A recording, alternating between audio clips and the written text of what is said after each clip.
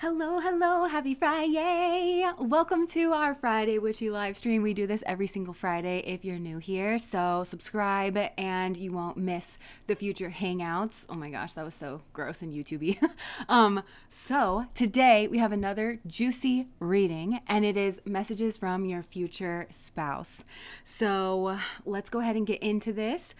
We've got an anchor card. So this is not one of, I just ripped right into this.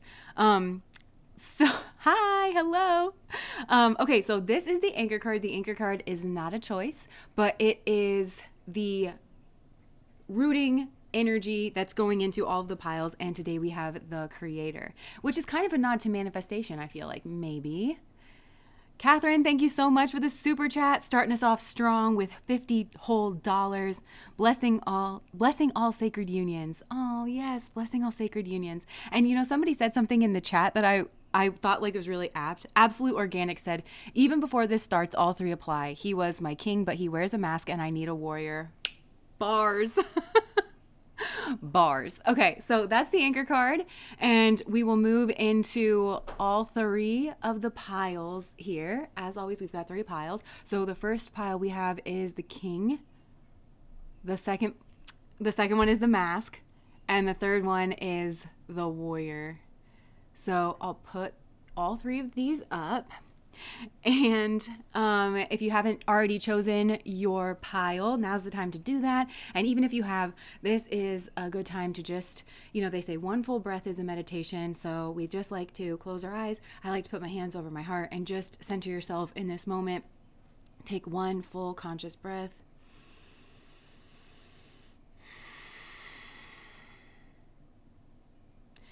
And then just let it go. And let your breathing peter out into normal. Just become quietly aware of all of the subtle energies going on around you, inside of you. And I like to broaden my awareness. Some people like to narrow it by staring at the space in between their eyes. I like to broaden mine, but whatever you do here. And then just sit in this energy and allow yourself to drop below your ego consciousness and the part of you that has a name and a laundry list of things to do. Just connect with that deep observer.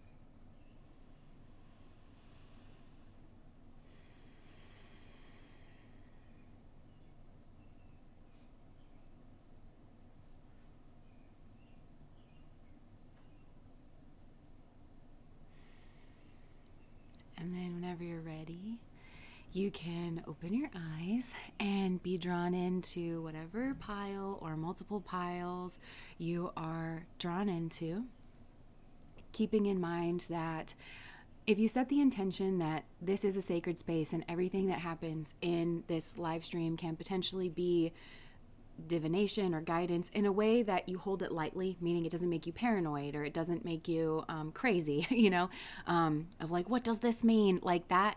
If you ever feel, I feel like I'm supposed to say this, but like if you ever feel that where you're like, what does this mean? And you're like kind of clinging to it too tight, then I just think that sometimes that spirit asking you to like pull back and deal with your spiritual process, that can be part of the message of like, just notice like the tightly clenched and why are you tightly clenched? And why do you need to know this particular bit of information?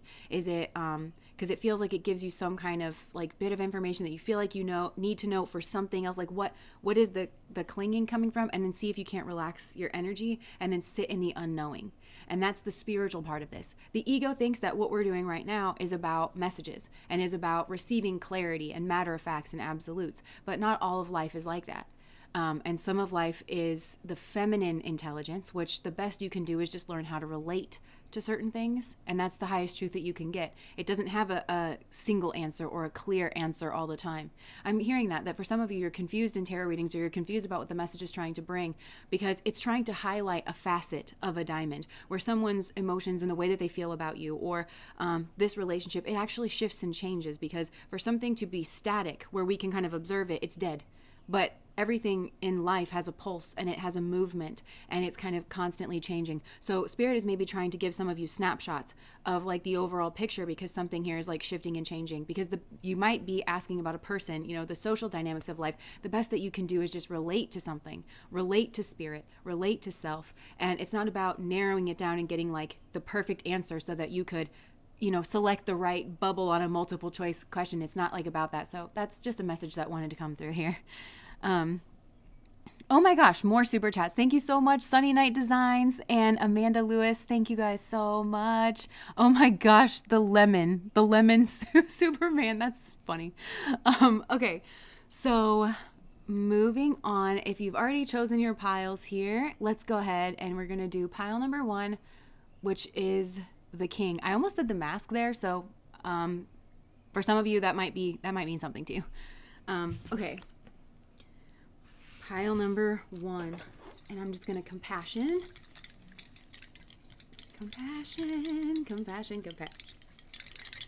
If you've ever wondered what the script is at the top of the chat, it's this writing in Tibetan, and it's Om Mani Padme Hum. And it's a mantra of compassion and the little beige sounds that lead to paths of enlightenment, which I feel like we are doing here. And I feel like this is I don't know why I'm being so philosophical right now, but I feel like this is the sacred work that we do when we divine messages. And I know a lot of us divine messages. I always feel like, we do this together. But it's like kind of bridging that gap between the mundane and the experiences that we learn here, but we're making some kind of higher truth of it, or we're trying to understand go through some kind of alchemical process with the divine, so that we don't just go through things in vain, if that makes sense. So, and perhaps this is tied in with this message. Actually, I think that it is. We do not go through things in vain, is what I just said. So, I feel like this is actually a message coming here from your spouse. I just heard your super spouse. I'm crying. Okay, your super spouse. This person is funny. And I feel like there's a lot of happiness energy coming through, but I'm noticing the hand here, and it feels like a weight or a stop or some kind of like blockage. And I feel like this is actually what your spouse is wanting to talk about. And I'm noticing like this wax seal that's over the hand. And like with this being the king energy, it's kind of giving Jesus, to be honest, because like I'm seeing the spike through like Jesus's hands, because he gets like nailed to the cross, and there's kind of like an angelic or Jesus almost like kind of energy. I don't mean that in like a weird way or like a Christ complex or anything, but I'm hearing the word forgiveness come through. And so I feel like there's something here like a halt and a wait for some kind of forgiveness to take place. And I feel like this spouse is actually wanting to kind of explain here about this. So your future spouse, first of all, they might have a child. They're very protective of this child, or they're very protective like of their inner child and of your inner child, because that's what's up ahead for you. It's like inner child healing, but it's also like happiness in the sun. There's a lot of sun energy that's like ahead, but it's like first the forgiveness and like the kind of path in forgiveness. And I go back to what this person was saying of we do not suffer in vain. We do not go through things in vain. And so, okay, this future spouse, I think, has been through something very similar to you. And there's something here like the path to forgiveness. Oh my gosh, I'm hearing a spell. The path to forgiveness and the removal of spite. And so meeting this future spouse is like on the journey and like an outgrowth of like this path to forgiveness and the removal of spite, not just for you, but there's like a group here, because they're giving me Gemini energy. Gemini rules the hands. Okay, yeah, they said what rules the hands. And this is funny too, because my guides more and more have been doing this to me, and I think maybe I'm supposed to highlight this for you, or maybe this is like somehow tied to your future spouse. It feels like Easter eggs, little like Easter eggs to kind of help you find certain things, but you're not fed the answers. Like a lot of times what my guides have been doing recently, Jessica, what rules the hands? Like they ask me a question in order to draw my attention to it, and instead of like saying something, so I have to think, or I have to like kind of go through a process. And I feel like there's something here about like this process, and like it's working out something, it's building up something in you. So anyways, there's something here to do with the hands and like Gemini energy. And then again, I'm seeing that like spoke through it. And it's like split something apart, because Gemini, of course, like is the twins, and it's like some kind of opposite energy. And I feel like you're dealing with this in some kind of karmic way, because they're showing me Saturn over like the Gemini energy, which Saturn is karma, blockage. So you're chewing through this like Gemini energy. And I don't think it's just you, actually. It feels like a group or some kind of like group karma. You're chewing through this because there's a pulse of like forgiveness and whatever this is. And forgiveness is interesting. I always think of this quote about forgiveness that it always confused me. I was like, whenever I first heard this quote, I was like, that is a bunch of gobbledygook. And like, that is somebody who just thinks that they're sounding spiritual, but like it literally means nothing. And so for some of you, maybe that's a part of it too. Like, no, actually try it. It's not gobbledygook. It actually like means something here. Cheryl, thank you so much for the super chat and for the flying avocado. The food supermans are killing me. So it's like not meaningless, but this quote about forgiveness is the scent that is released by the flower after the heel has crushed it. And I was like, I thought about that for actual and literal years. And I was like, that does not make any sense, but I wanted to understand it. Some part of me knew. And so I feel like there's something here about that where it's not arbitrary. There's some part of you that knows some kind of secret truth or hidden truth or something about like a certain experience that is karmic and that you've been bound up in, and it's like a process of forgiveness. But that crushing of the heel, like the flower, when the molecules are all crunched up, like it does release a scent. So when the process of forgiveness is complete, then there's this kind of flower scent. And I'm getting that like with this spouse that's coming in, it's like sunshine and a garden and flowers and happiness and inner child healing and like ha ha ha. And the reason that's coming in, it's to heal your heart, right? The sun rules over the heart.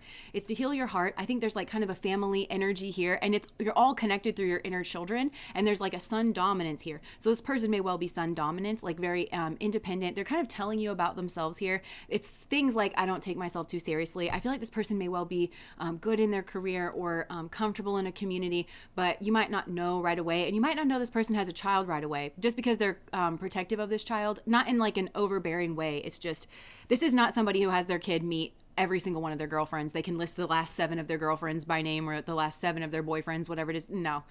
This person like very much protects that, and they protect their own inner child healing and things like that, and yours as well. So there's a lot of heart healing that's coming through. But before that, there's a working through of like some karma. So actually, some of you aren't going to like this, but they're talking about the situation. So they're going over here and they're focusing in on that. Now that's the Gemini energy. And I am kind of getting a lover's vibe from this. And it feels to me like I'm hearing karmic soulmate. And I think this person that you are meeting here has gone through something similar. And this is a stage in your journey where you guys are reaching a stasis, and you guys are actually like heart healing because of what it is that you've gone through. That is actually quite similar. And I think there's this kind of like on the cross, like, you know, pick up your cross and follow me. And I'm kind of getting like this betrayal energy by a group. But anyways, going back to this Gemini energy, there is like, it feels like a karmic soulmate energy. And, oh my gosh. Okay. Whoa. Okay. So I just flashed. Oh my gosh, this is so weird.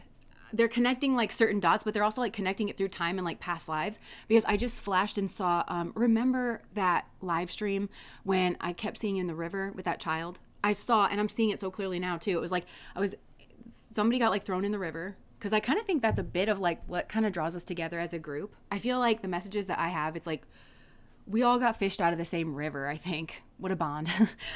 Yeah. So I don't know, but the murkiness of the river like cleared up, and it looked like I was in like a deep pool, and because everything was crystal clear, and the sun was like shining through the pool. So this person, this soulmate, is helping you gain clarity still about this experience. It's just further along in the journey. But I saw like this stone statue of a woman like with skirts, and she was like this, and she was screaming, and there was a child next to her. And that's the Gemini energy, because Gemini rules over friends, it rules over like merchants, it rules over children. And I really feel I'm seeing a woman and a child here. And that was you. And then there's this soulmate here. That has turned karmic, and that's the Gemini energy. So this is the karma that kind of unfolds, and that needs to be like forgiven. So I'm seeing you going through this experience where they're showing me the Gemini energy, and they're showing it like almost like a Pokeball. You know what I'm talking about? Like a Pokemon ball. But it's like cracks open, and it can't like get further away than that, because I'm seeing like there's another ball inside of these two balls that like just, and like this ball is like solid. I hope this makes sense. But they're showing me that Gemini energy because they're showing me like one side's black and one side's white, like the yin yang. And this is what's like falling away. There's some kind of like extreme difference like between you and like some kind of karmic soulmate. That's being exacerbated. It's being shown in this lifetime and other lifetimes too, because you've been trying to work through this karma. And it's because one of the soulmates is in like the dark wolf energy, the shadow energy. They're living out that, but they hide that.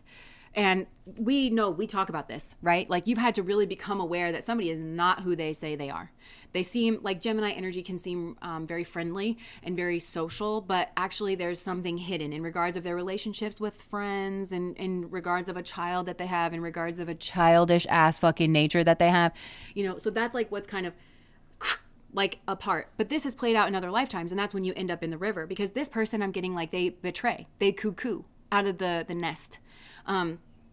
And they leave behind this like woman and a child. And so there's karma here to be wrapped out between the two of you, and it regards a child. Now you might not have had a child with this person in this lifetime. Good job. Good job. Because there's karma to be wrapped up with this child, because something happens with this child where they either get deaded and like thrown into the river too, or because this, I'm getting that it's the father that like leaves, but they leave because of greed, and because They think that they can do something else because this is like a family that needs to be built. It's the builder and the saboteur. So that's his split. He's drawn to building here. And this guy is going to have a spiritual awakening because you're going to move away from this and this needs to happen. And then you're going over here and this is all being healed because you have not gotten to experience what you're going to experience with this new spouse. That's what your new spouse is trying to say because of this nasty karmic cycle that's played out lifetime after lifetime. And I feel like it's your lives have been cut short or they've been marked by like drudgery because this guy that should be there helping you is not doing that because they think it's boring. They think they don't like hard work. They think it's boring to have to like show up and do the routine day in and day out. And so they'll see something. I just heard his mistress has a name and it's greed. So this guy is like all over the place with it. I feel like it's profit. He cuckoos out of that arrangement for profit. If he feels like he can get laid on the side, if he feels like, somebody has more to offer him, then he will just like leave behind. And there's something about the Gemini energy because it's like the two-faced and it's the gossip. So he'll lie to like your friends and he will lie to these like other people about his situation, about a child, about a this, about a that. And potentially this happens with his soulmate that he has a child with or whatever too. Cause this is like double life kind of energy. And this is what's like being exposed and like finally dealt with and like pushed to the side. There's karma here about a child because I feel like this man should not have a child somewhere out there. He should not. And this is where I want to say for some of you, you are this person that has like cheated, has gossiped, has about your soulmate, and you played some kind of games in order to keep these two sides of you hidden because one side of you is greed. And that's what aligns with like your karmic energy. That's what pulls you down this like saboteur path. And that's what needs to get healed before you're allowed to like go back. Cause I feel like you would know what your soulmate is now. And whoever this is that's greedy and who thinks that like just working hard and living a normal life or something, actually building something for themselves instead of trying to see what somebody else already has built and then trying to jump on whatever that is the path of the saboteur. And it's all karmic energy. So all you can do is sabotage in those environments, but you're pretty slick. If this is you, you're slick and you know it. And it's not a compliment. I'm not saying that as a compliment. So you can kind of get away with the fact that you have a sabotaging presence in like whatever that is and that you sabotage people that you love. So whoever this is going to have an awakening and they're going to hate themselves. Like there's just no ifs, ands, or buts about it because it'll be a heart-centered awakening. And once that happens, it's going to initiate them being on a journey of kind of going through what they put this other person through. But while that's going on, somebody else has moved on with like a healthy spouse here where they are experiencing the fruits of what they should have had all along in their love environment with their soulmate, in their with a partner, which is a boundary, bitch, a fucking boundary. So this person's like, oh my gosh, like I want to run back because I awoke because whenever this person wakes up to their heart space, this other person's going to be there and there's a child that's there too. That's what's in their heart space. And it's like, oh my God, like, what have I done? Like, it's very much that. And they have to go through certain karmic experiences to understand that. And that's like this, like, energy here of like where the yin yang opens, but it can't like get fully apart. And it reveals this kind of like, this is what it is. This ball in the middle, like, right? And there's like this ball in the middle and so then these are going to fall away and like this is what this is. And you know what? This is in reverse and this is the vessel energy. And always with this card, it looks to me like the sun is drawing it back. Drawing this like vessel back like with a light on. And that's this like sun energy. So I feel like this is this soulmate here where it's like you need healing and you need to be able to focus on yourself and you've been the vessel and like the holder for everybody else. So that's what this next chapter of your life is about. But there's a protection here because this person may well have a child or there's like inner child healing. This is a very happy kind of place. This person may also have things that they're working through that look similar to yours. Actually, there's everybody here is working on forgiveness, but this isn't forgiveness like I forgive you. Okay. This is real forgiveness, which we know on this channel. It's like working through grief. We're like actually like dredging things up because that's what needs to be kind of like left at the door for this like new heart healing to occur. And so everybody's heart is like getting back on the same page. And this karmic soulmate has to kind of, I think there is a child here and they're working on forgiveness. I think for having a certain child, like with a certain karmic that's like, it's greedy or it was born of greed because they were out like sleeping around. And it's split. There's a light side and a dark side to this person where it's like only seeing part of the moon.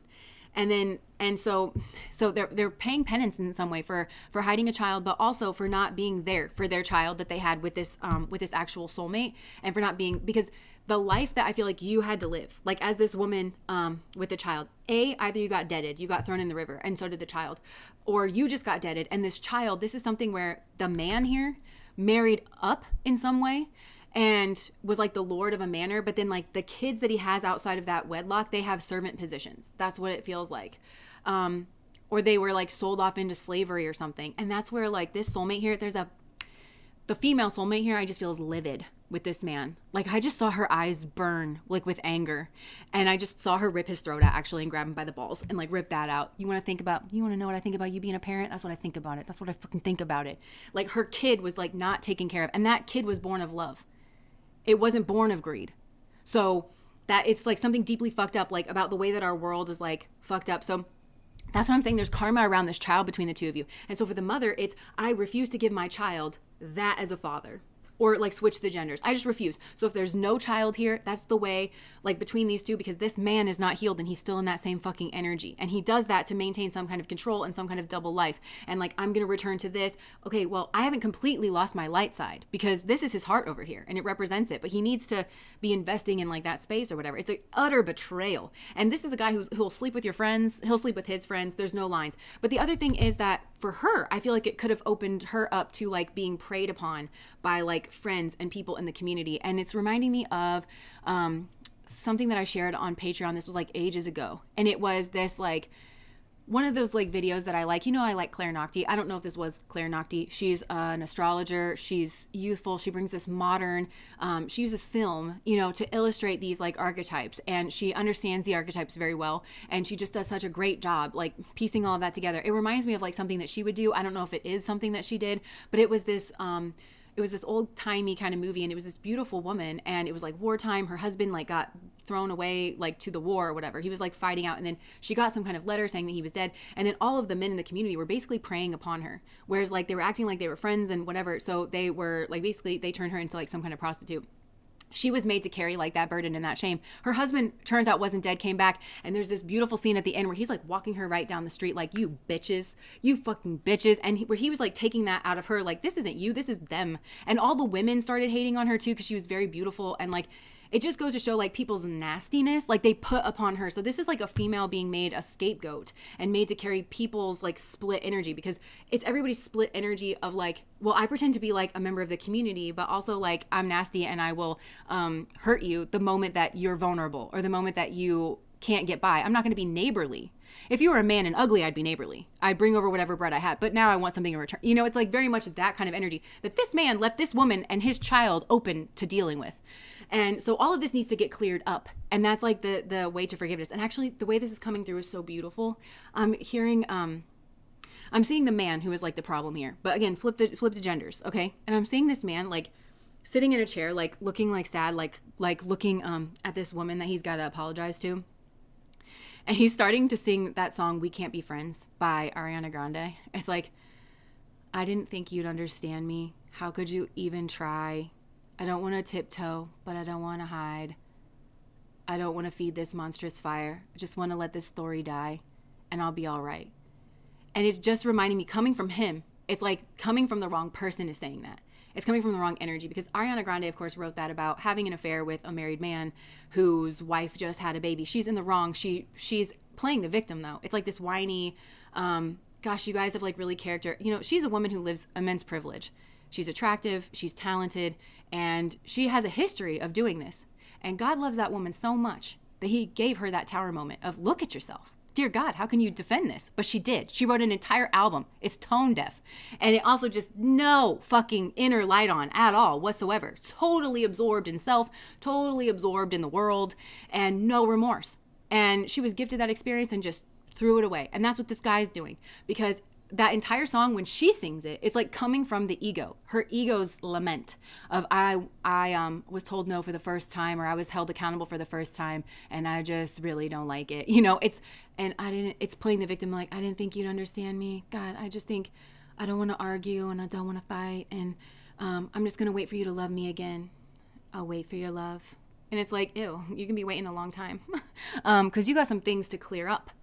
Right? And that's kind of what's coming from this guy. And they're actually showing me, like, as he's looking at, it's coming from the wrong mouthpiece.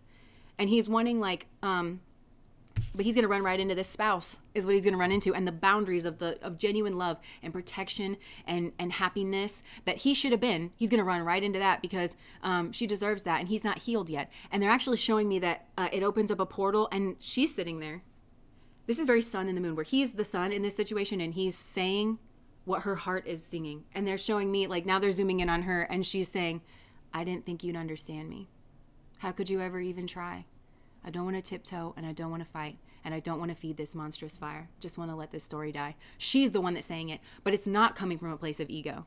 It's all of a sudden now, and this is a man who would have to have some kind of repercussion that affects him personally, okay? Because you done affected your love, you done affected your child, you give zero fucks about it. This is a man who would have run off in the other direction, not given a single thought about it. I kind of feel like in the other lifetimes, though, he would have realized the shitty nature of it, like, oh my God, that person didn't realize it. And it's reminding me, or that person didn't deserve to die like that, didn't deserve to be spoken about like that, right?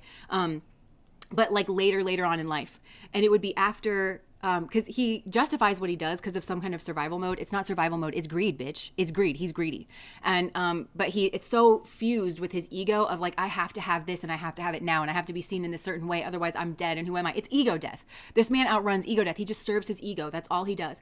And so it feels like a survival mode to him. Like, well, I just didn't have any other choice when actually you do. And choosing your heart and choosing love and choosing to be kind and polite and just to live up to your honor and to live up to your values and to live up to your duty. It's what burns off like the karma here. And it's the builder energy. So he goes down and it's like always sabotaging, but it's like once he gets to the sabotaging quality, but it's like running out of steam because he just runs and distracts himself with like worldly everything going on. And then it just like finally hits him like, oh my God, what have I done? But he's like up shit's river without a creek and he can't go back, you know? And so that it's reminding me of like the spiritual journey, how Eckhart Tolle says, like when you start to grow in consciousness, the time between doing something unconscious and realizing it gets shorter and shorter and shorter and shorter and shorter. But with this guy, I'm telling you, we're talking 40 fucking years. Like in his other lifetimes, we're talking, this man is so lost in the sauce of like his own ego. No responsibility, no accountability. When it's called out, he feels sad and he feels victimized and he can only relate to him being the victim. But they're showing me that portal of that song of him seeing her victimhood. And when she says like, I don't want to argue and I don't want to fight, don't want to feed this monstrous fire, I just want to let this story die. When she's saying that, she's not saying it with her mouth. She's saying it with her actions. And she's saying it of like having divorced this situation and having moved away. And that's her like working on forgiveness of like, I accept you. I see you and I keep trying to lie to myself about who you are, that you're a good person and that you're going to change. But I only ever see one side of you, don't I? And there's a part in that song where it's like, I don't like the way you paint me. I don't like how you paint me. And that's how he's saying, like, I don't like how you paint me and you don't understand me. And how could you even? Because of course I, left you with this child and I just like, I was bored and I just eat it out the back door because, somebody here offered me something that was sooner and better and it was the devil's cup and I just took it and I didn't give a single fuck about you. But how could you try to understand me from another lens? Like, I don't like how you paint me. But this man has run his mouth about this woman. He either like keeps them in the dark, like him and this child that I don't know. For some of you, this child was born in this life and there's karma owed to this child for having given him such a father that puts him in such a position. And I think maybe it causes this two sides of this child, but one might be self-esteem, of like, I can't get my footing, because the greed of the father here, Gemini's an air sign and there's no grounding. And that's what's missing with this man. There's no grounding because of his greed. It's connected to his greed, where he's just has to distract himself. He has to be busy all the time. So he doesn't know how to sit through like the boredom. But this is a man who'll be like, not the human experience has long stretches of boredom in it. He doesn't see through the lens of wisdom. He's like, no, you're boring. This is boring. I'm bored. It's very, Gemini's the child, right? Instead of being like, that's a me problem. He makes it everybody else's problem. And therefore, I don't really think he actually lives very much of an interesting life, really. Because I'm actually seeing... there's this lady, it's Kaylee. I love watching her. She is a cheerleader, but she's like a gymnast and she is so fun to watch. Like she's so dedicated and you can tell it's cool to watch somebody do that. It's so otherworldly, to see somebody being flung around and like to have that level of skill at something, but that's practice day in and day out. That is earth energy is what you're seeing, but it looks so interesting and unique. Like not everybody has that ability. It looks like fire energy, like just wow, that's so special and talented, but it's earth energy. It's interesting. That's somebody who lives an interesting life. It's connected with that earth energy. It's the builder energy. She's in builder energy. But this guy is just like constantly chasing this like distraction energy. So builds nothing for himself. And I think he mistakes like having this dopamine hit in his brain for being interesting. And I actually don't think he's very interesting. I think he lives the same moment over and over again, which is just momentary devil impulse pleasures. I just heard impulse spending, impulse buys, things like that. But he doesn't see it like that. So chasing his greed, actually, he has no rooted space. He has none. And so therefore his children don't have that rooted space. And so he has karma that he's got to repay to several of his children here, and children that are born of greed and karma here as well. And I think that he has to go on a journey where I think he needs to be alone, possibly with a child. And he needs to take care of the two of them, just the two of them, which is working on that rooted space. And I think that's what he's done to her. And I think she's going to be with this soulmate here. And I think that's you. And it's going to be happy. And it's going to look happy because it's the reversal of the energies here. But this is actual real happiness because it's born of the sun energy, which is not Rahu. This man's chasing after Rahu. Rahu is greedy. It's never enough.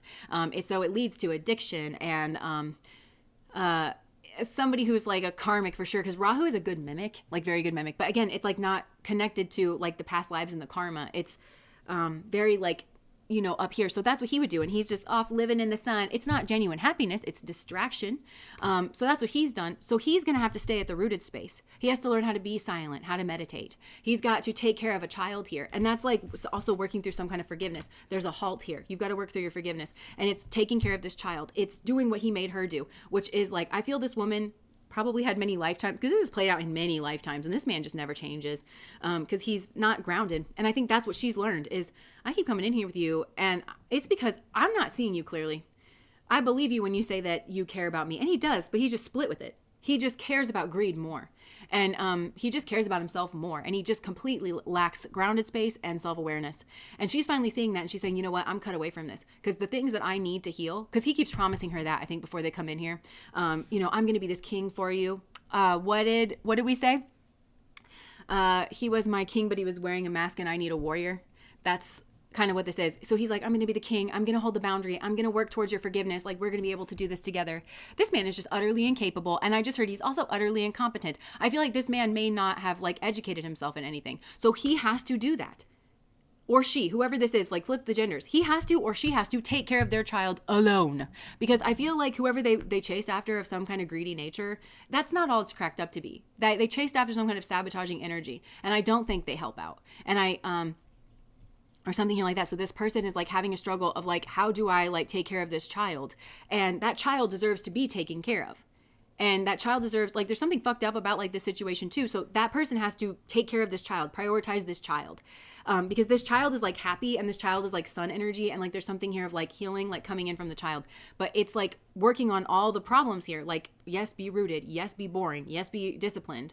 And this person has to do that to where they basically become a match for their soulmate that has had to do all the burden, because that's what she's had to do in previous lifetimes is all the burden, all the laundry. She's got to be the mom and the dad. She's got to pick herself up. She's left alone in the drudge, and she wouldn't have, because these two are supposed to pull themselves up out. This is the builder energy.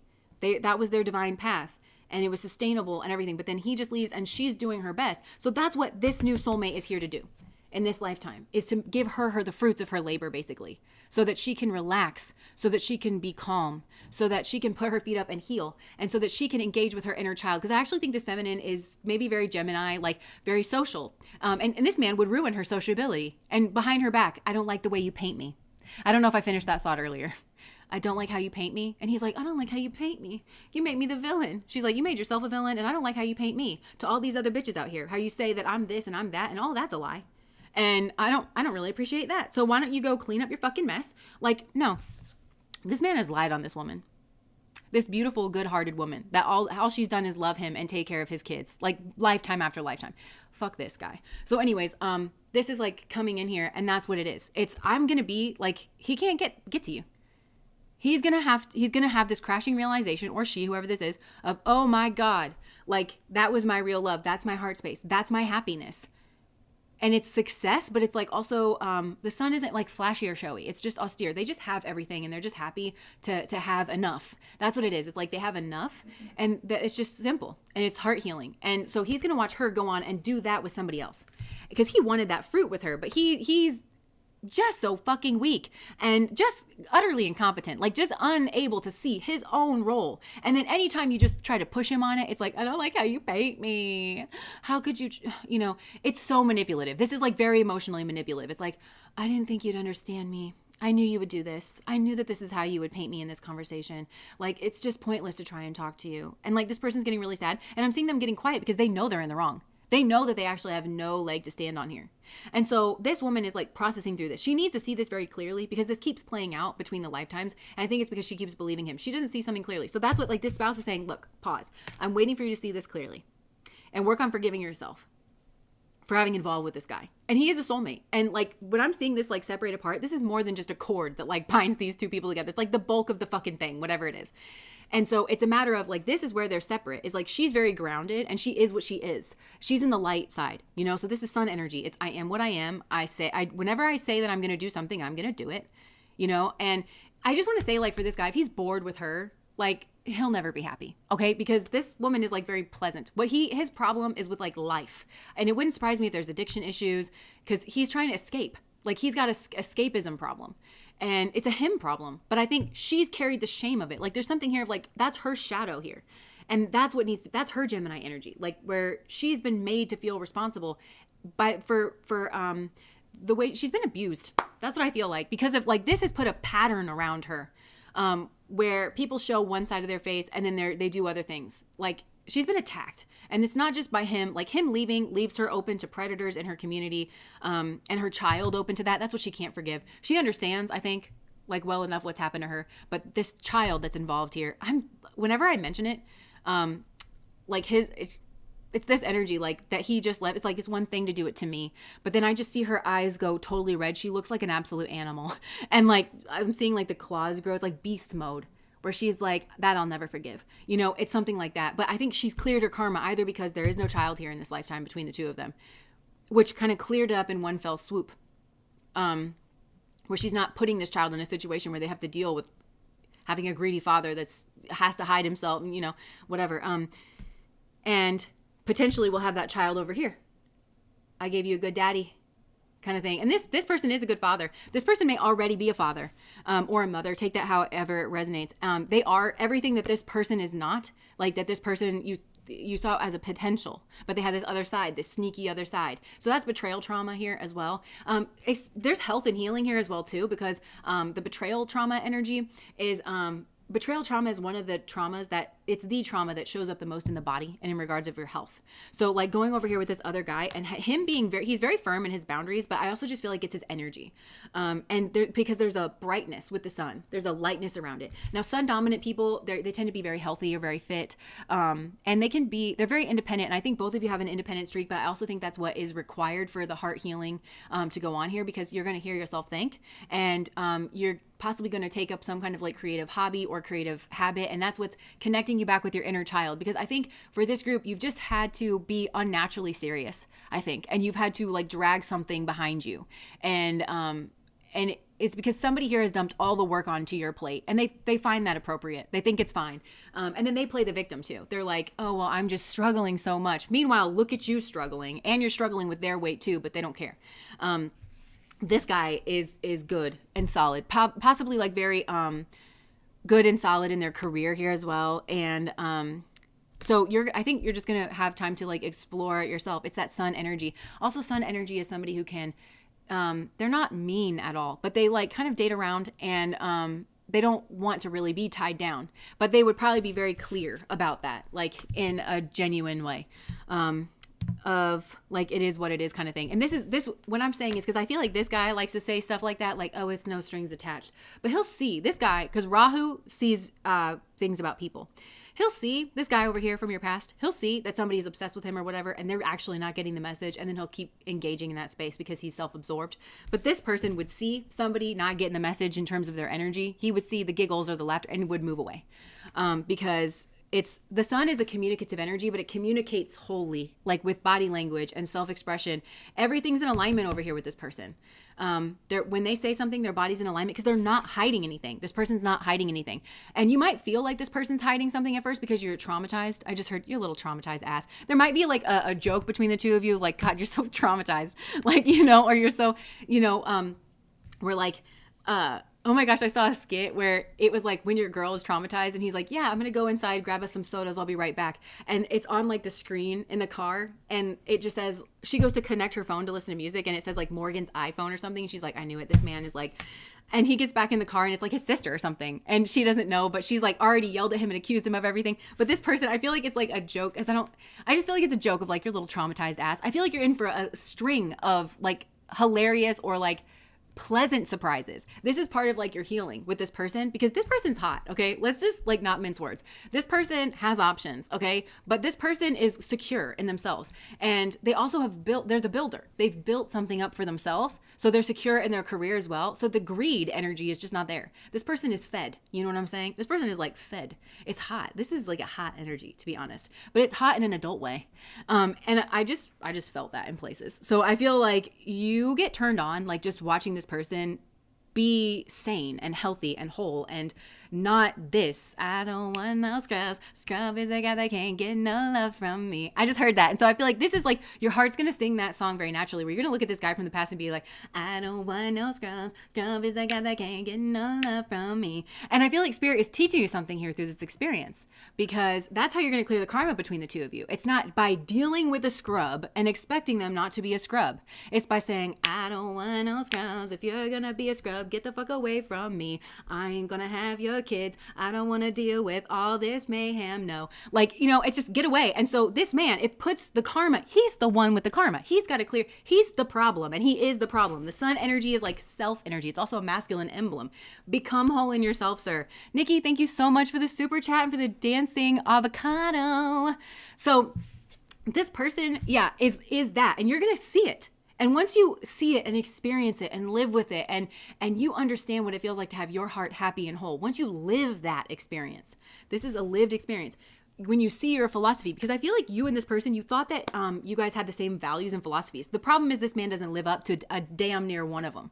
Okay. But he just tries to hide when he doesn't.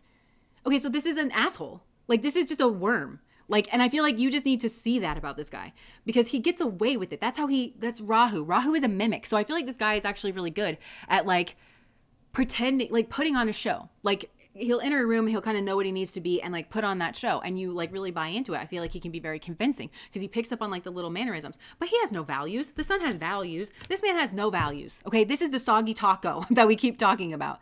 And so you're going to see that very clearly. And you're like, there's not a hope in hell that you are going to ever turn this around. I'm leaving, and I'm going to go be with somebody else, and I'm going to heal my heart, and I'm going to get to laugh, and I get to be a kid again. Like, that's what it might feel like. You get to be a kid again, genuinely. And you might have thought that this guy was funny, or that you guys, because Gemini's like the child, you know, like you guys get along. But then you find out that he's been cheating on you with friends. I'm hearing a song from Pink where she's like, yeah, I remember I met her before, and you told me she was your cousin. You know, and it's like that. You just find out how betraying this man is, and how he just says things to present a certain image, but he doesn't actually follow through. He doesn't actually believe them. I think this man actually may think that he has values, but it's just so separate from everything that he is and everything that he does. So, and also like maybe he sleeps with your friends or like whatever, and you think that you have this like thing, this like, you know, and like where you guys have this like intimate kind of, but then you figure out that he does it with everybody. He's just two-faced. Like, this guy is just two-faced, and he's too much, and he's just too much of a problem. And all he does is bring problems, and all he does is feed and foster your karmic enemies. And they're in your inner circle too. This is a guy who will drag them in your inner circle, and possibly like turn your child against you as well. And it's because he doesn't measure up. And every time you call him on, he's just a victim. He's been the persecutor this whole time. He's a con artist is what he is. So you're going to see that very clearly, and you're not going to want it. Like, it's not just a matter of like, I really shouldn't be around you. You don't want it once you experience whatever this is. And that's what this next chapter of your life is about. That's what this next soulmate is about. And I feel like there may even be a pause, because this soulmate, whoever it is also working through something, like some kind of forgiveness, like where maybe they were demonized by a community or a group or something. They're possibly working through some kind of karma, possibly with their child or something. Because like, I think for a lot of you, this person might be divorced, or they have inner child. If it's not that, and if they don't have kids, then it's like inner child wounding. But this person has, the way that this person has gone through healing their inner child is, it's very Ace of Pentacles. It's the builder. It's one foot in front of the other. And they've built like some kind of like, they have strong boundaries. And I feel like they may have a property and like a home. And they're actually, for some of you, This is part of, maybe they're cleaning up their karma with you, and possibly if you have a child, because they're going to provide a home. I feel like it's some kind of like stability, and this may be them cleaning up their karma with you, but I feel like that's the one thing they're going to like really provide is like some kind of home, some kind of stability. And maybe they have to like do a little bit more work here in order to actually show up and like give that as a gift to you. But I feel like that's what this person is doing. This is high soulmate energy here for sure. And it's going to be happy. Whatever this is, it is going to be happy. And this person can do is like watch through the keyhole, and then they have to try to start their own journey. And it's like they have to confront how far, because they think they're on the same level as you, and they're not. They have to understand how far behind they are, because you're the one that's been doing all the work. And I feel like it's actually not fair, because you have like, both of you have like a very Gemini kind of energy, you know, where it's like maybe very childlike or something, but you've been made to be very serious. And that could have been you confronting your shadow as well, because you've been put in such like dire straits, I think, for a lot of you. So you might have this like crazy awareness of like, if I don't work really hard, then people have like cause to come abuse me. You know, I don't want to be reliant on anybody else. And this is malfunction. This is like a dysfunction. Whatever this is, like it's too much in that direction. Like this is like a fear. This is like some kind of phobia. It's not in healthy energy, and you would know that. But you have actually made a lot of progress on your shadow. So you're actually tempering it out with this soulmate energy, where it's like, possibly whatever it is that you do for work, you enjoy it. It's not a work. It's not a slog. And you deserve that, because you've lived so many lifetimes. Like this is like as an indentured servant, as a slave, you know, working several jobs, trying to take care of your child, possibly in a time period where women didn't have any rights. This is a man who would be very aware of that, actually, and be like, well, I guess you're stuck. And then he'd be like, I just love you so much. I mean, you know, this is how I'm going to pay the bills over here. And so why don't you just be my family on the side? He would have put you in that situation and just expected you to be grateful. That's what that is. If he didn't kill you outright and just put your child in the stables. I could kill this man. Anyways, I feel like that's how you feel about it too. And because he expects to be appreciated from it. And I think that might be the like, you don't understand me. You don't understand me. He's admitting to you that he can't build something on his own. That's what he's admitting. He can't be the man for you. And so, but this is like a bait and switch, where it would have been like, we're going to have our like family, and I'm okay living this kind of life and everything. And because he really would have like loved you. But then it's like, this is how I have to pay the bills. Don't you understand? This is all fake over here. No, it's not. He's benefiting. That's what he wants. I mean, it's not, once he realizes the thing that he's like, it's because it's this decrepit part of him that pulls him over to this decrepit part of another person. And what they build is decrepit, and it affects like a lot of people, and it's incredibly sabotaging, and that needs to crumble. And he needs to stop participating in that. And so now with you, as people start to move away from this guy, and they will, he's going to have to live the kind of lifetimes that you've lived, if like this is going to come back together. But in the meantime, this person here is nice. And there's something here to do with this person's hands. Oh my gosh. Okay. So like the wax seal too, it's like covering the palm, which I'm getting like palm reading. So it's like, I feel like you can't read the future when it comes to this person. Like this feels like destiny energy. It almost feels like Wheel of Fortune energy, that God injected this person into your space. So this is like ultra timeline, if you know what I mean. It feels like it's outside of like your just traditional timeline, because it's like a gift from God. And it's a gift from God for separating yourself out from this person, because maybe it was like not foreseen that you would do that in this lifetime. And so this is like a high soulmate, like a gift from God kind of soulmate, where this is like coming in. And they're going to have healed. This is going to surprise you. This is, like I said, it's a string of happy surprises, because where this person, all they have is excuses and just a sad, sorry song that they sing from the exact wrong perspective, and they don't even understand it. And because they're too busy singing from there, because they want something from you. And they, in that song that we're talking about here, We Can't Be Friends, it's like you cling to your papers and pens, and I'll wait until you like me again. Like this person, all they do is think about how they can communicate. And you're like, you cling to your papers and pens. Figure out, like, you keep writing that message over and over again, because it's not words that are ever going to bring me back. I'm never coming back. This path to forgiveness and the removal of spite, that's coming through for this person, where they have to know how to do that. And it's karmic. It's all by action. This person is not a good man. Like this soul is not comfortable in masculine energy at all. They don't understand masculine energy, not even a little bit. But you know what's funny is I don't think you understood masculine energy. Like there's something that you didn't understand about men and about their nature. And I feel like that's potentially why you're abused by so many of them. Like I think this is under the guise of friendship. is what I feel like, because they always had this ulterior motive. And I feel like you just needed to get real about that they're not safe, and that you have to provide for yourself. Not that there's not safe men. This guy's safe. He'll show you what safe looks like. And you're going to distinguish. That's what I feel like you're learning, is like you're going to be able to distinguish from like a mile away, like a good man, a healthy man, what that looks like. And so you're going to be able to pick well in previous lifetimes. So this guy, you're basically leaving no choice but for him to possibly like follow in your path if he wants this at all. But that is his highest and best path. But it's basically he has to become this. He has to become this if he wants to ever be with you again, because you're not dealing with him in that energy, because you know that he's a betrayer and he's a saboteur and you can't trust him for shit. And so it doesn't matter. Anything that he says, it doesn't matter, because he's got this other side. And until he deals with it and clears up his karma, because he's got a lot of it. He's got like kids he's got by like a lot of karmic people possibly, or like this one particular karmic. It's all built out of greed. He has Gemini energy. He's got friends, merchants. He's got a two-faced partner here. He's possibly a business here that there might be a shadow aspect to as well that he knows about. Maybe he doesn't know about this shadow aspect, or he's got a lot that's so karmic and it's born of his greed that he has to clean up. And and I think that's what you're learning. If and until he cleans this up and cleans up his own corruption here, you can't trust him. Because at the very least, all this karma is demanding that it gets dealt with and paid back. So it's always going to keep pulling on him. And it's a strong pull, and he's no match for it. So he's got to deal with his own consequences. And a lot of it is shitty consequences. And especially as like you, because you're that heart energy, you connect with that in the real world. That's you. And it's like it can only ever be you kind of a thing. Because you guys have that kind of like connection that he's chose to take in a shit on.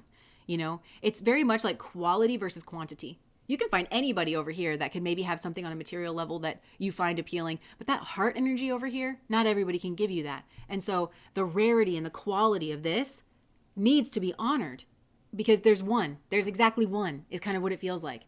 You can't just find this anywhere. So you treat it very carefully. That's not what's gone on here.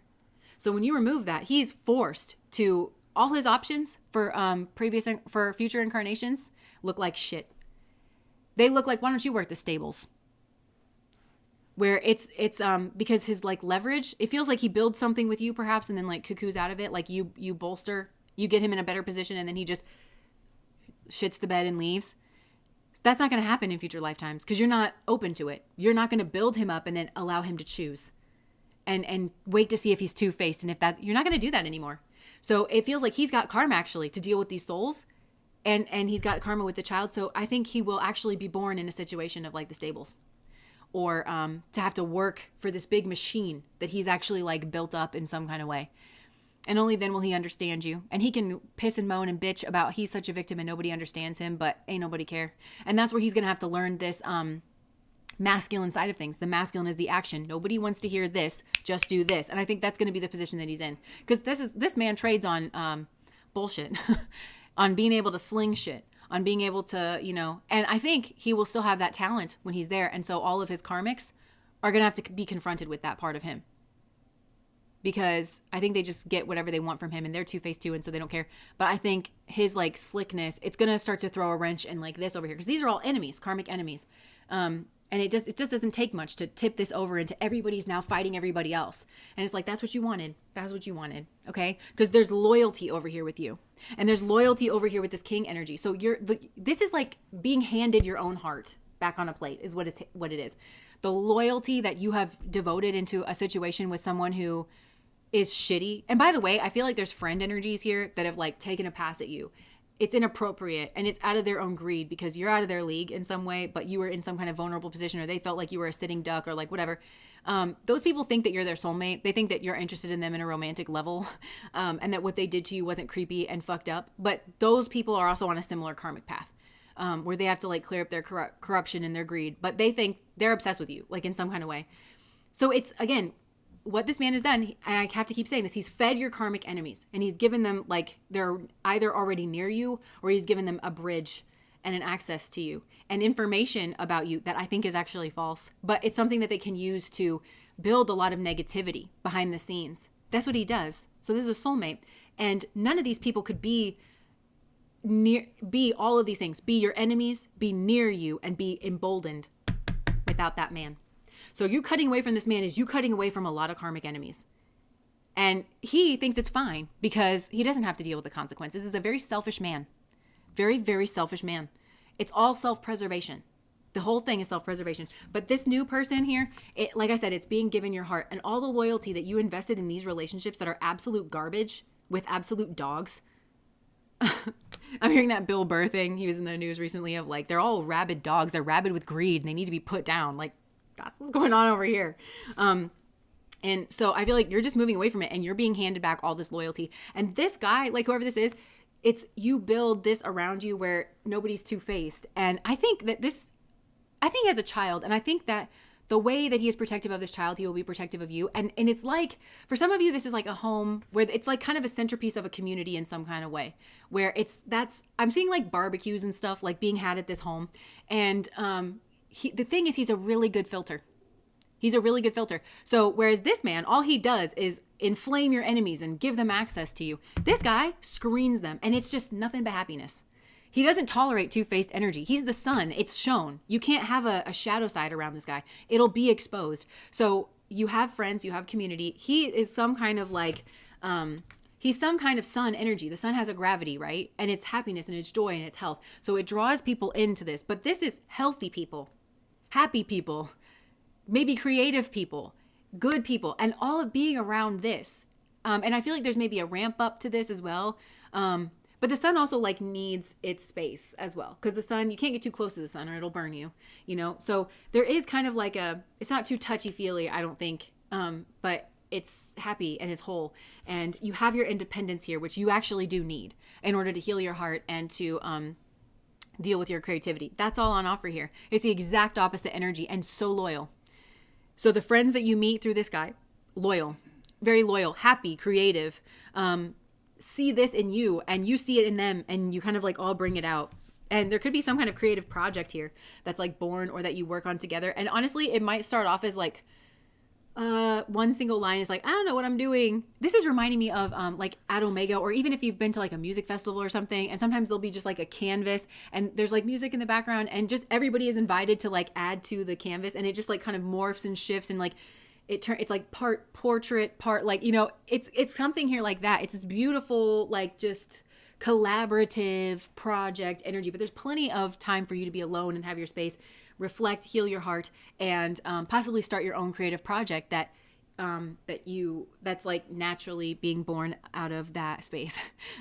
So anyways, it's beautiful, but your this future spouse, I don't think they're very selfish as well. Cause I think that this is somebody you could talk to. Like I wouldn't, overburden them with this, but this is somebody you can talk to about this past situation and they're going to completely understand, you know, this is a confident person actually. And they're very independent. This person's actually very independent. So in a way that I mean as a good thing, even if you guys have a beautiful love and like you leave, this person's gonna be fine on their own. I'm not saying that they wouldn't be heartbroken. I think for some, this person actually prefers being alone. Or it's like they kind of like to dip into social situations and like dip back out. But there's like an independence here and a confidence. And that in and of itself is like very protective and very warm and very happy and very loving. But it is like you're wrapping up, you're dealing with certain things, you're purging certain things, and you're getting to a point where you see this other thing very clearly because this guy's going to try to come back.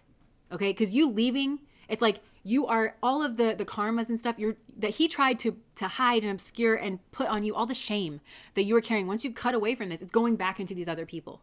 And so a lot of people are going to have their awakenings and they're going to want to come running back. And so this person's like, you need to see very clearly that this is never going to work out the way that it is. It's never going to work out. You have to see that. And once you do, then you can come over here. But there's this kind of like unearthing. There needs to be an unearthing of the shadow. And I feel like this is part of what we're doing on this channel. It is preparing you to come into union with this new energy. And to be happy and to heal a little bit. But it's like we have to unearth the shadow of what's gone on in the dark and what was said and what was implied and what was done and for what reason. And what is that reason? Greed. What is that reason? Greed. I don't care how many bitches this guy has on the other side. He's got one mistress and one mistress alone, and her name is greed. And it needs to be eradicated within him or her. Like if you're flipping the genders, I just almost said genitals. If you're flipping the genitals, yeah. So, that is, and you might well though, if this is a woman over here, you might well flip the genitals in previous incarnations, because like I said, this person doesn't understand masculine. Their masculine side is not like, I could say it's weak, but what I mean is that it's non-existent. Okay. This is somebody who will just try to go like jump on what somebody else has already built to just leech off of it, you know?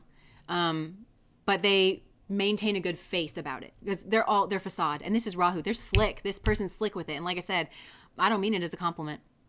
No, I don't. Be less slick. It's the thing that fucks you up, actually.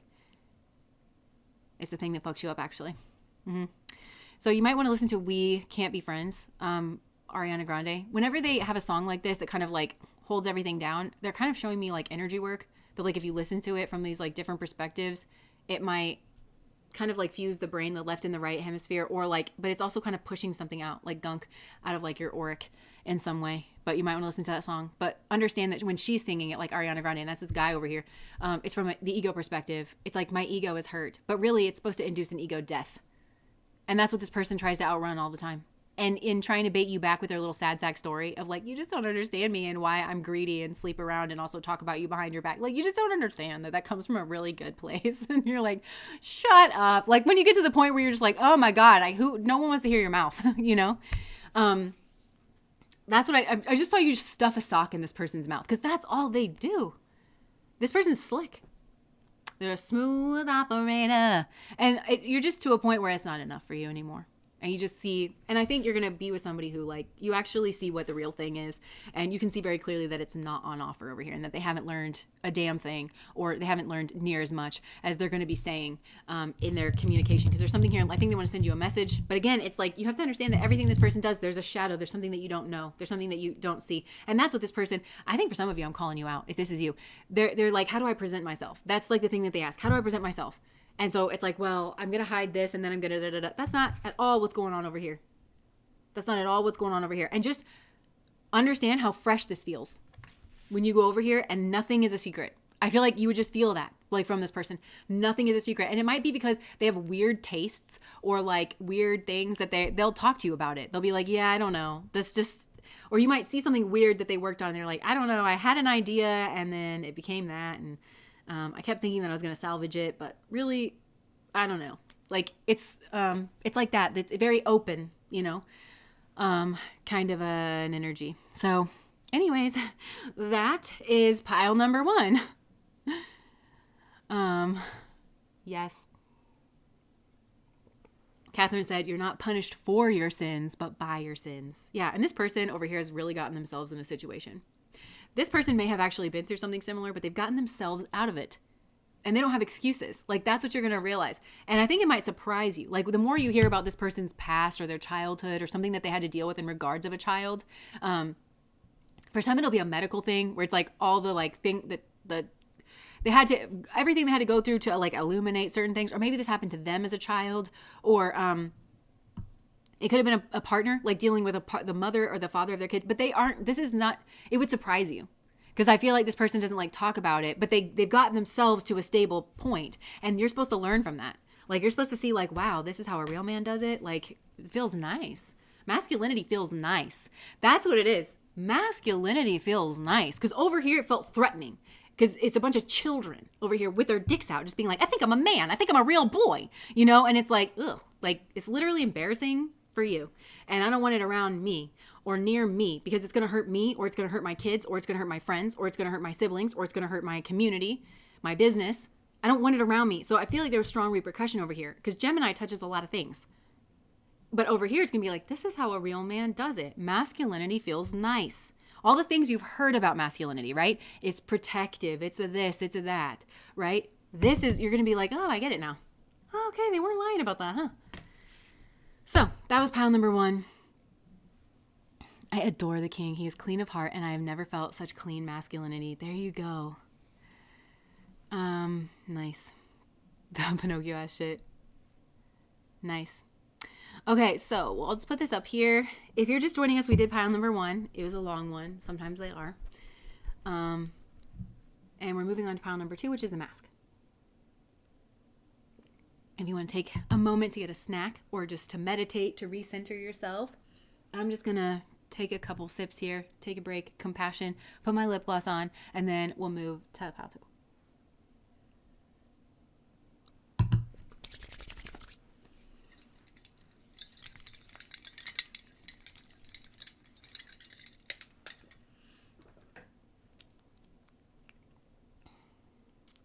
Is it weird that it's quiet? I don't think we're supposed to be quiet on the internet. I don't think algorithms and stuff like that. I don't know. It depends what you're going for. Are you trying to create a particular atmosphere and intention here in the space, or are you just trying to drive whatever kind of engagement you can get and be real big and showy? I'm trying to create an atmosphere. That's why I got this pillow back here. Ambiance is what I'm going for. Quietness is needed. Oh, I'm making eggs while listening. How much do those eggs cost? Where do you live? Let's check in with our egg prices. LOL, the bots are alarmed by the human silence. So true. You guys are funny. Okay. I compassioned already. I lip glossed and I took a drink, and I'm just going to spray this.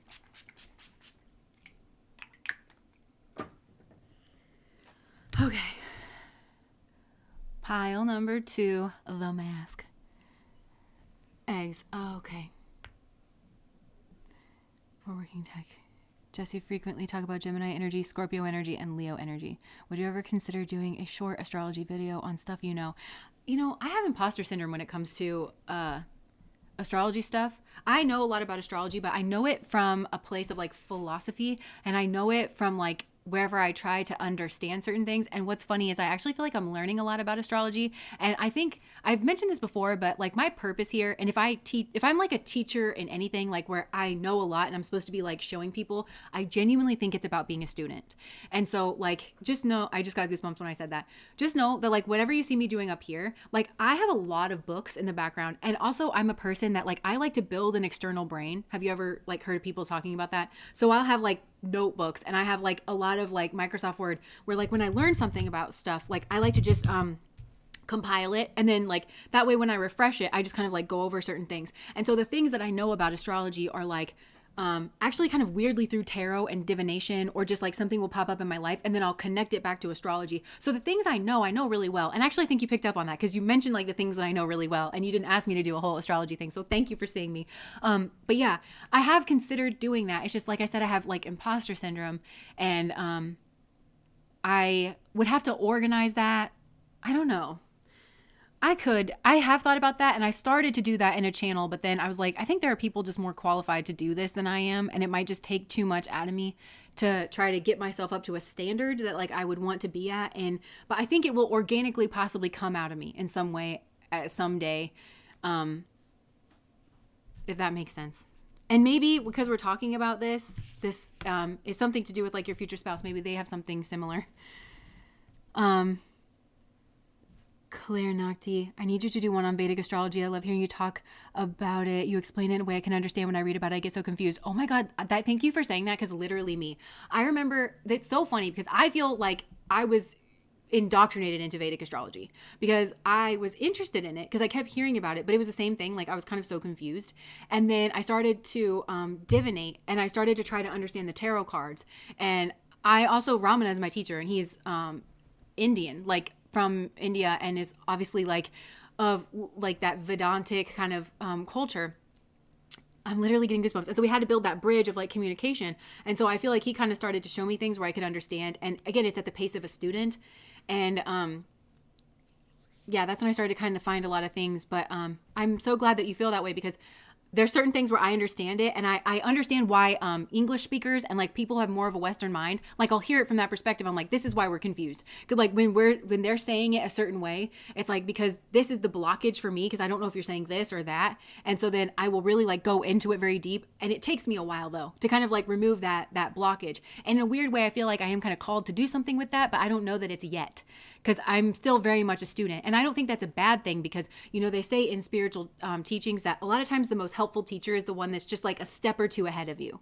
You know, that person that's like, when you're sitting in the English class and you're like, what do they mean by that? And they're like, oh, okay, because like they did da. Like that's kind of what I feel like I do really well in certain areas. And other people do that for me. I feel very much like I'm sitting in a class and like, you know, I'll like understand certain things, and like some other people will understand certain things. And like together we all just kind of piece it together. That's the kind of environment I like, and that's what I feel like. But yeah.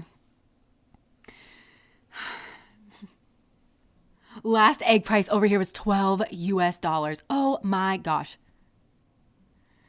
My My sister has a bunch of chickens. We've been thinking about doing chickens. Sorry, if you're tuning into the live, it's 11:11 by the way, where I am. But this is like the live stream. We like to talk a little bit, and I just need like a little bit of a break. But yeah, we've been thinking about getting chickens too. My sister has a bunch of chickens. Thank God for her. Free range farm. My 14-year-old son loves eggs for every morning since he was little. She always lets me have some. She says, go to the barn and get them. Yeah, I want to be able to do that too. And honestly, some people around us have eggs, you know, that if we ever were in a pinch, like we could, like they set them out, you know, and you put like the little money in the bucket. Because you have to clean their pens and stuff every day. I've been looking into like how much work goes into it because you got to really keep it clean because the mites and like that. There's a lot that like goes into it, and we've always talked about it, but now it's like maybe kind of pushing our hand in regards to that. But pay about $6 for mine. This is interesting to just know like, oh, it's crazy you have imposter syndrome because I got into Vedic because of you and my brain holds onto a lot of bite-sized Vedic knowledge from you. You seem to be able to put it into words that make it stick. Yeah, and you know what though? I repeat kind of similar sentiments like a lot, and I think I'm programming it into myself and possibly you guys as well. Because I think it's kind of like I don't know, acupressure or like Morse code, like do do do do do do do. Like I feel like that's what we're doing is just like, but it's the same things over and over again because you know the science behind that. It's like when you learn something, if you don't kind of keep repeating it, then you sort of lose it. And so if we don't have any introduction to Eastern culture or Vedic culture, then it's much easier for our brains like kind of not to get it. But as it's so holistic what we're doing here, truly. You know, we're trying to process our lives, but we are building a kind of knowledge, and that foundation is a bridge to possibly, I think, being able to seek the higher order spiritual questions that we're seeking out. And we're going slow because I'm also a person, I'm a Gemini, okay? I like to learn about like a lot of different cultures and stuff, but it's so important that we are respectful of like that comes from over there. And I'm listening from a Western mind and I'm doing my best. And I'm trying to kind of understand that, but I have to go slow because I have to honor everything about the culture that like gave rise to this thought. And I have to be able to couch it in that context, you know? And so I feel like that it's a slow process for a reason, so. Okay, so moving into pile number 2, the mask. Might be a rushing energy here. Don't rush is what I'm hearing. Don't rush, don't rush. Okay, I'm hearing this on Gold Rush by Taylor Swift. It's like, all you want's a gold rush or something. Yeah, somebody here might want something. Or maybe somebody wanted something from them. Okay, let's just see. What is pile number... Actually, tell me about pile number 2's future spouse. Tell me about pile number 2's future spouse.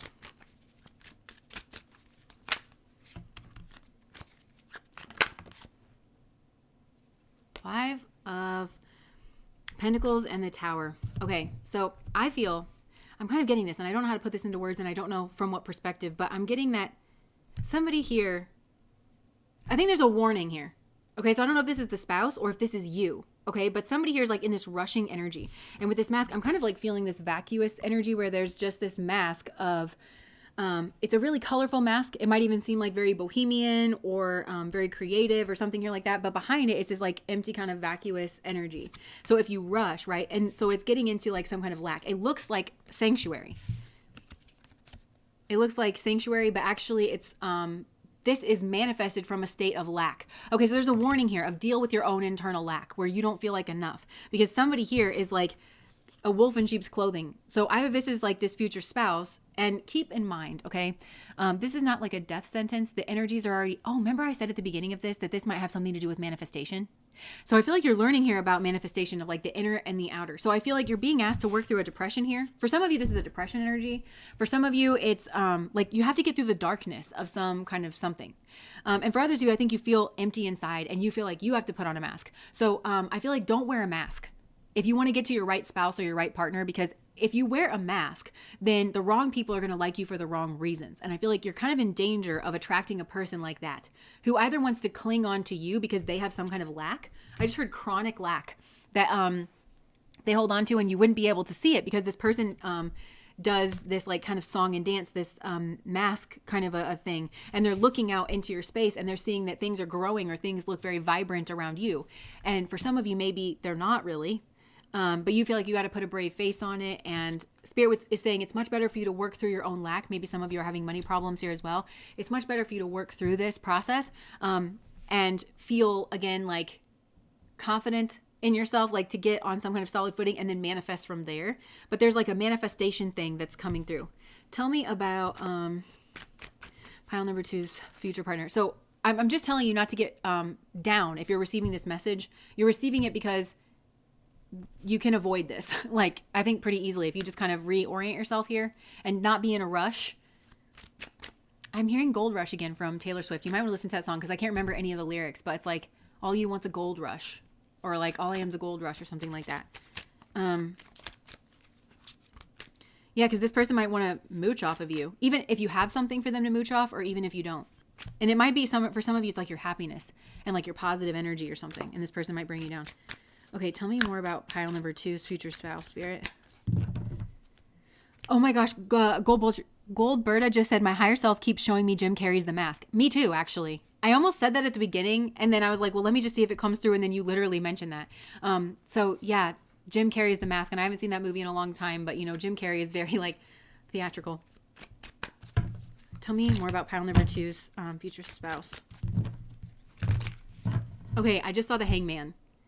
This has everything to do with like a period of stagnation. I feel like this is, don't rush, right? Like there's some kind of spiritual stagnation, and it's to help you get a different perspective on something here. And it's going to clear up your own lack, whatever it feels like it is. So again, some of you are going through a period of depression. Now, depression for me, I always kind of think about the stages of grief, because depression is the final stage before acceptance. Not that it's a linear process, but so some of you are actually grieving something, and Spirit saying, you're at the tail end of grieving. So like finish the grieving process up until you get into some kind of acceptance. So what are you working on accepting here?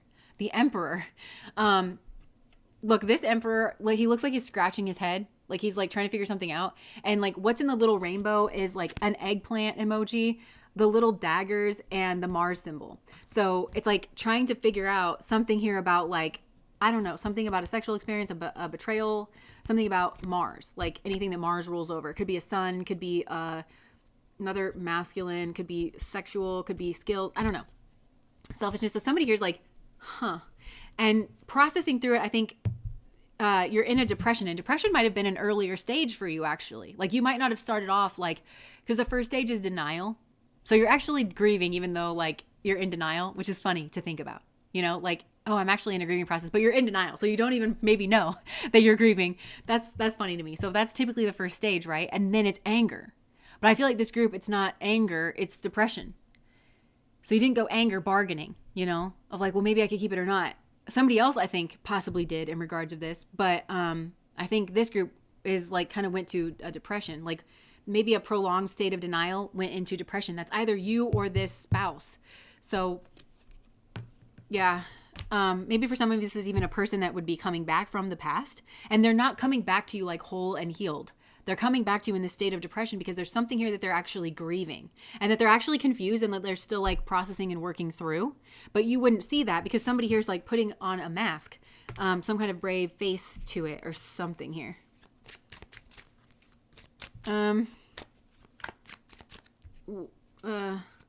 What else about this person? Yeah. Functioning dysfunction, moving away from a difficult time. Somebody here is just eager to move away from a difficult time, which is so relatable, but it's like it's trying to teach you something, and I don't know, it's like there's something that you need to figure out with that. I'm still seeing that Emperor shaking its head. There's something that you need to figure out here in regards of a betrayal, a eggplant that somebody did to you or that you did to somebody else, or something you need to figure out. And it's like a key to dealing with the depression and processing that. And then I'm seeing like Scorpio is deep water, right? And it's stagnant water as well. And so you figuring that out, it's like I'm seeing you pull a plug from the bottom, and then I'm seeing all that water like spin round and round and round and drain out. And as it's spinning round and round, I'm seeing a card from one of my decks here, and it's the cycles and triggers card. And it just looks like water draining out. And so it's something that goes round and round and round and round and round. So there's a cycle here that goes round and round and round and round and round. And I feel like it's a watery cycle and an emotional cycle. It's meant to be. But actually I feel like somebody here is in like stagnant water where there's deep feeling and there's deep emotion.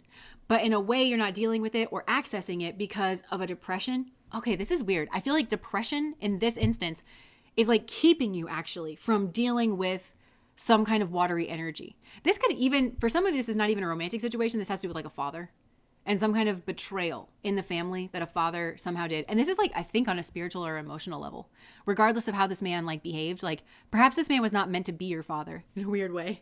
And I'm not trying to bend your mind right now and like give you something else to think about, but it's like there's some kind of betrayal of a father where he cheated like on the family, or there's something, I don't know, but it feels like not processing that is what's like kind of keeping you in a certain, and you have to put like a brave face on it.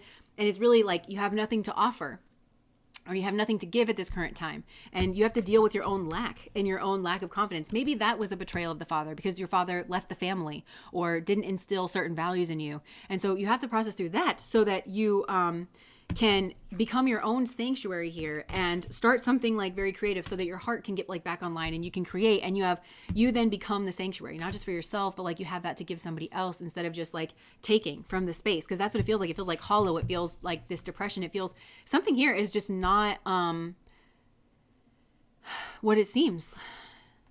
Yeah. And it's like a multiple year process of like this King of Swords energy of like being observant of, you know, this is a moth energy. So moths are like drawn to the light. So it's like something here in the darkness where you watch the moth get like drawn to the light, and you're like always kind of looking at the light. But I don't know, you're observing something and not quite getting there to the truth of it for a while. This feels like for a several year process, and you have to be patient with yourself, and you have to like parse through that. And it seems like a paradox because all you want is relief to get out of this like dark night of the soul, to get out of this depression, but you have to actually process through it to actually hit the light.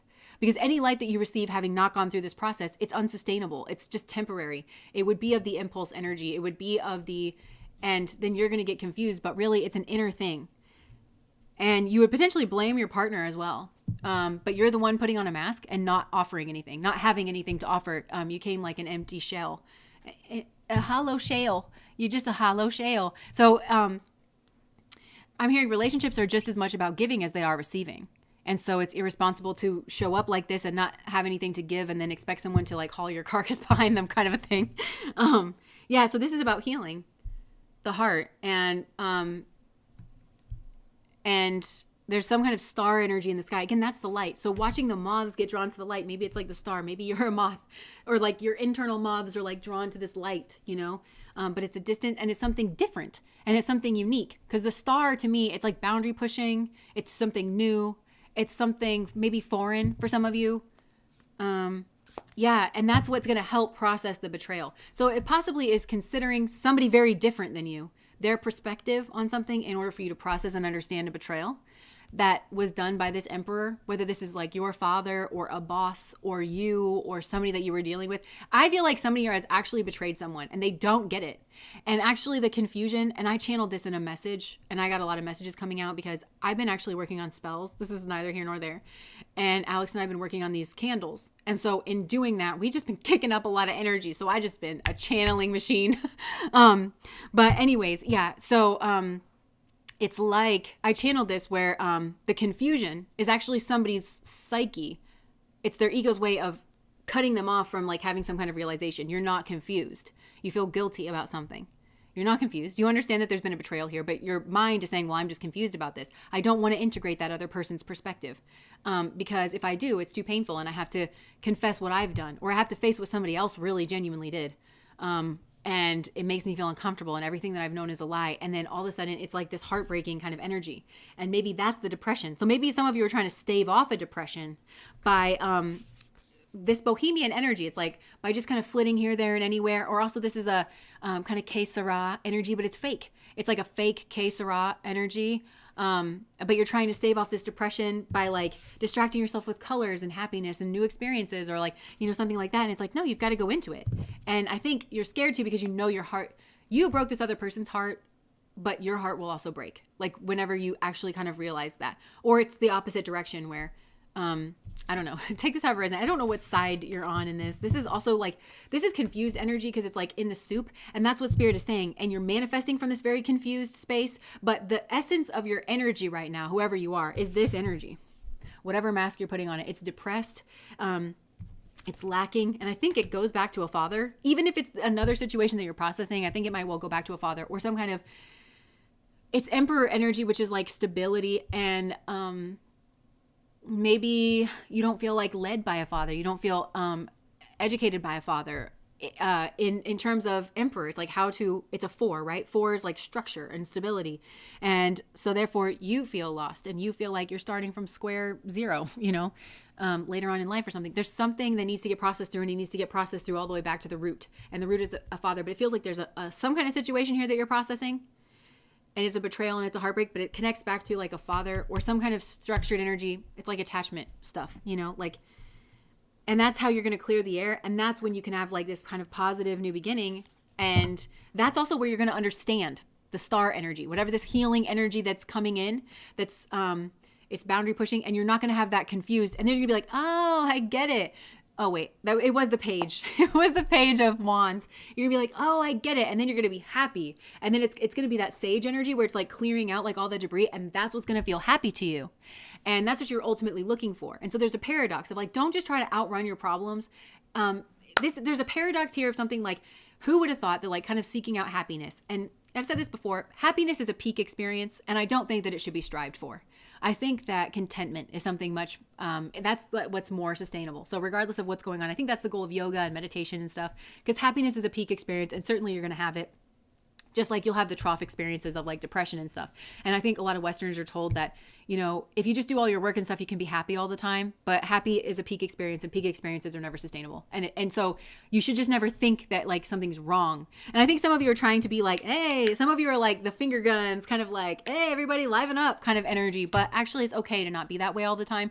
But there's a paradox that you're learning about happiness where oh my gosh. I just saw you with like a party hat on. You ever see like Party Cat? Party Cat loves to party, but he kind of looks like Grumpy, Like I just saw like a grumpy cat with like a party hat on. Like I feel like for some of you that's you. And you're like, well, I'm trying to be happy. So I'm trying to go to a party. Parties are where people are happy. But it's like this inner space. And so there's this paradox of like actually pursuing the happiness is just dealing with where you are. Learning how to process through your emotions, not running away from something, acknowledging that you feel depressed, possibly getting into therapy, because depression can be dangerous, you guys. Like, let's just keep it a buck, okay? So if you need help processing through your depression, make sure you go to a therapist. Make sure it's a good therapist. Make sure it's a reputable therapist. Make sure there's somebody professional who takes their job seriously, who will not prey on your weaknesses. I've just had a lot of stories and encounters with people where it's like, you should be ashamed, sir or madam. You should just be absolutely sure it's ashamed of the level of lack of professionalism that you bring to this position. But anyways, so just make sure of that, somebody that's actually helping you process through this and actually deal with it. That's the paradox. And because there's also no outrunning certain things, because we go through like different experiences in life. It's like very cyclical, and your emotions are going to go up and down. And so I feel like just go through that. Otherwise, there's something here connected to the spouse that you're drawing in that is going to reflect this back. Like you're going to think it's sanctuary, but it's actually just a feeling of lack, and it's going to bring it out of you. In terms of like your emotions, this would be a kind of situation where you're like, I don't know, it was distracting for a moment, but now I just feel emptier. This is like that Robin Williams quote that is like, I used to think the worst thing in life was being alone. That's what this pile's learning. I used to think the worst thing in life was to be alone, and now I realize the worst thing in life is to be around people that make you feel alone. So if you don't you're not outrunning the aloneness. It's just how will you experience it? It's like, do you want this cooked medium, or do you want this cooked medium rare? How do you want your loneliness? Okay. Because to pursue whatever this is, it's to feel alone around other, you're not going to outrun the loneliness. It's just denial, thinking that you're going to do that. So if you don't want to be alone, and if you want to actually process and get yourself to a better spouse situation, you have to just deal with your aloneness directly. And I feel like a lot of you don't want to do that, but this is actually where your strength is, or where some kind of happiness energy is. So it's just not about not outrunning it. And so this is a cautionary tale, pile number 2. This is a warning energy here, because I think for some of you, this partner, this spouse, like what they would say to you is just, what do you want to hear? What do you need to hear?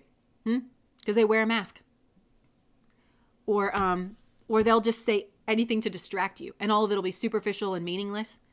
And that's going to make you feel alone. And it's also going to make you feel exhausted, because you always have to be on for this person. Like you always, ba-da-ba-ba-ba-da. And when you're not engaging in the superficial, then somebody's going to throw a fit. Or, I just really feel like there's a part of you that craves this depth and needs it, in that you're being called to the scorpionic energy. It's probably scary. It's probably ego death stuff. But, you're going to get into it. I don't know. For me, like having a spouse, I have a great spouse.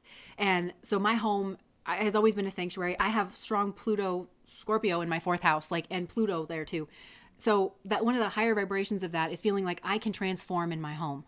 And if I feel like because I have this, I actually can relax and have more of a depth and a quiet in in my home. But this feels like the opposite of that. This feels like just chaos, madness, superficiality, meaningless bullshit, just constantly.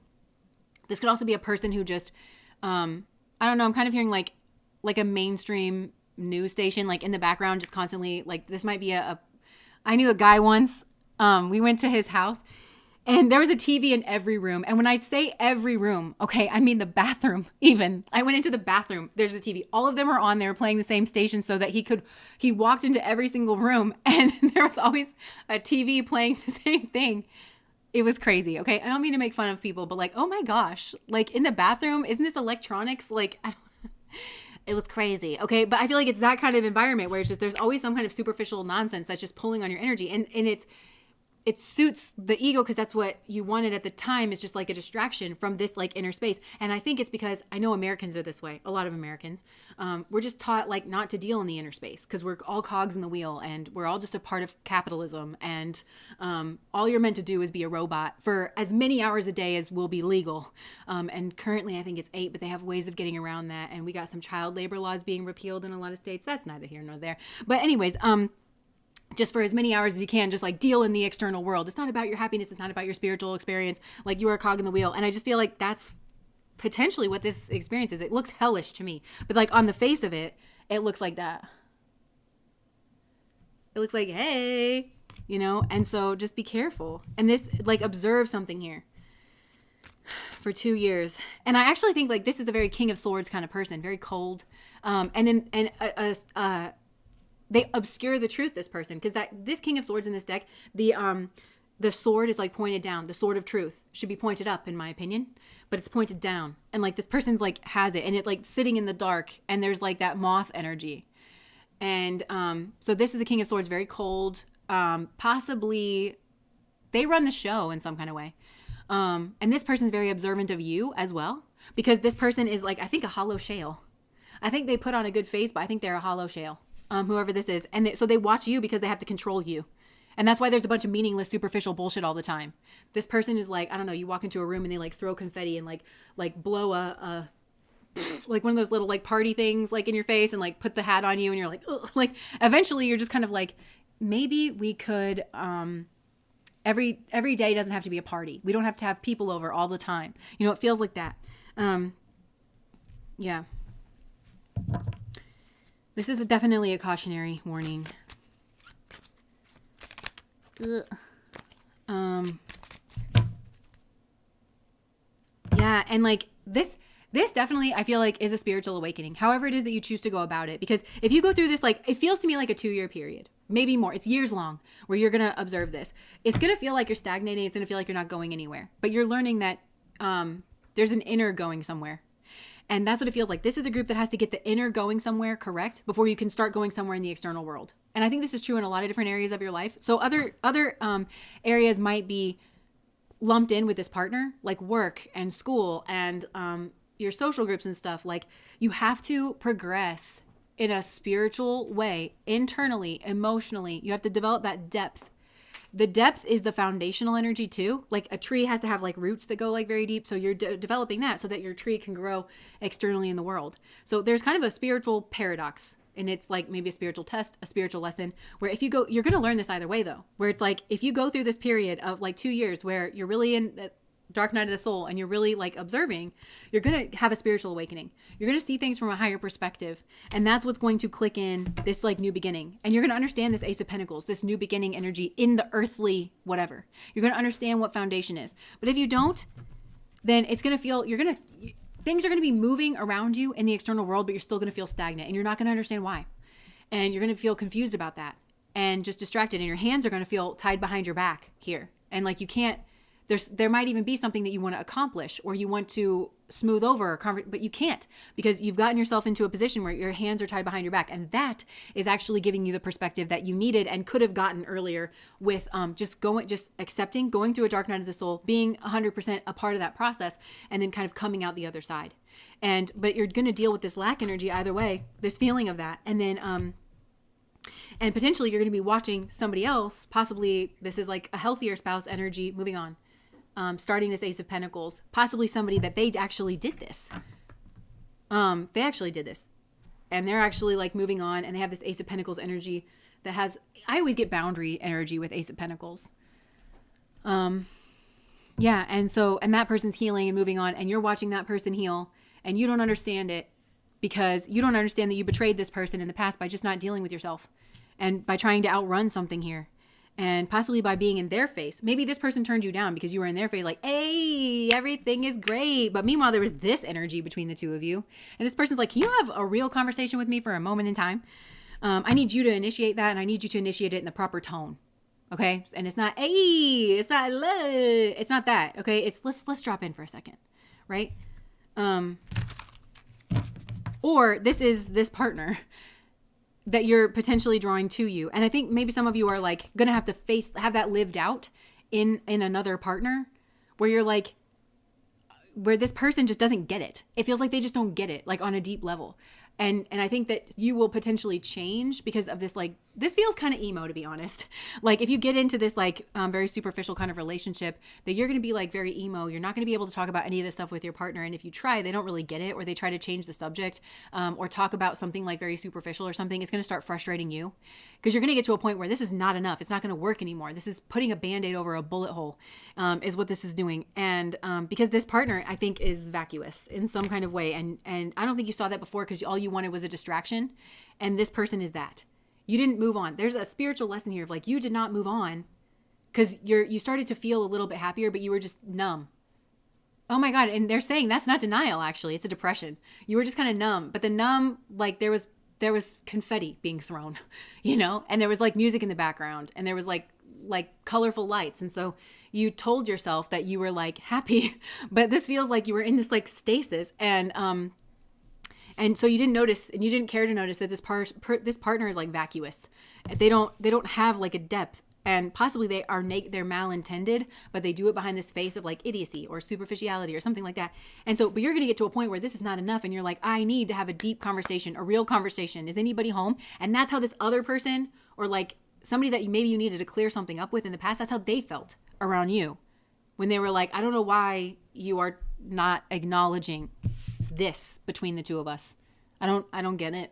Why we can't have like this kind of conversation. It's like you didn't, or this is this partner. I don't know where you're at in this. You didn't understand why this person wasn't responding to the energy between the two of you. It's because this happened between the two of you in some way, shape, or form, and it needs to be addressed in this energy. Like, hey, are you okay? Are you eating Cheetos and nothing but Cheetos? Me too. Can we talk about that? Like, you know, it's the realness. So I think you get a taste of it in this partner if you don't deal with it. If you don't, and it feels like you got to process through something in order to be able to have the conversation with the person who has that kind of spouse energy to you. And it's either somebody potentially, you know, from the past that needs to get cleared up between the two of you, or it is somebody here in the future that potentially maybe has gone through a very difficult time, or maybe the two of you would have met and then gone through a difficult time together. You could have this. Like, what I mean by that is, like, I don't know, maybe you met in an earthquake and you guys both got stuck in the elevator together, and then it took 3 days for them to get you guys out. And so you were like sweating and like miserable and like stuck there and not eating and like, you know, pooping in a bucket like together. And you guys are going to have to be able to talk about that, you know, and that's like potentially how you're going to meet this person. I just feel like there's something about that where like this is a group that's like, get comfortable with this other side. And I think what I've said about happiness, like it's a peak experience, and you shouldn't be seeking out happiness. This is the way you kind of get on an addictive patterning where you numb out and things like that, because it's just unrealistic and it's not sustainable. And that's not, if you think you should be happy all the time, then you're going to judge yourself as being inadequate when really you should just be working on acceptance. And that's emotional intelligence, you know, of sometimes I'll have good things going on around me and sometimes it'll be hard. And I'm just going to learn how to bring myself back down to baseline and love myself through all of it. And that's the highest purpose of a human life, you know, not to just like numb out and try to be happy all the time. Because this partner represents that. It's a numb out, but also this person causes a lot of havoc internally between you and your soulmates. If it's a Gemini energy, right? To any children that are around, any merchants that are around, because there's no depth here. Sorry. This is probably not what you wanted to hear. But I feel like that's important for this group. Not everything is about you, and not everything is about what you want to hear. And don't just turn this off because it's not what you want to hear. Like, please heed this warning. And if you don't know how to get yourself in this space, like, therapy, you know? So, and I know sometimes people get on me in the comments and they're like, you don't have to go to therapy. You don't have to go to therapy. But if you are a person who struggles, like this is not natural to you, going to a professional and somebody who knows what they're doing and is very, can usher you and is trained to usher you and is governed by certain, at least at the time of this recording, by certain agencies that hold certain standards and stuff, and laws that hold certain standards and stuff, at least at the time of this recording in America, you know, then it might be worth it to go to somebody who can usher you through that experience, you know, and is held to a standard. Say it louder for the ones in the back chest. I'll stop being a bitch. Okay. All right. Yeah, message coming in of lack. I feel like there's some kind of message or some kind of like trip or something. Yeah, you really didn't see somebody's manipulation here. This is something where it would be blah, blah, blah, blah, blah. It would be a hard waking up to some kind of manipulation here. And again, if some of you are not being honest with yourself about the way that you betrayed somebody else and the manipulative quality to that, it's like you didn't see something in the past. And it might have even had to do with a message. And you didn't understand how wrong it was, or how lacking it was, or how insensitive it was, or how it should have come from this place, actually. It should have acknowledged that. And instead you were like this, and you were like, I don't understand why this person has a problem with me. You know, this person's like, I'm not interested in a relationship with you where we just skip over this. I'm not at all interested. There's somebody here like that. They have a depth. And I feel like you did something because you were on like some superficial ass mindset. And then you did something fucked up to this person. To be honest, that's what I think this pile is. And then you just plunged. This person I think is genuinely happy, but they're not happy from a superficial place. They are, they're happy from a genuine place, but you just like plunged them here. And then you were like, I don't understand why this person doesn't respond to me.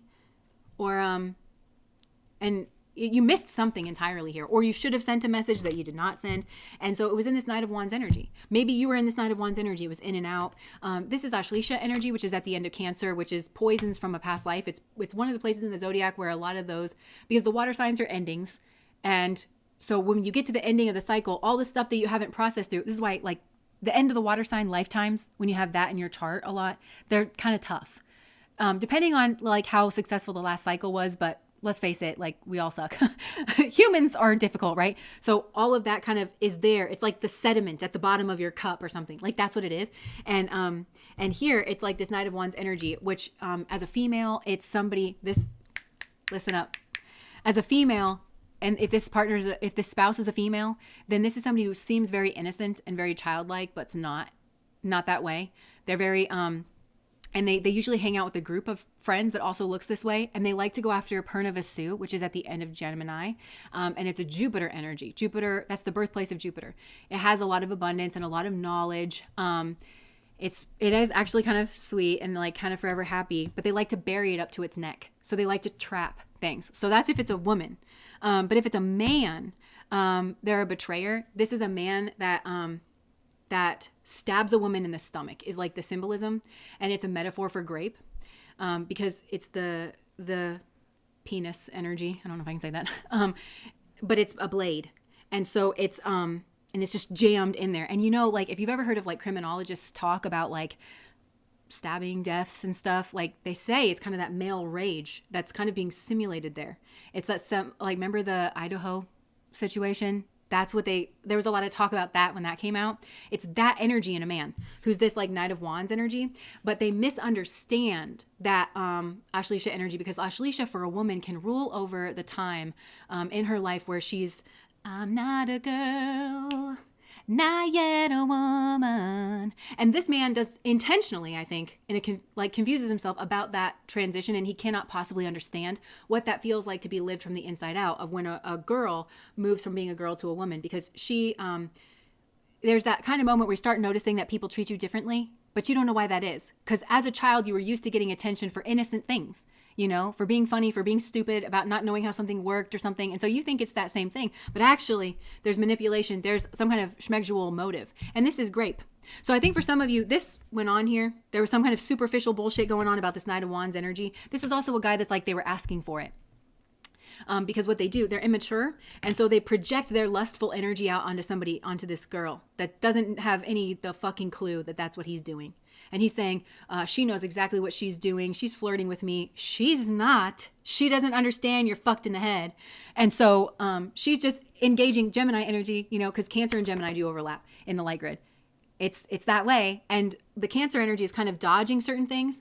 So they'll kind of dodge like they'll be like maybe sexually charged moments or something. And you kind of remember this time period in your life where you're kind of like, I don't really know what to do with that. And so you kind of just try to juke around it because it's socially uncomfortable for you. And you know that you're missing something here, but you don't know what it is. And it's the fucking Knight of Wands. Yeah. And they're like, this is just a part of it. This is just, she doesn't know that. She doesn't know that. And you better make damn good and well sure that her initiation into sexuality with a man isn't traumatic, but that didn't happen here. So, yeah, I feel like that's what's gone on here. And it could be that that's what severed this person, like here, this like spouse that's coming in, or this person does this. And I'm just going to tell you this too. If this is a man, don't have your children around this man, is all I'm going to say. I just got so unreasonably angry. I think that you're understanding what I'm trying to say here. This man may be targeting a child. I'm going to rip these cards up. Okay, because he's stupid as fuck.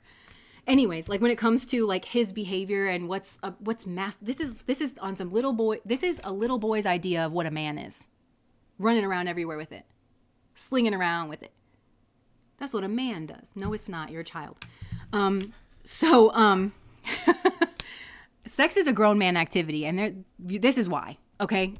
So anyways, just remember that in your choices. But yeah, so if it's a man, it's somebody that has that energy. It's very cold and it's very callous and you were asking for it and you knew exactly what was going on here, and you the fuck didn't, or somebody doesn't. And so that came across in the messaging that either was in the wrong tone or just didn't occur at all.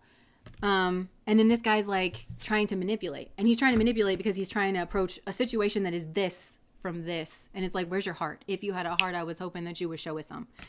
And that'll be what your life feels like with this spouse. And for some of you, that's the situation that you have to process through. And for some of you, like, that's like what sent you into a depression here is like, you were at that stage. This is for some of you, something happened to you when you were like a child, or when you were at that stage of like, not a girl, not yet a woman. And like understanding that men look at you like, not just sexually. No, Knight of Wands, sexual object. They don't acknowledge your humanness, okay? And it's just like, what? This is the stage that we all go through. And it's like utter psychopathy is what we go through. No, like that's not an everybody experience. That's a you experience. Like clean it up. It's a literal disgrace. Like that's what needs to go on here. So I think some of you that's the experience that you went through with a Knight of Wands. Somebody that was manipulative. And they think it comes from a warm place, that like fire energy, but it's cold. It's psychopathic. They don't care about your empathy. They don't have empathy towards you. So some of you have to process through this where basically I think you were graped. And I think you were manipulated into that experience. And so you have some things to work out about consent, and what it is and what it's not. I think for some of you, that's actually very much the case. This is like an early schmegdual experience. And if you don't process through that, then I think that,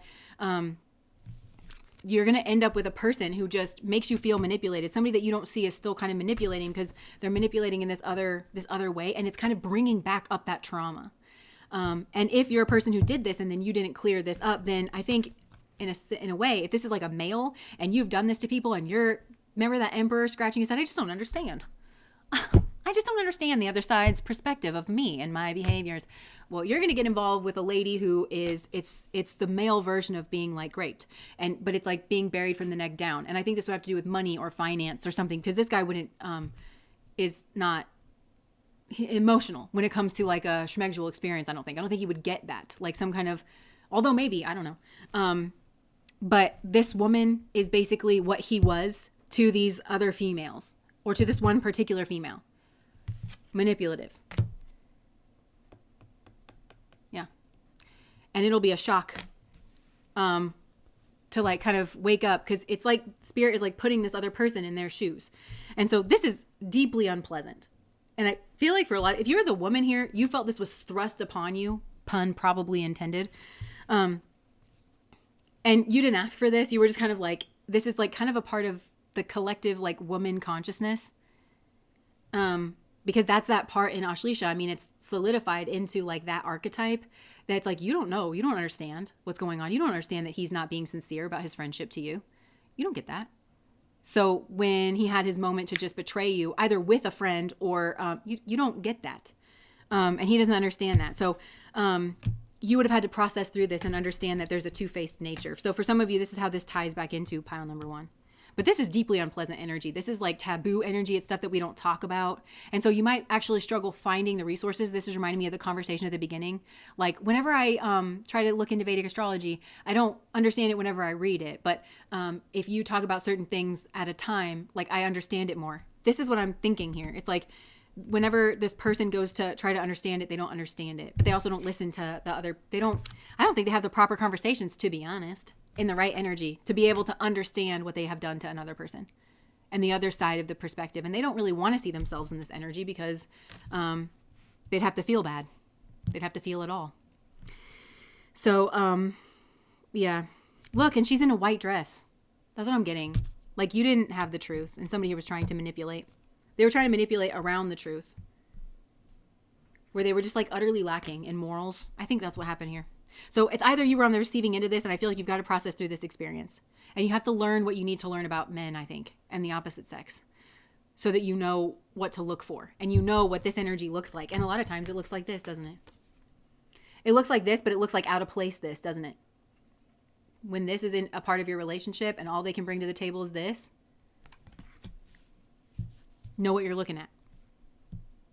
And I feel like you need to process that, and your children need you to be able to process through that. Because this is a manipulator. And they would like manipulate your child away from you in some way, or for some it's worse than that. Yeah. But I think this man is going to find himself in a situation like that. This is like female psychopath energy. Because I think he preys upon innocence in women. And he just takes it for granted. And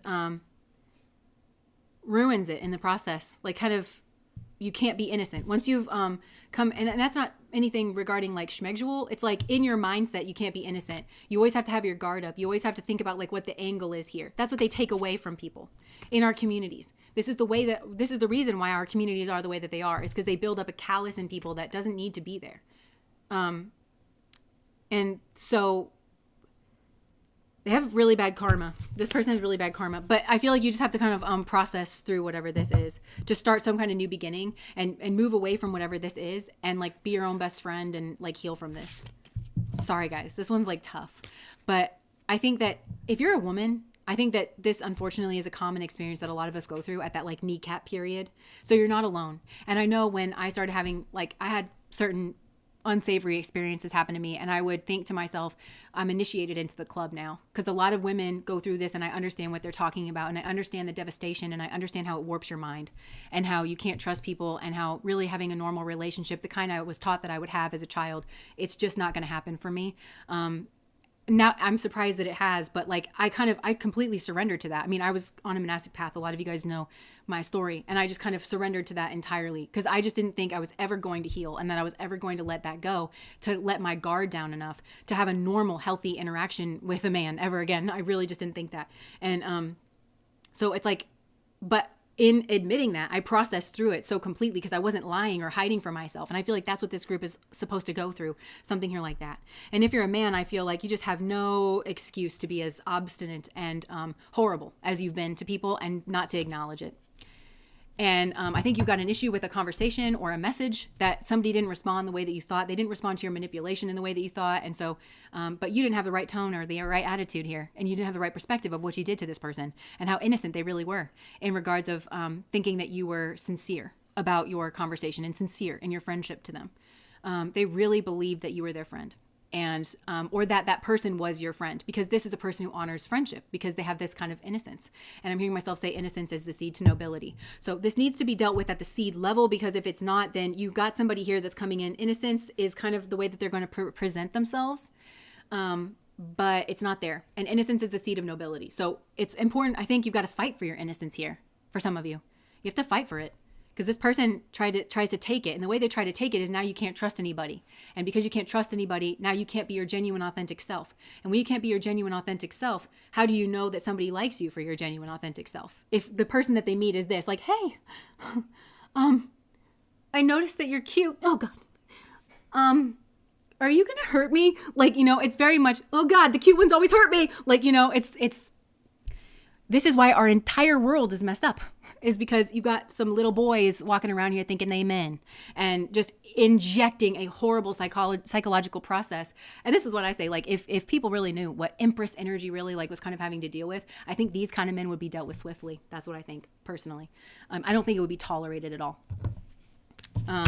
And it would start this kind of new beginning. I think they'd be called fools, and I think they would be encouraged to be men. Yeah. This fool entered. Look, that was a tower moment for somebody here. This is the hangman just came out. Stop acting like boys and be men. How you gonna win when you ain't right within? How you gonna win when you ain't right with them? How you gonna win when you ain't right within? Come again. All right. So anyways, I'm done with this. Sorry if this was a tough one, and you're not doomed. If this is your pile, you're not doomed. But Spirit's just saying, unfortunately, I feel like this is a collective consciousness. This is like collective karma. Unless you're this man here, then I feel like possibly this is personal karma. Stop doing this to people. Stop shoving this onto people's plates. But even then, I feel like it's a part of that masculine culture that experiencing this is not personal. It would feel like actually extremely personal. And I guess it is like there's some certain part of this. This feels like a cultural collective karma that you've like experienced because our culture is trash.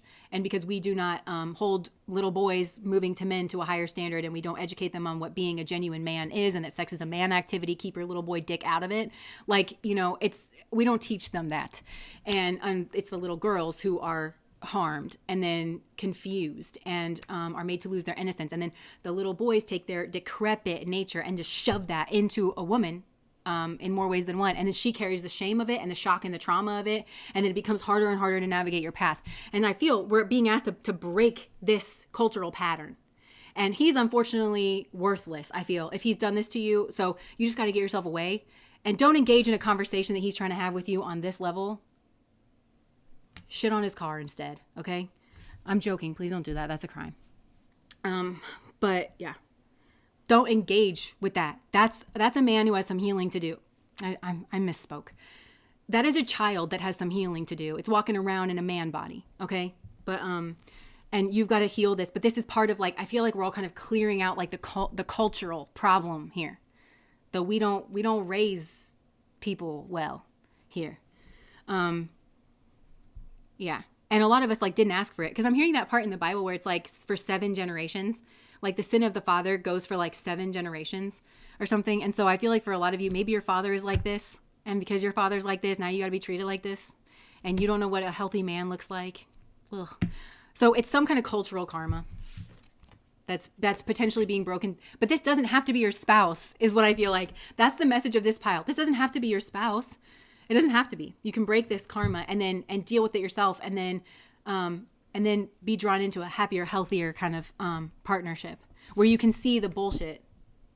You can see somebody is lying to you, because I just hope that is coming across here. The danger here is that you're going to get with a person who's got 2 sides to their nature. They're very manipulative. They know exactly what to say or do, but they're not innocent. They're not genuinely innocent. But they'll make you think that they're bohemian, and that they're social, and that they're innocent, and that they just don't know what they're doing. But they're actually incredibly intelligent. They're just incredibly immoral. Okay, so yeah, and I just looked down and saw this empty room. So I feel like for some of you, this is like this depression, and there might, I just heard that song. It's like sitting up in my room, where you're going to probably have to learn how to hold your own hand, be your own soulmate, relearn some things here. And you're being guided by your ancestors and by like star family here, but it's going to look like depression. And then all of a sudden it's going to be like, look how the stars are like coming through here. And all of a sudden you're going to see like that beautifulness. And I think you're going to be called towards one of those stars. Because it's cultural, remember? So it's breaking the back of some kind of culture, and then you're going to be called to one of those stars. And that could be, you're called to move, you're called to a certain degree program, but all of that's aligning you with a new destiny and a new path. And that they want to be your spouse energy up there.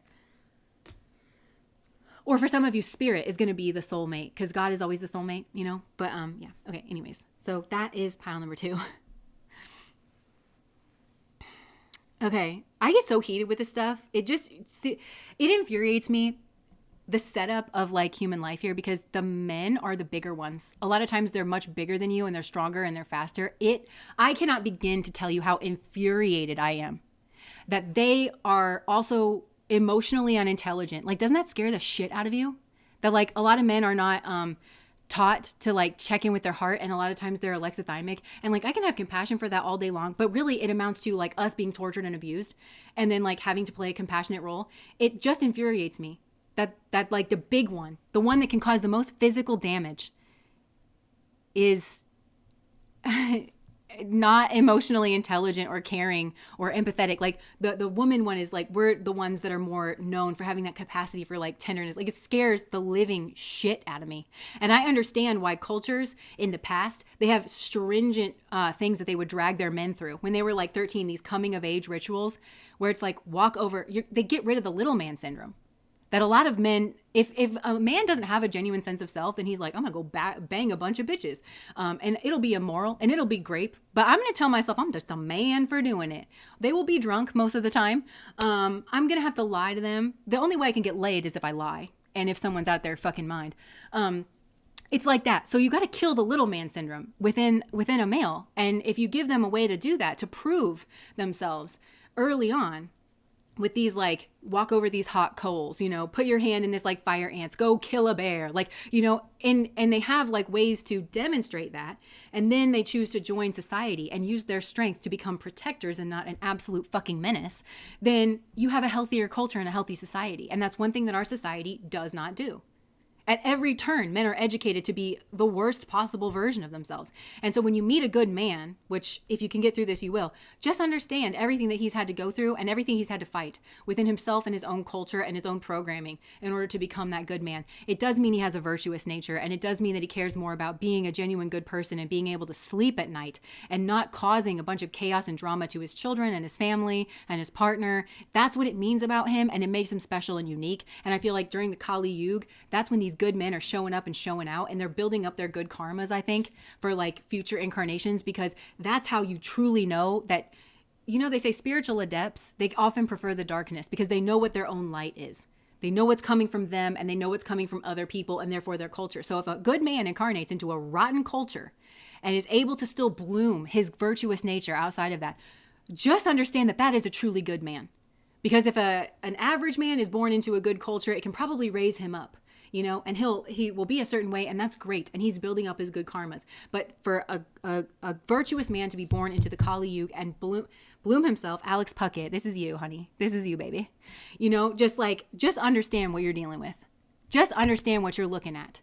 Okay, it's a tall order, and that person is good on the inside, and they were going to bloom that goodness anywhere. And just know that's truly the masculine path too, because it's one foot in front of the other. And I think, regardless of your gender, that's what you're doing, is you're actually building up that masculine path to process through whatever this is. To process through whatever that is. Through the darkness. Just one foot in front of the other. And not knowing where the light is. Because the light's you. The spiritual adept can't see in the dark because the light's you. So this is turning that on for some of you in this lifetime. Because even the sages struggle to like get a human body under control hormonally and stuff, but this is turning that light on, or it's like this is spiritual initiation, or you're being gifted that potentiality here to find like a divine partner. So if you really rise to this experience, you will find that. And like I said, I'm not telling you that good men don't exist. They definitely do. But during this time, and if you know that your culture is rotten, if you live in a culture that broadcasts Fresh and Fit and Andrew Tate, and a lot of men take that shit seriously and think that that's actually hilarious or funny or good, then just know when you meet a good man, just know exactly like how truly good and strong that man really is. So anyways, thank you for coming to my TED Talk. That was pound number 2.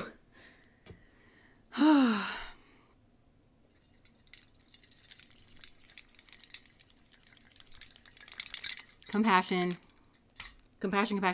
And also, if you're a woman on the receiving end of this, just know like it's really a test of your compassion, and you might have to iron out some of the karmas around your compassion.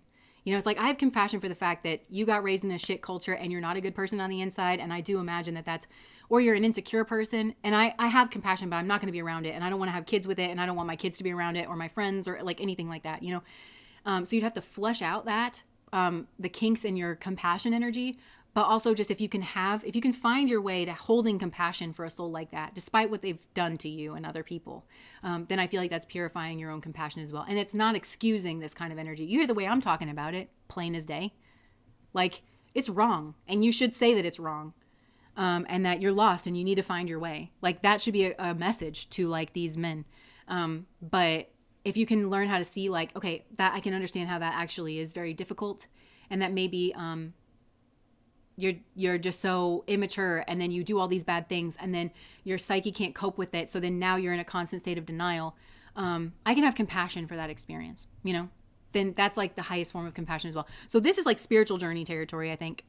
And there's cultural karmas that are being played out here, cultural karmas, and the sins of the father too. All right.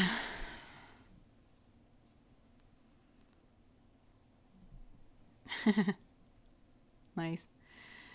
Okay. Hey, babe. Oh, actually, I think I can do it. Okay, so Mick Moore. The fact that you don't see that your attitude, sweetie, is the biggest problem in the room means that I don't think we're on the same level of consciousness. Okay, so I'm going to delete you. All right. I just want to talk about this for a second, just because I do want to piss this person off. So Mick Moore said something like, just move on, we get it already. Not everything's about you, okay? I'm a person and I'm expressing myself, and this is my channel and this is a live stream. Don't watch the live stream if you've got an attitude or if you have some kind of strong preference that you can fast forward through or not fast forward through. Okay, so this is about self-awareness. All right. Yeah, we should at least super chat with that attitude. But see, like, I don't have to be treated like that.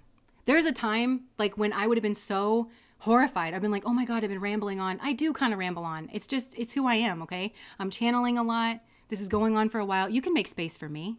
You can treat me like a person.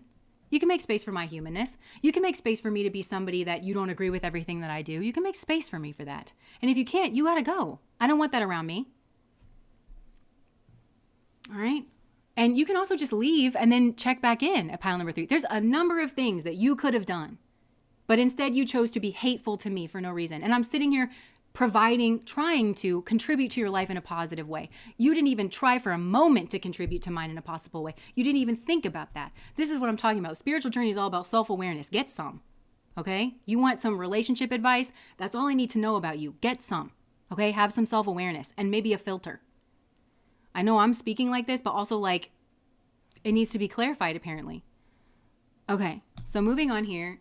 We just finished pile number 2, which is the mask. Oh my God, that person's the mask. Oh my God. Okay. Sometimes spirit, will, I think they were triggered. Okay. Never mind. Okay. These are the karmics. Well, and I always think that too, like, there's bound to be somebody here. And I think that's actually how I can get a read on this. I don't know that I'm actually tapping into your person's energy so much as I'm tapping into people like your people that are actually drawn into this energy, even if they're the smaller number. But wherever that energy comes through, sometimes the energies are flipped in tarot. And sometimes I do think about that, you know, where sometimes I'm like, ooh, if the energy is flipped in this, it scares the shit out of me, you know? Not them acting out the role of the immature masculine. That reminded me of my ex. You know, that George energy that's always around. There's always somebody willing to like actually give us a demonstration. People always fit certain archetypes. Well, and I'm not perfect either. And that's what I'm saying. Like, can you make space for my humanness? I say that all the time. Like, I am not a spiritual teacher. I'm not a spiritually progressed person. So I'm not going to be perfect in the way that I deliver these messages. That has to be okay. You got to make a little space for me or I'm just not your reader. And so please have the decency to go somewhere else. Are you capable of doing that? Or am I required to block you from this channel in order for that to occur? I just heard this person be like, okay, I'm sorry, that was my blind spot. So maybe they learned something. I don't know. But this is also like, see, me standing up for myself is something that actually brought in a sun energy to like shine a light and shine some healing energy. That's what I'm saying. And I think it's important for people to understand that. Like if you have like an outburst like that, you don't need a tarot reading to tell you why your relationships are not maybe working out. Like if we take this as a sacred space and like whatever plays out here is a sacred maybe even an intervention, then that might be an issue that plays out in like a lot of your relationships where you lack self-awareness. And if you try to understand your relationship and you don't come from a position of first and foremost self-awareness, understanding the energy that you're bringing to the table, it doesn't matter what you do in your relationship because it's not coming from self first, you know? Yes. Thank you, guys. Yes. Yes. Okay. Thanks for supporting me. All right. And I'm working on standing up for myself too. It's clunky, and that's also why I'm still talking about it. It's because I'm not exactly comfortable in doing it. Maybe this is like coming through for pile number 3. Like maybe your spouse is like that. Your future spouse is like struggling to stand up for themselves. Okay, so pile number 3, moving on to that. Well, compassion one more time here. One more time. Whew. And the other thing that I want to say that I actually think might be helpful is that this is one thing that I've had to overcome in my own spiritual journey, because I've spent a lot of time in spiritual communities and like getting a degree in psychology. So kind of like thinking about these things, and I've misapplied them for a long time in trying to be a purist. So like a lot of times the spiritual community is like, oh God, like you should be balanced and you should be this or that. And that should be, it's like, well, that's the end result. But a lot of times in the spiritual community, we talk a lot about what it should look like, but we don't use that language necessarily. We talk about it as if it's a single step. Like, well, you should be calm and you should be like, of forgiveness. And nobody really talks about like how to kind of work your way up to getting there. And a lot of times it just looks like this. It's like, I'm a person who struggles to stand up for myself and just set appropriate boundaries and being like, you know what? I don't like people sometimes. And that Mick person, I don't like you. I don't like that energy that you brought in. And this is kind of a situation where you get to choose me, but maybe I don't necessarily get to choose you until you out yourself like that. And that doesn't make me a bad person for having a preference, like the way that I want to be treated, So I have to work through standing up for myself and like kind of setting a certain tone around me. And I'm not very good at that. But I have to like be willing to do that. And eventually I'm going to get to a place where I can be, I think, like a little bit more calm or a little bit more. And I'm on a spiritual path myself. And that's what's kind of, I think, beautiful about all of this. And I think maybe for some of you, this might tie in with your spouse that like comes in where they're also potentially learning that, or you've had to learn that. Oh, you guys are so sweet. Jess, your ramblings are blessings. See, these are my people, Mick. You get it? These are my people. All right. So back to this. So we're on to pile number 3, the warrior. That's Soul. My little boy cat. He just heard his name too and he was like, huh? So it could be like philosophy energy. All right. Let me get some, divine timing. I just looked for the divine timing in the Oracle deck. Trust that it will happen when the time is right. Hold on. In August, create space for it to happen sooner. Okay, that's what I was getting. Okay. Let me just get some more cards here. Because I think, okay, yeah, I'm actually getting that. Okay, so for this pile, I kind of am wondering if you're not in an abusive relationship already, in some kind of way, shape, or form. Now, if you're not, okay, because this still could be your pile. This is this like toxic ass couple that I've been picking up on. Well, I don't know that I picked up on them for a while, but remember I was like picking up on that toxic couple? And I don't know who this is, because it also doesn't have to be like you're the one in this relationship, but it's like whenever you meet this couple, like in your workspace or like whatever, this is a sign that like your soulmate is like right around the corner, because it's like something here karmic that you have to like confront in these two people. And whoever they are, I feel like they're worldly. And the man might be very Taurian and the woman might be this like snake energy, which is like, they could be like kind of Rohini Mrgashira, because that's like the snake yonis. So that's Gemini Taurus. It's like right there at that Gemini Taurus cusp. But the Taurus energy is like this could have to do with a property or a place that might be quite opulent or quite large, or there's like money, like monetary stability behind like whatever this is. I think it comes in from the masculine side here. And this female has taken control of this masculine, like taking control of his mind in some kind of way, through like manipulation and guile. And I feel like that's actually maybe his shadow side that she's tapped into, because it's a part of him as well. But I feel like the man comes across like a Taurus, like a bull, maybe very stubborn or strong, or even aggressive, but like bulls are herbivores, so it's like aggressive in an herbivore way. I don't know if that makes sense to you. But that's the way that's kind of coming through my mind. And then like they've got that diamond encrusted thing like on their third eye, which is, it's covering the third eye. So they could have like, this is kind of reminding me of Kundalini yoga. which I've had an experience with in my past that was very karmic.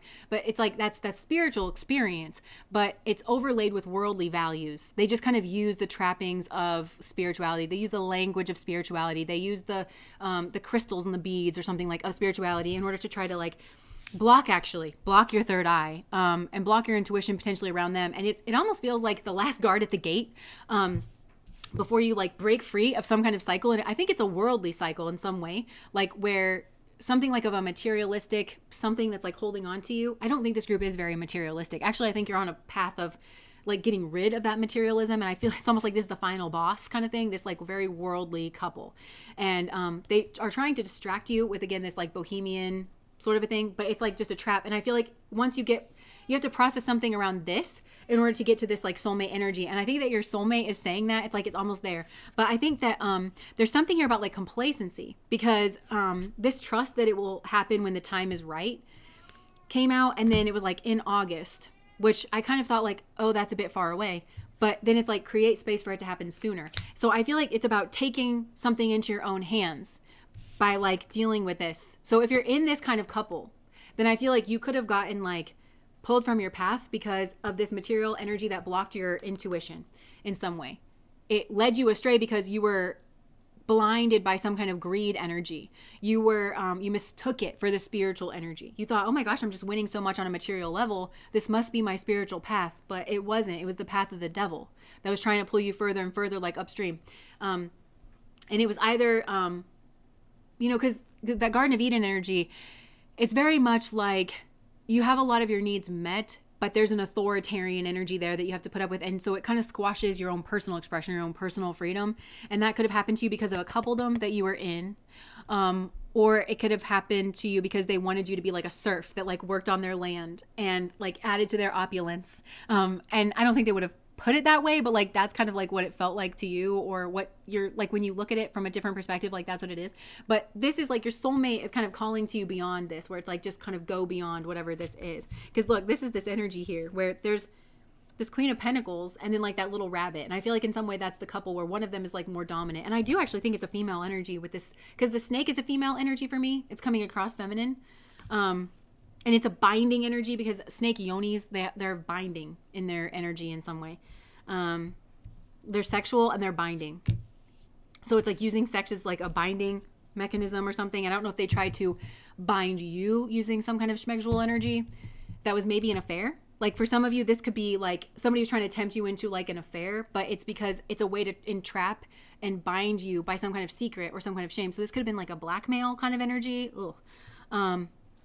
Or to keep you timid, or like to bring you under the control of like this Queen of Pentacles. Yeah, there was a plan to do this maybe. King of Wands. It's to block your intuition about a King of Wands. So for some of you, this could be you, if you're masculine, that it's like, this is like a player energy, a womanizing energy. Or for some of you, it's like to block your intuition that this is on some King of Wands shit, and that there is possibly some kind of plan here to form like a relationship. Maybe even like with a child. I don't know if this is what's going on between the two of them, because they kind of try to present themselves as though this is like a deep connection or a spiritual connection, but really it's just worldly. And it's based on like control tactic. But I feel like it looks maybe bohemian or something like that. It's kind of like, it's like giving final boss energy, but this has to do with greed. Confronting like greed in the world or something, to be able to discern. Something to do with discernment. So what does this have to do with, what's this soulmate? Hold on. So what is your future spouse? This is scrambling my brain. So you could have thought that one of these people was your soulmate, or you could have thought this couple was your soulmate. Or that what they were building around was like your soulmate. Because I'm kind of getting like an Amity vibe from Divergent, where it's like everybody's happy and like working together. But actually, this feels like there's actually a couple in the house, and then like you think that like you're wearing your tie-dye and stuff, and that like some of you may have had a job like this. And then you're like, I'm eating rotten cabbages, and like they're up there like, something like that. I don't know. It feels like that, where it feels almost like wage theft for some of you, or like you're actually, I don't know what this is. It's confusing the energy. And So you could have thought that this was like your soulmate, or that that's where you're going to meet your soulmate, or something here like that. Because these are people that kind of inject themselves into that space, or I don't know. You could have thought one of these people was your soulmate. And if you think that, and if you go in, this feels like you'd have to go in for an affair with one of these people. It's going to change your fate line. Oh yeah, justice, because it's somehow blocking justice. And in regards of some kind of spiritual inheritance that you got coming in. I feel these people would have stolen from you in a past life. And this is karmically, where they've siphoned out some of your money, or like some of your wealth, or your status, or the way that you were looked upon. I don't know how they've done this. This feels to me like destiny swapping. So it feels like confronting these two people as like the final boss, getting through this, and actually like going a true, like, I don't know, bohemian route. The rainbow is like self-forgiveness, or like some kind of forgiveness. Then I feel like the karmic rebalancing can actually occur, and you actually, whatever wealth or like opulence you see in this couple, some of it's yours and some of it's other people. These are like these are thieves. I just heard there's no honor amongst thieves, or something like that. You may have actually seen these people betray each other, and you could have thought one of these people was your soulmate, and you're like, why are they with that other person? They're such a betrayer. It's because the two of them are betrayers, and they will betray each other, and they don't care. But this is like a castle built on lies is what I'm getting. Like, it's like pulled in from, like, they stole this over here, they stole that from over there. So every person that's around is kind of like they stole something from them in a past life, and it feels material, whatever it is, in order to concoct this like hodgepodge castle, is what I feel like. And so part of it's yours in some way. This is weird. This is trippy. And so, and I think it might actually be linked to a soulmate here as well. And maybe that's like part of the forgiveness is like overcoming this lie, and this maybe temptation, or this roadblock, something here that blocks your intuition. Once you overcome this and you get through this, then I feel like possibly then you get a spiritual inheritance, and part of that might actually be your soulmate, like your actual soulmate that's actually bohemian. Because there's something here like where it's like they're very opulent, but they seem bohemian, but they're not. They're just worldly, and they're greedy, and they are liars, both of them. Yeah, look, this is wish fulfillment energy. There's something here about a feminine. I don't know what's up with the masculine, because maybe he's more of the follower is kind of what I'm getting, even though he looks big, strong, like bull. It's just, you know, I don't know. But like, look at this wish fulfillment energy. Somebody here is like nasty and like arms crossed, real smug. Look at that. Oh my gosh, as I said that, and I was going to say look at her face, and then it like obscured it. Hold on. Look at that face. Look at that face. And then, so like I always get with the, like the table behind with like the cloths, there's secrets here. And then it looks like winning. All I do is win, win, win, no matter what. All you do is steal, steal, steal. You fucking slut. I'm just kidding. I'm sorry, you guys. This is just who I am naturally as a person. And I know it's not like always appropriate. But What it's like living with you. you didn't hear that.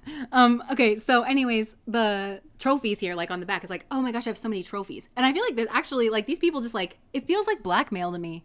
And it feels like they get dirt on people. I don't know if that's schmegzually, or if it's in some kind of other way, but they got these like trophies here. They don't belong to them. And it feels like one of these is yours. So like go up there and go get it by like overcoming this and just being like, see through the lie, see through the bullshit, see the decrepit nature of these people, and just be like, ooh, you know, this feels very Ursula from The Little Mermaid. What a poor unfortunate soul. And there could be something here where it's like, oh my God, my wish come true. And all I have to do is sign this contract with the devil. And all I have to do is give up my voice and do some kind of weird task for 3 days. Like, but her little garden of shrubs, you know, that's what this feels like, where she's towering over this like little garden of shrubs. And it's like, she makes it seem like she just is so giving and like gives to people. Ursula, I'm talking about, the sea witch. And she's like, you know, this one wants to get the girl, and do I help them? Yes, I do. You know, it feels like that, but it's just, she knows they're going to be like a little shrub, you know? I hope that makes sense. And that she can kind of tower over. And that's one thing that I've noticed about like the lower level frequencies. They love to like tower over. There's that energy of just like towering over. And that's what this essentially is. But it's really dazzling, and it really like catches your eye, and you're like, this is different. This is unique. And you look like you're winning. So you must know what it is that you're doing. Yeah, it looks like this. But look, like I just feel, and you might actually be the one that's like initiating something here. But yeah. And so it's some kind of like balancing out. And this is a person who, whoever is genuine in this aspect, and for some of you, it's you actually. like where you genuinely offer some kind of support or something. That's a part of the confusion energy, where they want to confuse people about whether or not they are the helpful person or couple, or whether or not you are the helpful person or couple, because this is very much that narcissistic energy of the fingers pointing back and forth. You'll know that there's a narc involved when the fingers are both pointing in like the different direction, and there's some, and you can't get the fingers to not point in a different direction, and you're like, somebody here is lying, okay? And I feel like you might be one of these fingers, and it's because I think this person has like your trophy that you're supposed to like take back. You're supposed to take your power back. And there's a spiritual inheritance that kind of comes with this. And I think your soulmate's wrapped up in this. And it's like the ending of a cycle here. But as you end this cycle, I feel like there's this kind of like, are you the fake or are you the fake? You know, kind of a thing going on. But you have to just kind of overcome that. And I don't know if that's you looking at this person or this person and being like, which one of you? I know one of you is not what you're cracked up to be. So working through that is, and one of these people might well be a soulmate. And and I'm using the word soulmate. Okay, because there's like a layering effect to this. So some of you might literally be dealing with a soulmate, like a romantic partner. So you could be like, well, one of you is the soulmate and one of you is the karmic. And whoever's the liar is really convincing. And that could be what you have to work out. But for others of you, it's something else. This could be a boss. This could be some kind of thought leader. This could be some kind of, I don't know, like where am I going to go to school? You know, kind of a thing. And it's like, and if you do that and you follow that path, then it's going to lead you to a soulmate, you know, versus if you follow some kind of other leader here, that's this like of the worldly value that's actually trying to block your intuition from connecting to a genuine sense of your intuition and a genuine spirituality. If you follow that person, it's going to lead you to a karmic. And it's going to lead you to like some kind of subservient position. So I don't know what this is. And this could be parents. And maybe your parents are divorced and you've got one parent over. This could be couples. Maybe they're both remarried. This is kind of the energy that I'm getting, right? And if you follow the teachings of one parent and they're your step parent over here, and the other teaching is of a parent and a step parent, one of them is going to lead to a soulmate and one of them is going to lead to a karmic. And I'm kind of hearing like rich dad, poor dad in regards of that. Well, rich dad might be rich materially, but decrepit on a soul level. You know what I'm saying? And it's like, well, that person looks like they're winning. And so if you follow that, then it's going to lead you to a karmic and it's going to lead you away from your soulmate. So there might be a step in between. You know what I'm saying? But for some of you, you might be looking at like your soulmate energies and you're like, I don't know, both of these people are really nice and pretty and mean and handsome. And like, you know, you're just trying to like figure out what's going on. But there's a couple here. And I don't know if it's like your parents or if like a parent and a step parent or a couple that has like a family business that you work for, or it's a couple in your community. There's somebody here with like esteem and prestige, you know, but they're decrepit on the inside. And it's the worldly is not where the soulmate energy lives. It's not. It's somebody rich in spirit you might not see on the outside. And rich in spirit is soul rich. And your soulmate is, if you follow that soul rich kind of path, that's when so somebody here is like leading you astray or trying to. And that's where you get like put under the gun. And it might be even like that this is some kind of couple and you think one of these people is your soulmate. And if you go in for an affair or something, you may well end up with that person. But then it's going to be this like towering over kind of energy. I hope this makes sense.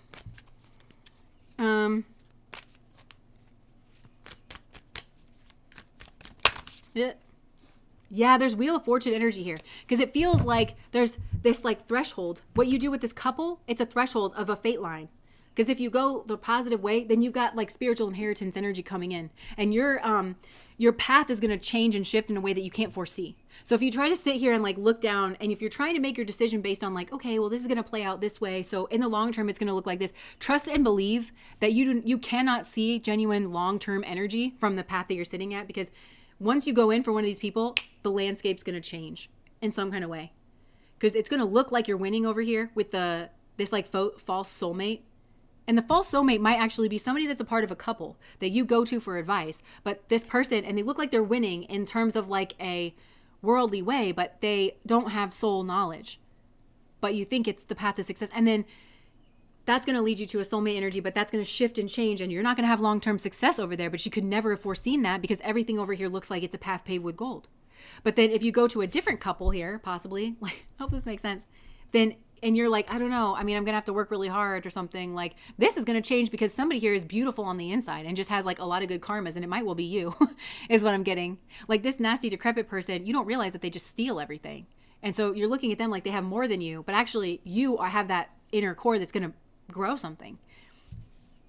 So going over here, so this is going to shift and change. You don't know how things are going to turn out. All you can do is kind of follow your heart and follow like that spiritual wisdom in the moment. Okay, so I feel like there's two paths here. So that's why it's like tough whenever I'm going to ask about like, you know, what your future spouse is. But maybe I'll just get two like cards here. Oh my gosh, look at this. So we had 2 tens come out. So this is a decision about a place and a person. Making final decisions here about a person or a place. And I feel like somebody here has this opulence. That's what I'm saying. And it's like some kind of routine, but they stabbed somebody in the back to get this. So I don't know if this started off as an affair. If so, this is Gemini energy. So they could have stabbed their own sibling in the back. They could have stabbed their own friend in the back. They could have stabbed their own kids in the back in order to have whatever this is. And they stole this. This is built on it's built on a betrayal. It's built on this, but you can't actually see that it's built on this. And so it's not all it's cracked up to be. Whereas somebody over here, and this could have been your parent, where like, somebody here like cheated and now they look like they're winning. But this parent over here got betrayed because their partner was actually two-faced and greedy. This reminds me of pile number 1. And so it doesn't look like this parent is doing as well, but it's because they got stabbed in the back. And so the reason they're not doing well is because they trusted the wrong person over here. And then you're about to trust the wrong person too. And they have this sabotaging energy where they just like stab people in the back. And these two, whatever this is, I don't think they show that they started off as an affair and that they decrepit. I don't think they show that. And so it just looks like they're just like winning and oh my gosh, these two, like they're just more on each other's page, and they are, but it's because they're both thieves. So whoever this parent is, has the better advice, but it's not going to look at it because they have they're the spiritual thing. And I think they're actually going to end up like this, and this may well end in this. If you follow that path or that trajectory or that advice or that vision of your future that you kind of like, right? And that's actually the energy here of like the soulmates, because if you follow this parent's advice, right, that's been betrayed, and learn from their mistakes, because that's kind of what I'm getting from the vultures, because vultures, eat stuff and then they transmit it. So this person has eaten a betrayal. And so when they're telling you about the partner that you should choose, it's because they chose the wrong one. I think they might have had a soul connection with this person, but they chose somebody who was like greedy, and they chose somebody who just threw them over and betrayed them. But if this is your parent, they might be protecting you from knowing this. They might not have, because they didn't want to throw your parent under the bus or something. So just know class when you're looking at it. But they've chewed it and they've digested it. So the advice that they're giving you is advice of how to actually choose well, to choose better than they chose. And my mom is not exactly the best person, but she was married 3 times. And I remember when I was getting ready to get married, I just felt like it was a moment that we should have together, of like, so do you have any advice for me about marriage? And my mom, God bless her, in a moment of self-awareness, she just started laughing and she said, I know I raised you better than that. You do not ask a woman who's been married 3 times for marriage advice. I just know I raised you better than that. And she said, I can tell you what not to do, and it was very helpful for me. And also just the what I learned for somebody being able to take themselves with a grain of salt, in regards of that. She said, I know I raised you better than that. This isn't the kind of person you are supposed to seek out for marriage advice, kind of a thing. And I really just did it to have a moment, But anyways, I feel like, yeah, this kind of advice is actually going to lead you to a partner that is this. And the 10 of Pentacles is Mercury in Virgo energy. So I feel like this is kind of earth angel energy. This is somebody who has a skill. With Mercury energy, Mercury's very social, and it's like merchant kind of energy. So this person may well like be a good merchant, or like they're good with people, or they have some kind of skill where they kind of bridge the gap. So this is consultant energy, or they could have like a business that connects certain things. I don't know, but it's earth energy, and it's that routine. Virgo is routine. Routinely just being an earth angel, like for this person, is going to end you guys up somewhere. But you have to make this like permanent decision about a place, and a person. And that, I think, has to do with this other energy that is leading you astray and is a betrayal. And certainly it would be a betrayal to like your soulmate and everything that they stand for, which is that earth angel being of service. Virgo is very much a sign that likes to be of service, and they can be a bit of a perfectionist, but like a lot of times I feel like with this person is like with themselves. This person may be very neat in their appearance, like your soulmate over here. but also very pragmatic. So I'm not getting like a lot of bells and whistles, but it's because this person has something to do. This is very much, I just saw somebody pull their hair back in a bun. So at the very least, like whenever this person like does whatever they're doing, it's like, this is a person who will like roll up their sleeves. And there's something maybe even like dirty about what they do, or like they've gone through that like as a process. So they could have done like construction, or like for some, this is like a medical thing where it's like they're in like, I don't know, like they paid their dues in some way. That's what I'm getting for this person.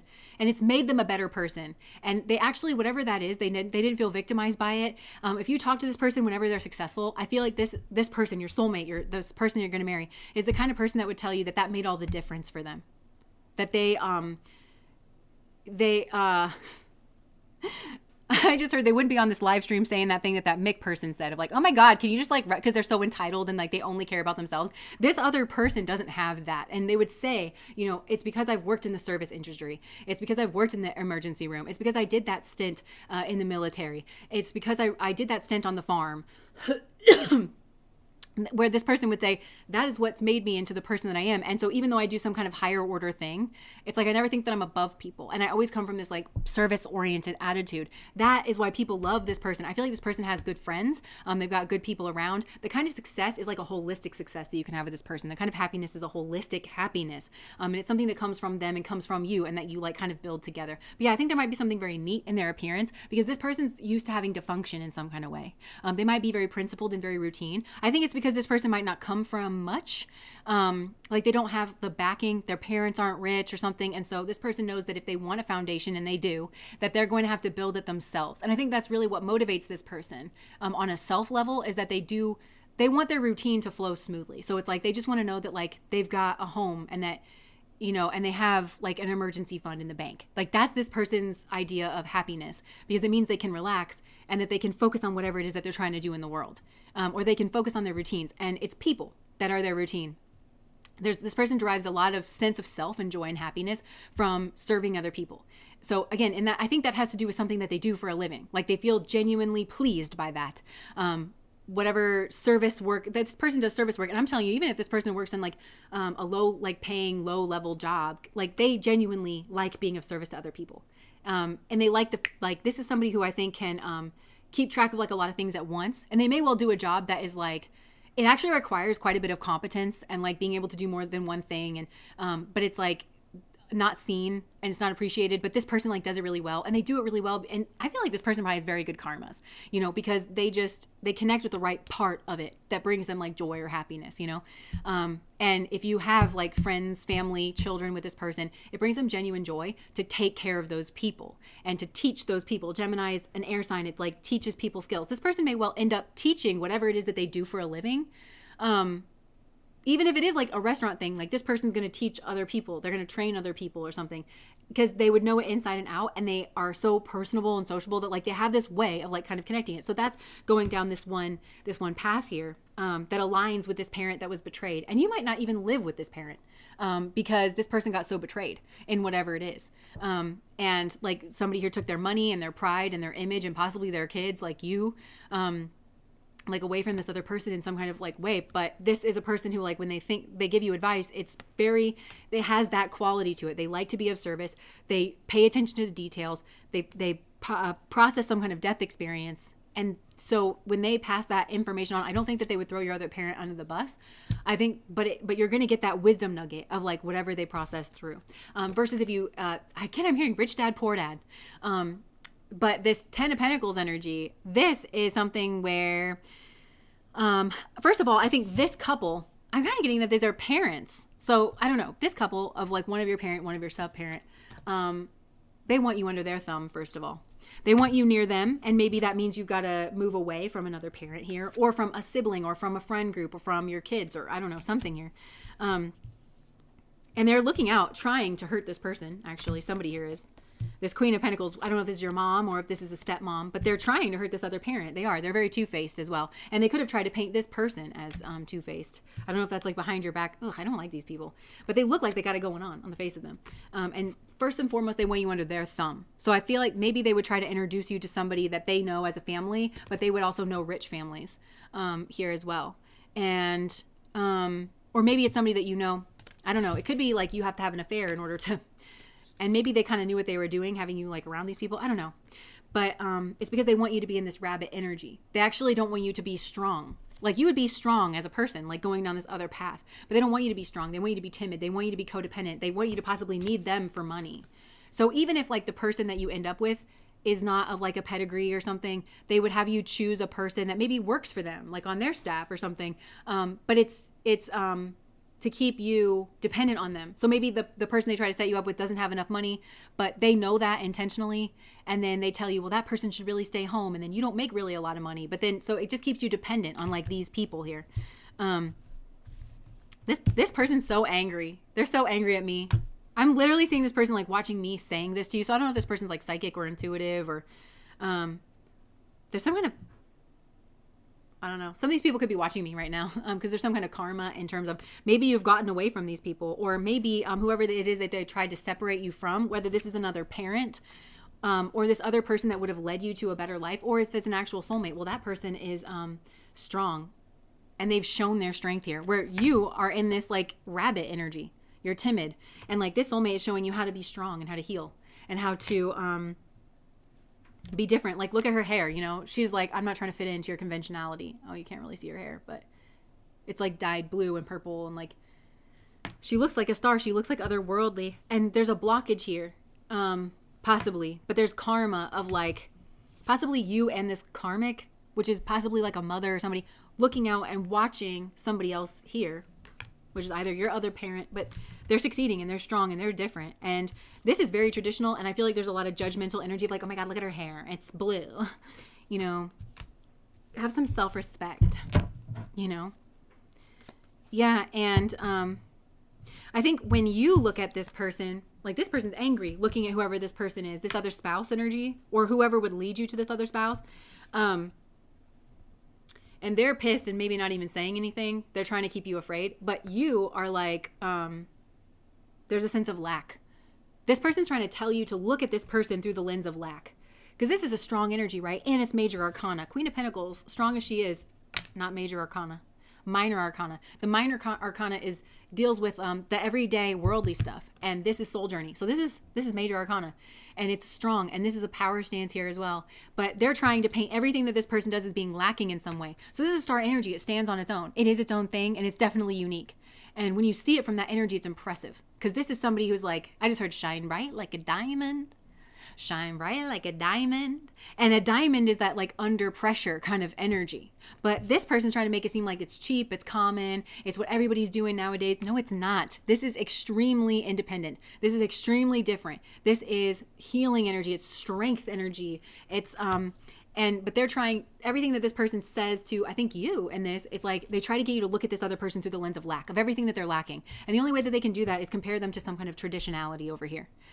Well, maybe they're not traditional, but you don't define somebody by what they lack. You know what I'm saying? It's not fair. This is a person that's like, well, they're not like us. They don't have Gucci Couture. They don't have Louis Vuitton. And, you know, it's like, they don't give a fuck about that. Their values are entirely different. So if you're going to try to judge somebody by your standards, then everybody is going to consistently be in a lack. And that's this energy. Everybody else can get it. I just heard everybody else is like this. These are people like look down. These are the people that like everybody to be the same. So everything is a hierarchy and they're at the top of the hierarchy basically. And so they can judge everybody by lack. That's this mentality. But this is a person that's like, we're all different and I just want to be myself. And they actually have done that and they are completely different. And there is nothing lacking about this person. Not a damn thing. They might not have whatever these people have, but they don't want it anyway. They find something different. They find solace in something different.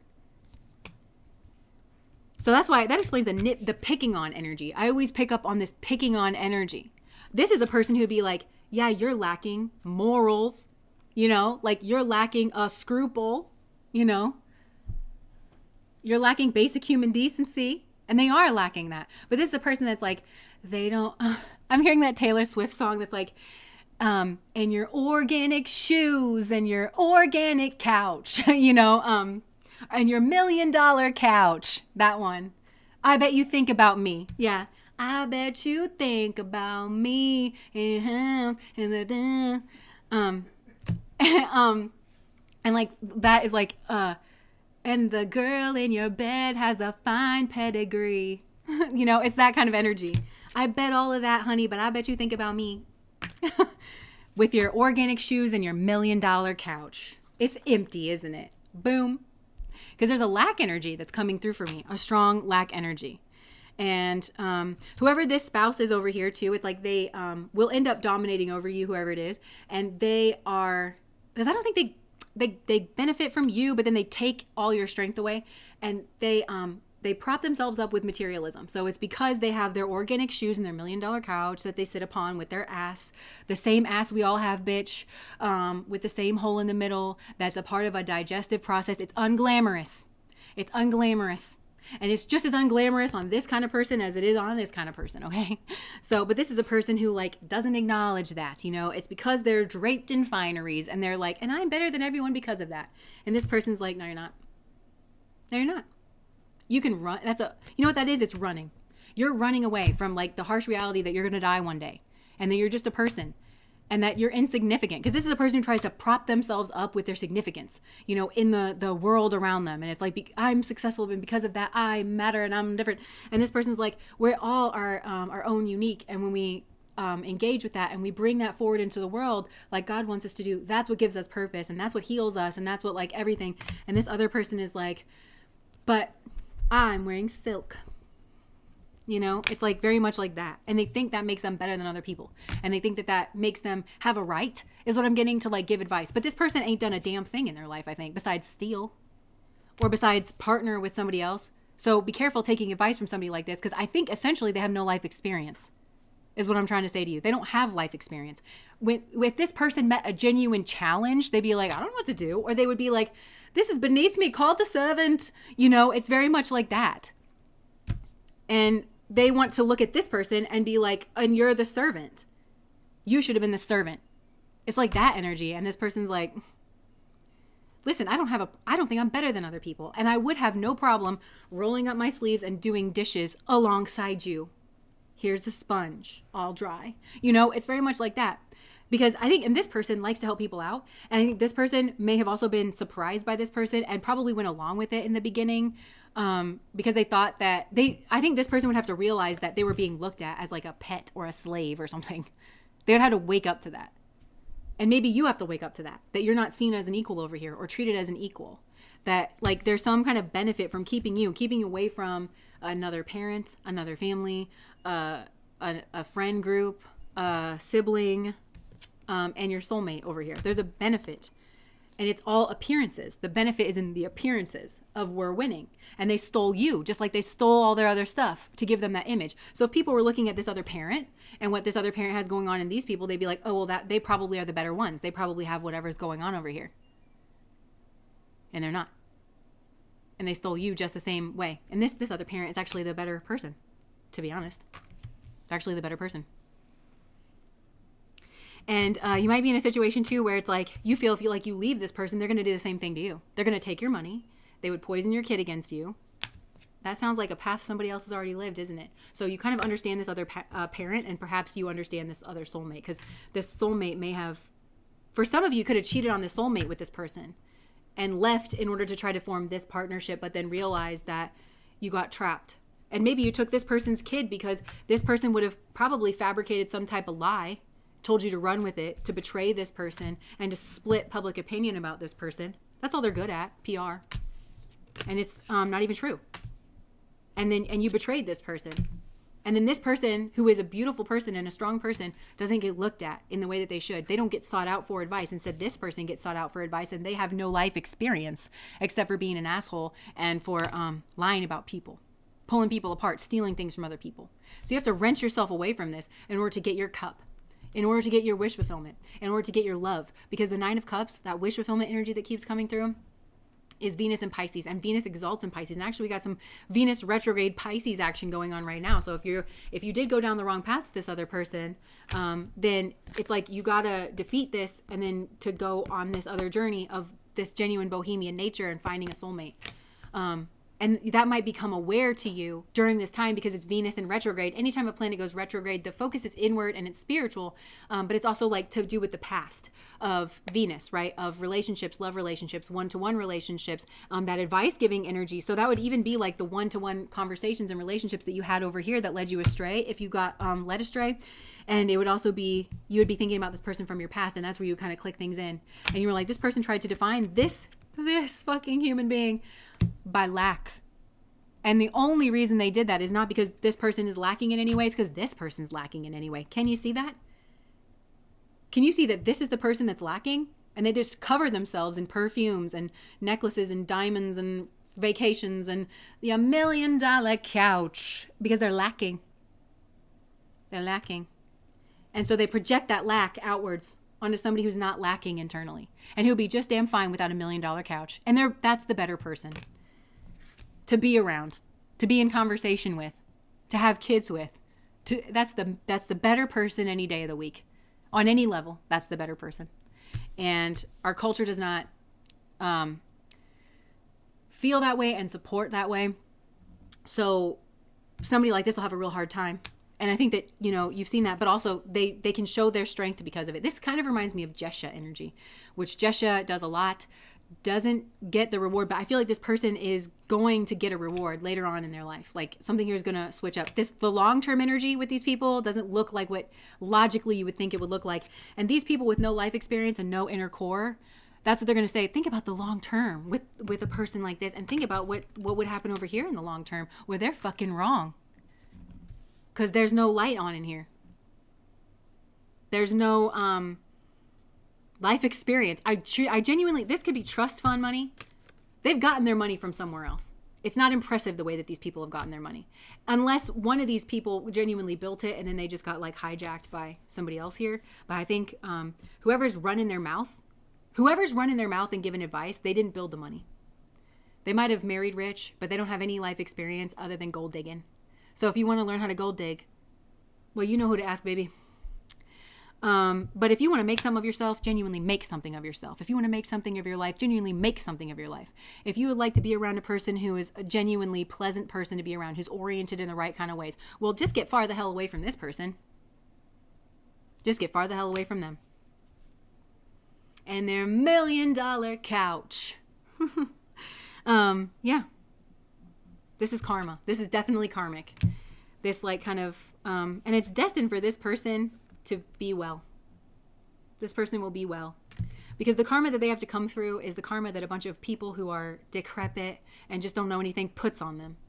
This is a person who's got to define themselves and not be seen through the lens of lack that people want to put on them. They're sparkly. This person's sparkly. And this person's probably like, if you believe in a star seed or something, this person's like a star seed. They're supposed to plant themselves here and allow this kind of energy to take hold in our world and not this energy. Try not to mate with this.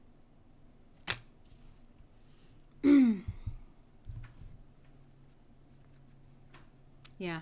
Because this person over here, they're very skillful. This person has a can-do attitude. And I don't know that you can see attitude. Oh my gosh. Okay. I don't know who that big person is, but like I keep going back to that. Like the selfishness, the entitlement that comes through even just like in a statement like that, but like this kind of can-do attitude. Like, so this person, attitude, there's something about attitude, like pay attention to the attitude, because I don't know that it comes across to you that this person just has a can-do attitude. You know, like they can do anything and that's going to rub off on you. It's going to unlock like your own magician kind of qualities. Okay, I got to kind of like, Spirit's having me roast this Mick person a bit, but I kind of can hear them in my head, and I don't think they're meant to be a bad person. I think they're like, oh my God, like this person's like crying, and they're like, oh my God, like, you know, so I feel like they just had like a hard lesson. Sorry if you can still hear me, Mick. And if you're still in here, then good for you. Good for you. You're a strong person. You're oriented the right way. We'll work through it. Like, okay, now the rage kind of came out a little bit. But yeah. So this person has like a can-do attitude, whereas this person just haughty. They have this high and mighty attitude, and I wouldn't want anybody that would be around this person. And like, I don't know, because I think they can probably, tower, judgment. This tower is going to crumble. So that this like pleasantness can come in, this Ace of Cups. I think this person is also trying to make you think that this person's manipulative, because they want this person wants the tower to fall, and I think I keep saying parent. They also want you to think this other parent's manipulative because they want some kind of relationship to crumble over here. Like this is a person who just destroys your relationships with genuinely good people, like with genuinely good goals for themselves. They want to destroy that. So that's like with your parents, with your friends, with this soulmate, even like possibly with a child here. They want to destroy your 10 of Cups because they want you to value the 10 of Pentacles over the 10 of Cups. This is your 10 of Cups over here.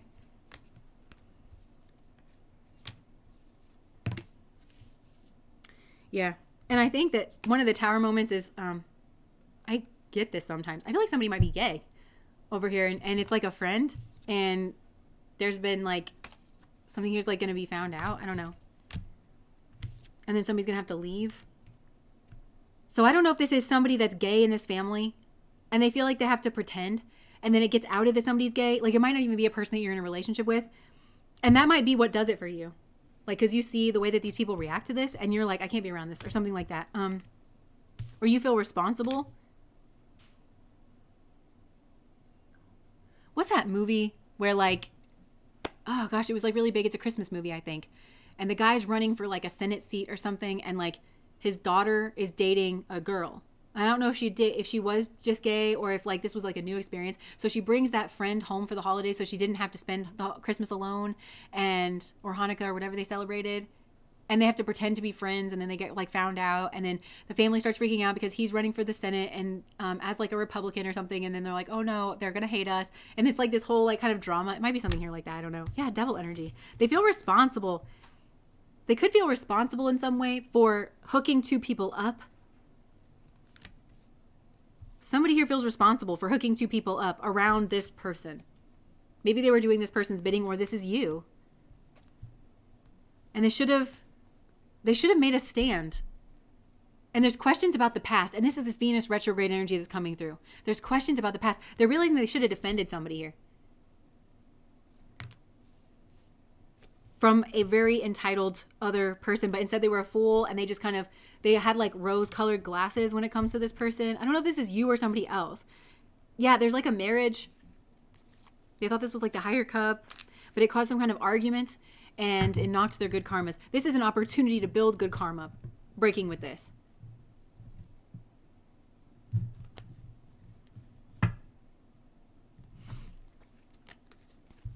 And something that seemed like an accident actually revealed that somebody here was like sneaking around. Or like it revealed what they actually were, but I feel like they recovered or something. Okay. I keep hearing that song. I bet you think about me in your house, in your car, with your organic shoes and your $1 million couch. I bet you think about me. Yeah. Okay. So that is that. Try not to mate with this. Nice. Okay. Wish I knew you and you guys in our group many moons ago. Me too. And you know what? Maybe we'll get to know each other in another life. Like we'll actually get to live around each other. Maybe we'll all live in like a truly bohemian community by the sea. And, you know, we'll knit our own nets and we'll live in the sun and we'll be happy and we can live a tribal life, but there'll be healthcare and we'll get to build our community like our way, genuinely our way, because we're all dealing with our karmic energies now, and so we're like breaking the ties with that. And so when we all come together, none of us have like weird karmic family members or something that are going to try to come into like our communities, but we're all going to get to be family to each other, you know. Maybe we can hope. I hope you're my sister in the next life. My sister in this life is a Gemini. Nice. Jess, you've been there. Yeah. Please start a Discord server. I tried to start a Discord server. I think I still have it. And honestly, there was like a weird spammy thing on there last time I checked, but it was like at the start of Discord and I don't think a lot of people knew what it was. So maybe if we start a Discord server, and also on Patreon, we have the ability to have certain conversations. I don't know if other people can start those conversations. I should start more of them. But like people do, like we just have like a running thread over there where we do just like talk about things. Yay. All right. That was a lot. I always feel a certain way after some of these readings where I have to like encounter these like negative people, and I feel like I got it on me, you know, kind of a thing. So we'll just compassion that. Book club.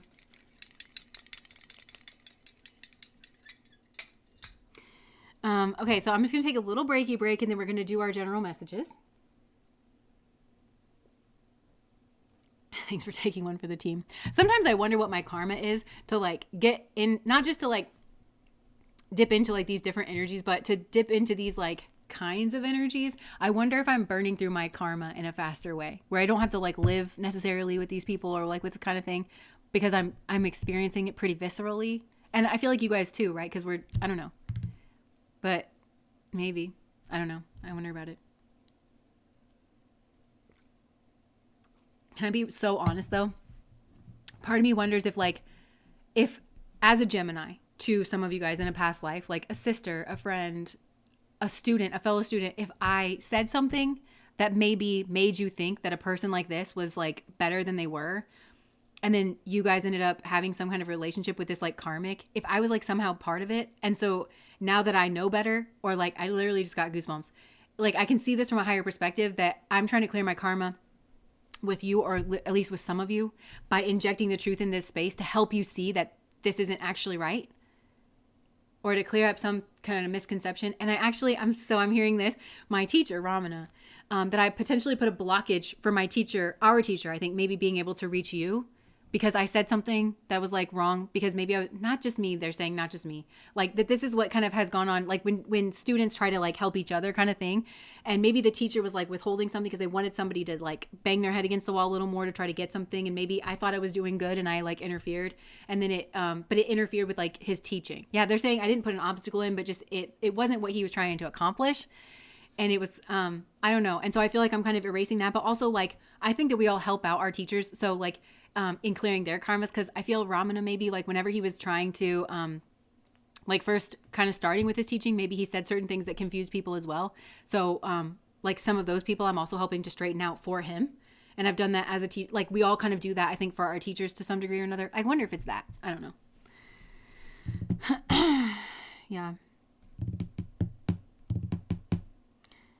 Oh, nice.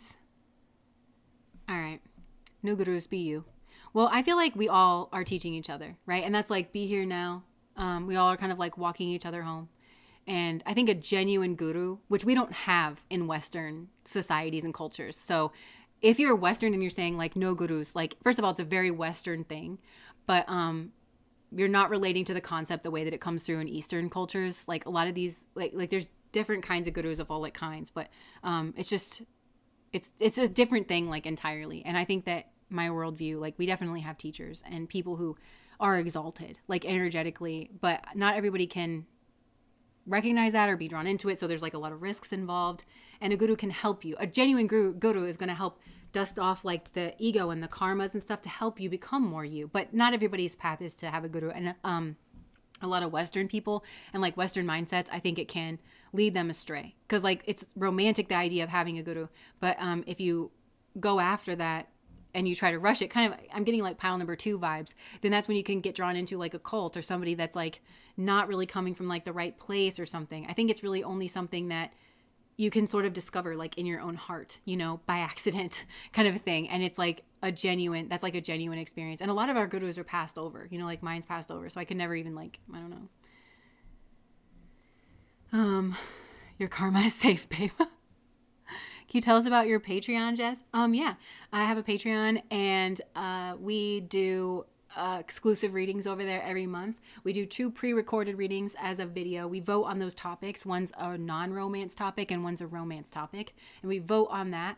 And so those get released. We do a Patreon exclusive live stream. That's the first Saturday of every month. So like my Patreon goes from month to month, and you only have access to the 2 months because it's evergreen content and there's so much of it. And I just don't want people accessing certain things. I release old readings too, like from the vault anyways. So you only have like access to the 2 months, but the first Saturday, everything happens on Saturday on Patreon. So the first Saturday we do a live stream, and it's just like this, but it's just for patrons only. And we vote on that topic too. And then the next two are the pre-recorded readings. And again, we vote on that topic as well. And I get a lot of ideas like here from the channel on some of those extra readings as well. And then the last weekend in the month, we do like a From the Vault. We release like an older reading from the vault. And there's different levels. So I don't do a lot of personal readings. I don't have a lot of time to. But one of the highest tier, you get notified whenever I have availability. And you can stay in there as long as you want. And but I'm still, like right now, I'm working through personal readings. And I have been working through them. I had a wait list 50 people long, and I've really been working through a lot of those, and some of them have 2 questions that they want, and that's fine, that's great. So I've been working through that, but then as soon as I'm done with that, then that highest tier, which is $20 a month, I think, and my advice to that is don't join that if you just if you're like eager to get a reading like now.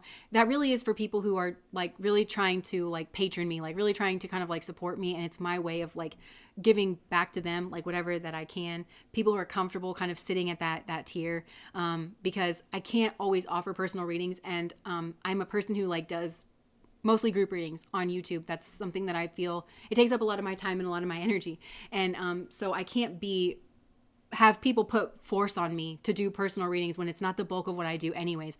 I have to be in charge of that, and I have to be in charge of my own energy of what I can offer. And I don't like that entitled kind of energy. And so far, everybody over there, it's been like really, really nice. And even when people like kind of check in about certain things, it's been very organic and very calm. So, but just my advice is like, don't join that tier if you are going to be like cracking that whip on me. That's not what it's for, but that's like the highest tier. And then there's other tiers where you can actually access my backlog of readings over there, like all the exclusive readings that I've done, if that's beyond just the 2.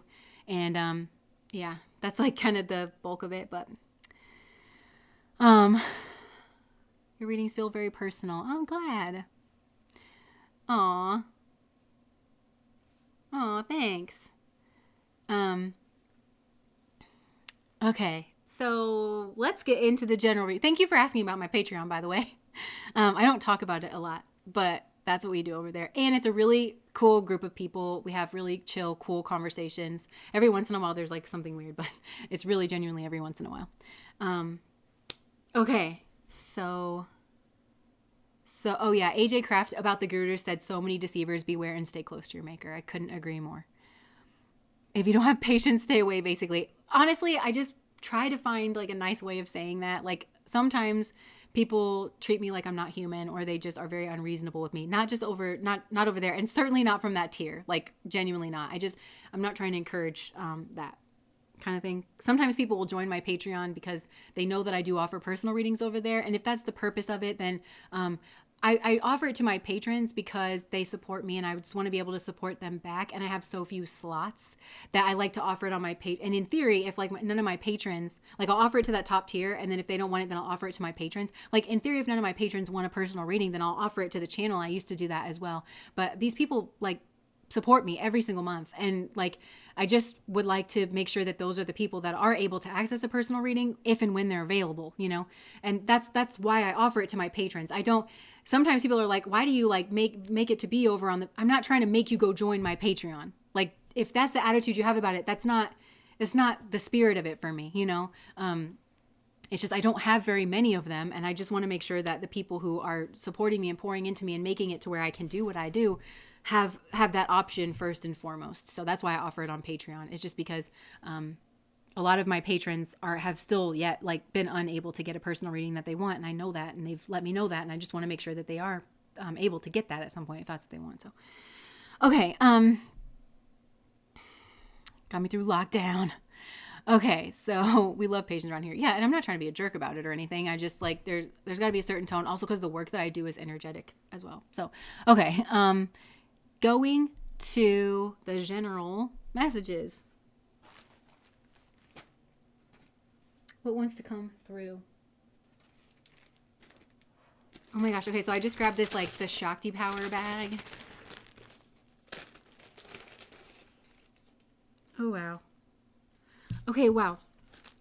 Connect diverse elements is what I saw, and it kind of keeps coming out. So I feel like Spirit is wanting to help you, or like encouraging you to connect diverse elements in a certain situation in your life. Okay, wealth through marriage. accumulate good karma, achieve many goals. So Spirit's saying connect diverse elements around something here to do with like wealth through marriage, accumulating good karma, and achieving many goals. This kind of, whoever always goes in pile number 3, whichever energy is trying to come through in pile number 3, they always kind of leak over into the general messages. And I'm not even going to question that at this point, because it feels like, I don't know, maybe Spirit's trying to connect that, but connect diverse elements, something to do with like not marrying for money, I feel like, and it allows you to accumulate good karmas, which then helps you to achieve many goals. I think Spirit's trying to say that. Don't marry for money. That's devil energy. You're trying to just have some kind of short-term solution to something that should be wealth. Is they're kind of giving me a spiritual perspective of wealth. It's not just money, right? And we talk about that. That's an Eastern perspective too. It's like genuine wealth is like health, happiness, stability, maybe more than money, and freedom, like having more freedom. That's something that you can kind of like accumulate over time and like achieve many goals, but it's a marathon, not a sprint. Life is a season. It's not meant to all be lived in kind of like one day. So Spirit is trying to get somebody here to connect. It's growth. Maybe some of you have connected this and Spirit's saying like that's growth for you. And then what's this one? Okay, destroy, damage, and big rain. Okay, so big rain, this is like Uttara Bhadrapada, the Shakti power that comes through that. Oh, and then there's something hiding. Destroy, damage, and then wealth and fame is in reverse. So, not doing this, I feel like maybe this is like the negative karma that's been accumulated. Is there some kind of like something here was like destroyed or damaged? Or somebody here, whenever they go to achieve their goals, all they can do is destroy it, but it's because they don't have good karmas. They're not coming from a good place because wealth through marriage destroyed their good karma is what I'm hearing. Something here to do with that. And the wealth and fame was like taken away because of that. They can't build wealth and fame, or like maybe they felt like they had that and then it like got destroyed or something. And so Spirit is saying like bringing in the big rain, this like big cleansing kind of rain of like this negative karma. If you connect diverse elements, this is something Spirit's trying to assist this group with.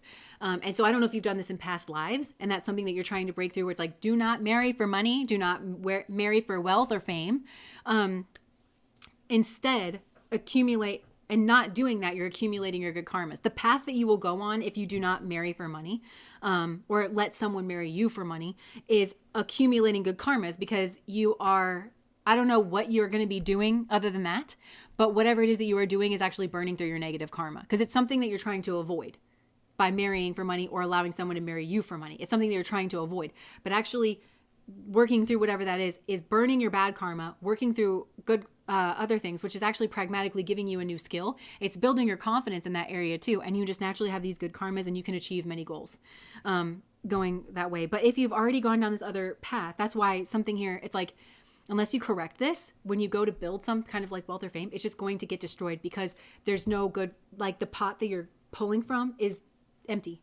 It's negative. That is the energy. The end and the means are one. Is what I'm getting. The end and the means are one. So if the means is like where you're pulling from is connected to this like negative person that's a karmic and that you're with for all the wrong reasons, everything that you builder and the saboteur. You can't have gone down the saboteur path and then decide you're going to be a builder now.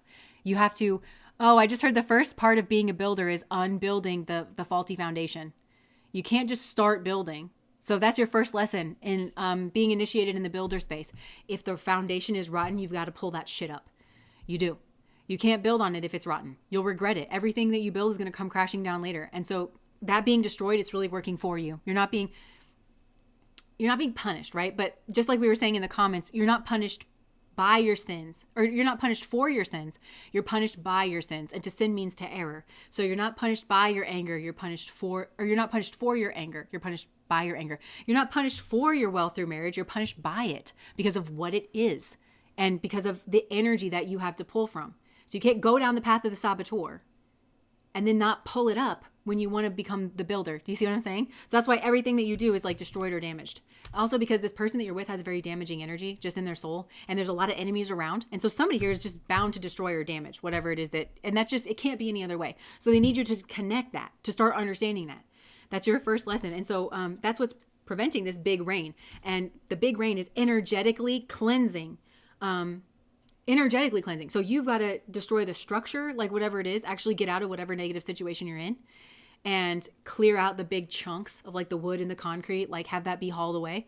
And then that's when the big rain can come in and actually wash away like the sediment. And it just feels very like all the negative ions, you know, like if you sit like at a big, like waterfall or something, and it just feels like all the negative ions, like, you know, that's the energy that you're wanting, that like fresh new kind of, but you've got to do the work. So connect these diverse elements. And this is what's leading to positive karmas. This is the lesson. This is what Spirit's trying to teach you. Because I feel like you're learning it piece by piece, but you got to take it all the way back to the root. And the root is you're in some kind of decrepit situation and you're never going to build something spiritual or something that's going to last, because the end and the means are one. So whatever you build and the means by which you build it, and the foundation I think that you're building on is maybe for some of you, somebody who married you for your money, or somebody who you married for money. And that they have a damaging energy, whoever it is.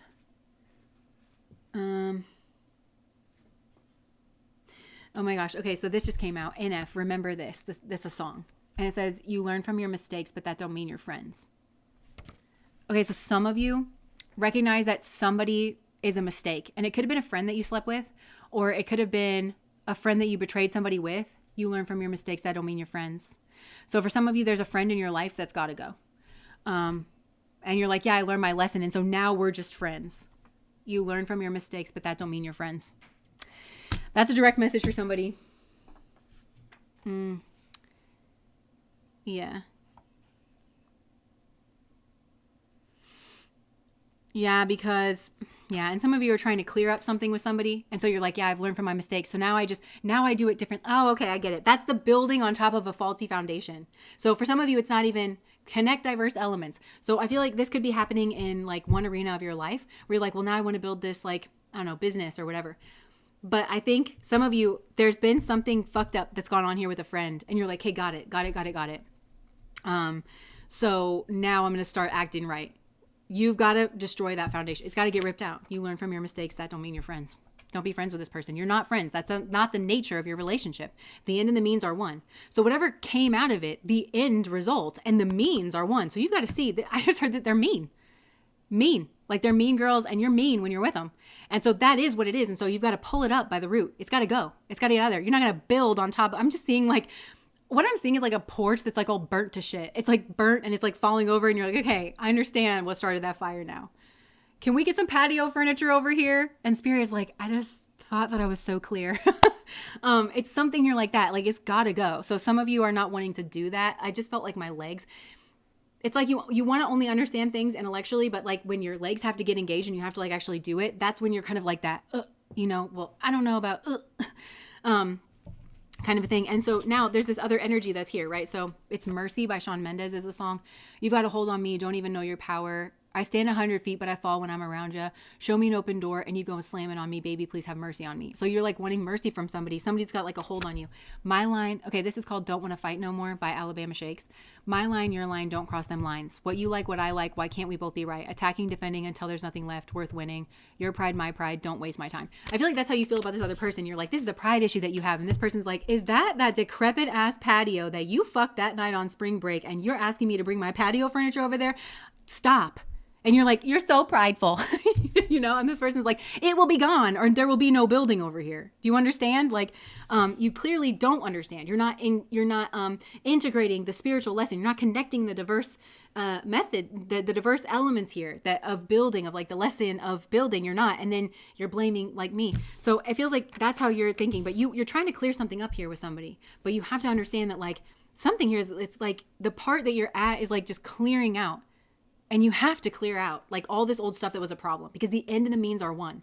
So I think you're looking at that end result and you're like, okay, that was bad. But you don't understand that the means are the same, that this friend is fucked up. This friend is mean. And you think that you're going to control this person because you know better now. Why is this person around you?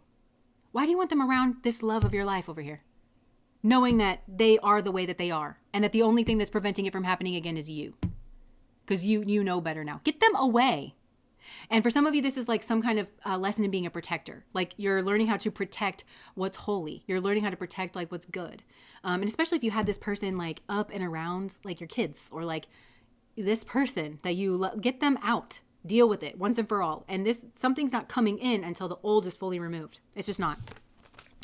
And for some of you, then that's what's going on somebody else's side in regards of you. Hold on. Rascal Flats. God bless the broken road that led me straight to you. Just came out. Yeah. The Lighthearted Alchemist said, you clearly are just very attached to this friend. Just keep hanging out with them because I'm completely uninterested. Yeah, it's really, you can't have it both ways here. Because this friend also brings out like your negative side. Like there's this shadow energy between the two of you. And it was like this secret, like weird intimacy. It's gotta go. Like it's just gotta go. And it is weird that you're fighting for this friend. And the only reason you're fighting for this friend is because it's an admission of who you are. And you have to, it's just, you're trying to like juke around admitting what you are and actually like doing the work. And feeling, I think you're afraid of feeling whatever it is that you're going to feel if you actually get rid of this friend or this friendship group or something, because it brings out the worst part of you. And you're like, well, I know better now and I'm going to be the wall or the protector. But you're not, keeping negative people around the people you love is not being a protector. Okay. They shouldn't be within the city walls. Remember the king pile? Like if that's not resonant, if that's not clicking, you should go watch the king pile and like go towards the end where I talk about that new energy, where it's like that person just is a good filter. They don't have negative people around. And so that's why somebody's heart is healing. And that's why they're like happy. So this person could never do that around you because there's like negative friends that are around. Two-faced. Yeah. Judgment energy. And it prevents the proper judgment to come through about like some kind of betrayal. As a functioning dysfunction. Betrayal is a functioning dysfunction between you and this friend. That is the legacy that you guys have together. You have to burn it down. And this person's made a judgment call on that because you refuse to do it. It's like, if you're not going to do it, I'm going to do it, because the fact of the matter is this is done. The fact of the matter is this is done for me. I'm not dealing with it anymore. Ever. At all. To any degree. So you'll understand that and you'll make it to where being around you, I'm not dealing with it at all, or I'm just not going to be around you either. That's like the place, the level of decrepit, like that's going on here. Okay. So like put that to the side, Okay. So what else is coming through? Kimmy Kai, thank you so much for the super chat. I always enjoy sharing esoteric wisdom and this no BS readings. You really cut through the crap dressing. Thank you, because I feel like I don't like having to be in this energy. I really don't. Like, even now, I'm like, Jessica, God, you're such a bitch. Like, can you just stop? But I feel like this person, it's like they're so stubborn. And they're like, I can't tell if they're being intentionally obtuse. Because it's one of those things, and you guys know that this is a red flag for me, where it's like, are you genuinely ignorant of something? Or are you maneuvering?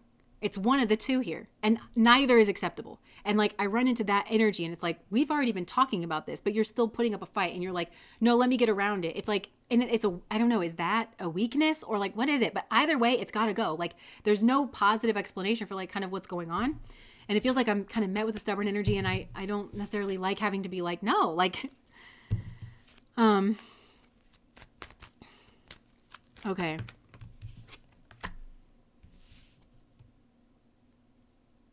Okay, 1 second here.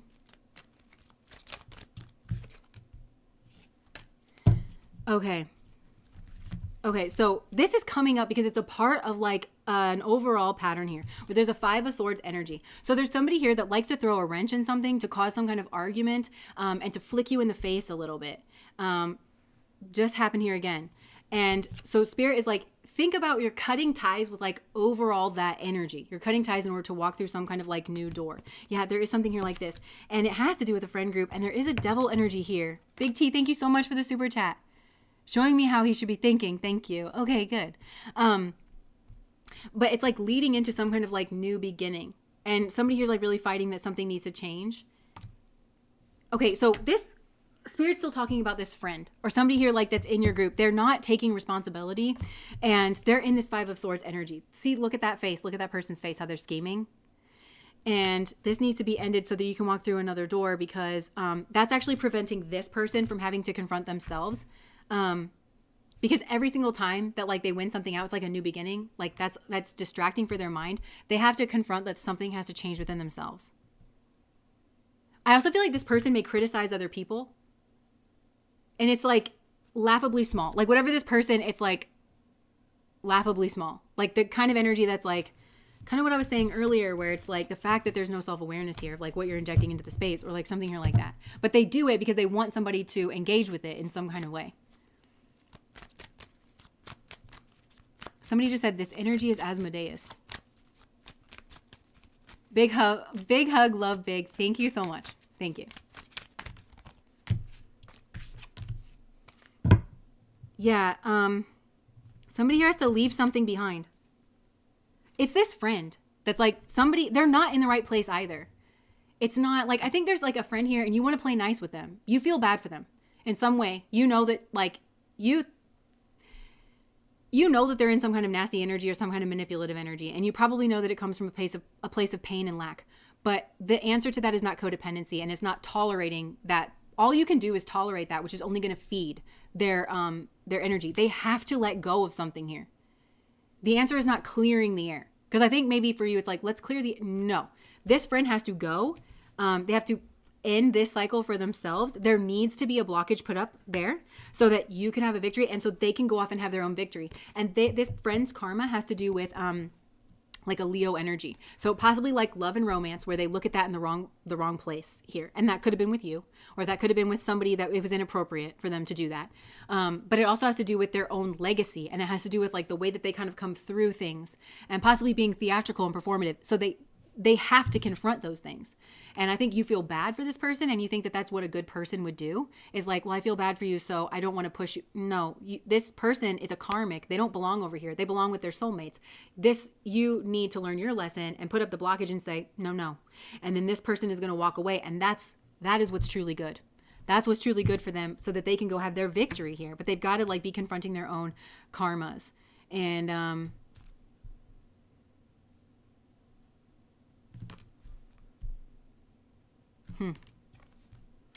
yeah, because this person takes joy in harming your soulmate.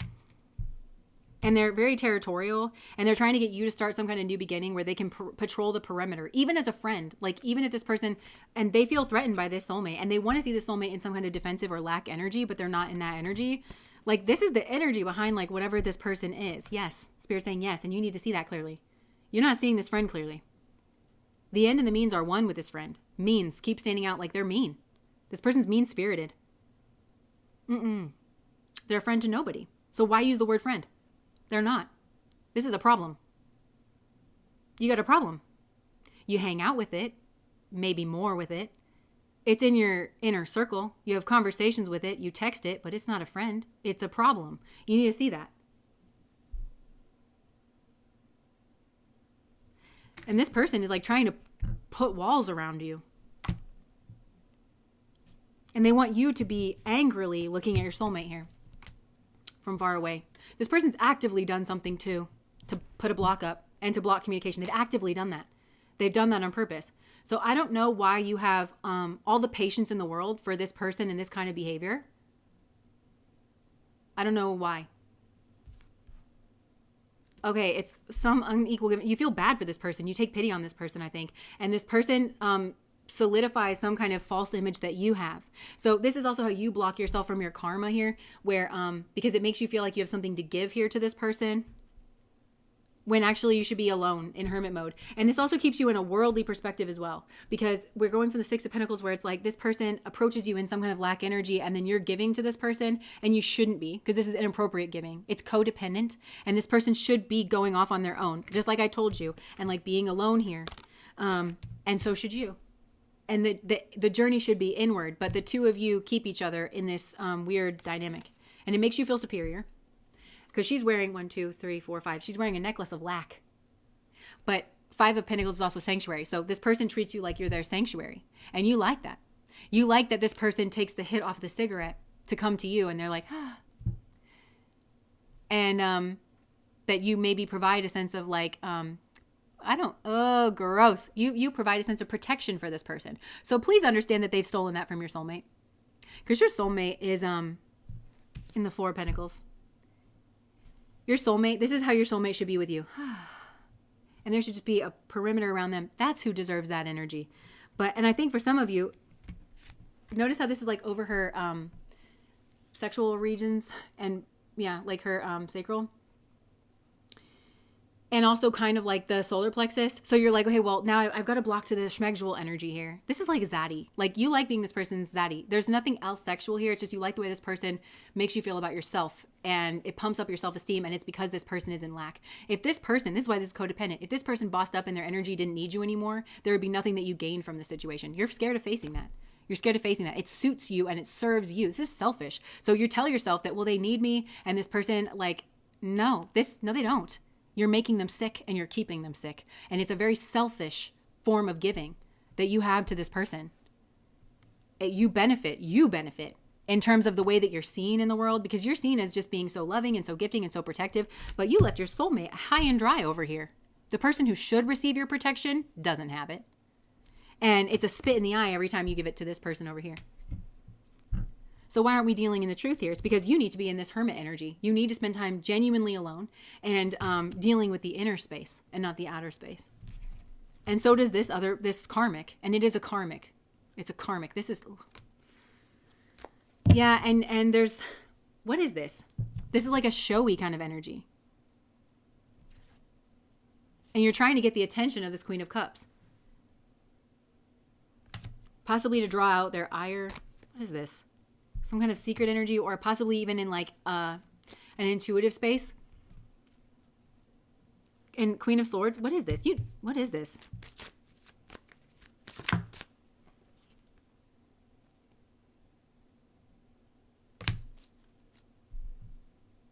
You're blocking some question about the past.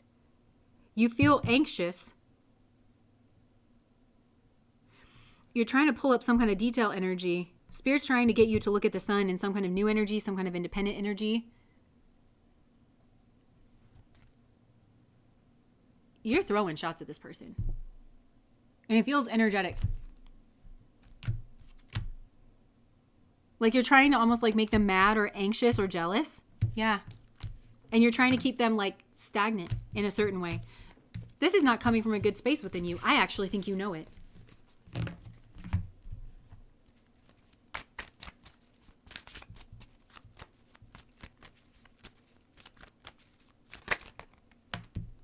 What's the truth? Here. This is a slippery fish, whoever it is that we're addressing here. What is the truth here? About some kind of Nine of Pentacles energy. Maybe you don't want this person to find out the truth about like, maybe an orphan, like some kind of child here. Maybe that's an adolescent now. Or about, you want them to think that in the long term, something. I think you want this person burdened. I don't know. You're trying to like stop some kind of judgment. You're not doing what needs to be done about judgment energy around a betrayal. I mean, that's just basically what it is. And so it's a functioning dysfunction. What is this? It's a secret. The High Priestess. The secret. Defensiveness. I feel like you're throwing shots at somebody here. Possibly with a group. Maybe at the beck and call of whoever the fuck this is. Somebody that you're married to. Somebody that you had a reunion with. Somebody who is slippery as hell. Somebody here doesn't know about this. There's a group energy here. So this, did we go into some kind of different message? And whoever this is a Queen of Cups. And so I feel like they've gotten themselves away, and also they're very emotionally stable and they're very peaceful and they're emotionally happy. And you're trying to start conflict, actually. You're trying to start an argument, or you're trying to start some kind of competition over judgment energy. But you're trying to prevent a true judgment energy coming through about like some kind of betrayal that has to do with like a friendship. And you're trying to cause or cast judgment here.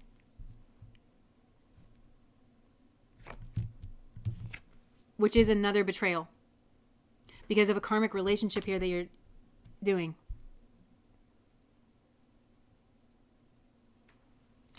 And maybe you're not even fully conscious of this, because for some of you, you're just in some kind of karmic relationship or some kind of karmic contract. So it's coming through in the energies, like that I'm picking up on and then like releasing to this group here.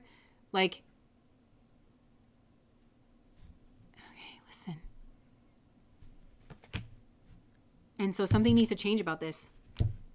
It's a turbulent energy that's like, you got to make the decision to leave this. Something needs to change. You're trying to put off changing something here. With what? With an Empress. I feel like we're having a conversation or an argument with some person here through the ethers. This person betrayed you with a friend. And maybe they have a child with this friend. Or they betrayed you because they was distracting from the fact that they had this child with like this other person. And they kept telling themselves that in the long term they were going to get out of this or whatever. But they attach themselves, I think, via marriage. And it's a betrayal here to their genuine empress, but they know something needs to change. Okay, there's some kind of message. Maybe even this is like shaking things up, because this is wrong that this is coming through in the messages even. Like, this is a further betrayal here. Yeah, you've got to make a decision. You've got to cut this off. You have to cut this off. It's still causing pain. And for you, it's a strategy. Or for this masculine, it's some kind of strategy of getting around some kind of obstacle. Maybe a home, or like changing some kind of fate. What is this? Is this making sense to you guys? I don't know that this is making sense. Connect diverse elements. Connect diverse elements. Because this to me feels like diverse elements. I feel like we've had 3 separate energies come through here, and I don't know how they all fit together. And also, I feel a certain way. Like, I feel there's this energy that comes through, and sometimes I feel sick in my energy when I channel it, and I feel it in my ears, and I feel it in my tears, and where I'm just trying to surf whatever it is, and it's not a good energy that's like coming through, and I feel like that's what this is. And so I'm in this energy, and it's stirring something up here, and it's because somebody's trying to connect diverse connect diverse elements to try to figure out how to get around like some kind of obstacle here, and they're avoiding making some kind of decision and cutting something off.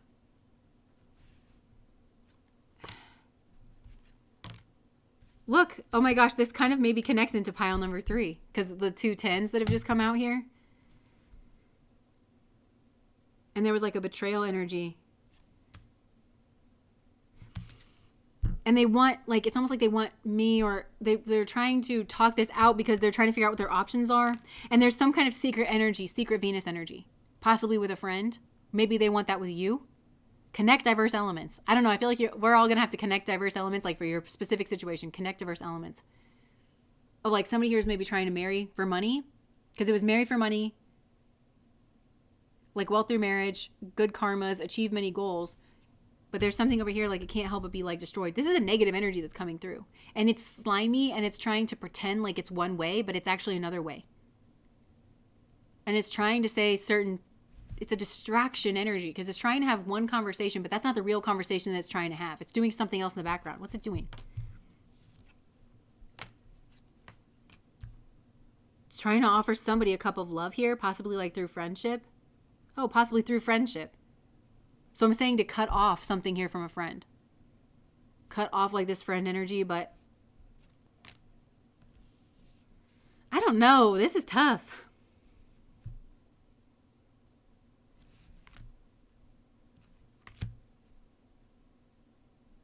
I feel like this person's a troll. I don't know why. Like, it just feels like this friend...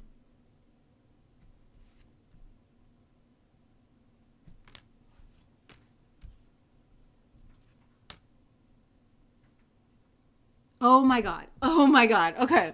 Wow. So hold on. Otter and Owl, thank you so much for the super chat. Now that we've gone through all of this, okay, this is a karmic feminine. And I feel like, okay, wow. Connect diverse elements. Okay, I just popped through something here. Now, some people have probably like already lost interest in this and clicked off and been like, I don't know. I just figured it out, okay? This message is coming through from a karmic feminine. This karmic feminine is intuitive, okay? And this is a person that like either married for money or somebody married them for money. And they're trying to make it seem like a divine feminine or divine masculine here was the friend, or something here like that. They're trying to be a troll. They're trying to cause a fight. They're trying to cause like a crying energy or like an anxiety energy. They're trying to block and they're trying to interfere. And all of this was trolling. All of this is trolling. So like connect like this general message of because they're trying to leak something into an intuitive space. Oh my gosh, they're literally freaking out that this message is coming out right now. They're trying to leak something into an intuitive space in order to mix certain things up, in order to make you feel like you were just a friend here, like, and that you're the friend that needs to be cut out because they're the marriage partner. But really, this marriage partner was the friend that needs to get cut out, that like they started off sleeping together or something like that. Or there was a different friend that they slept with and that like put them on path or trajectory. This person's crying. This person's freaking out because I just grabbed it and I turned it on them.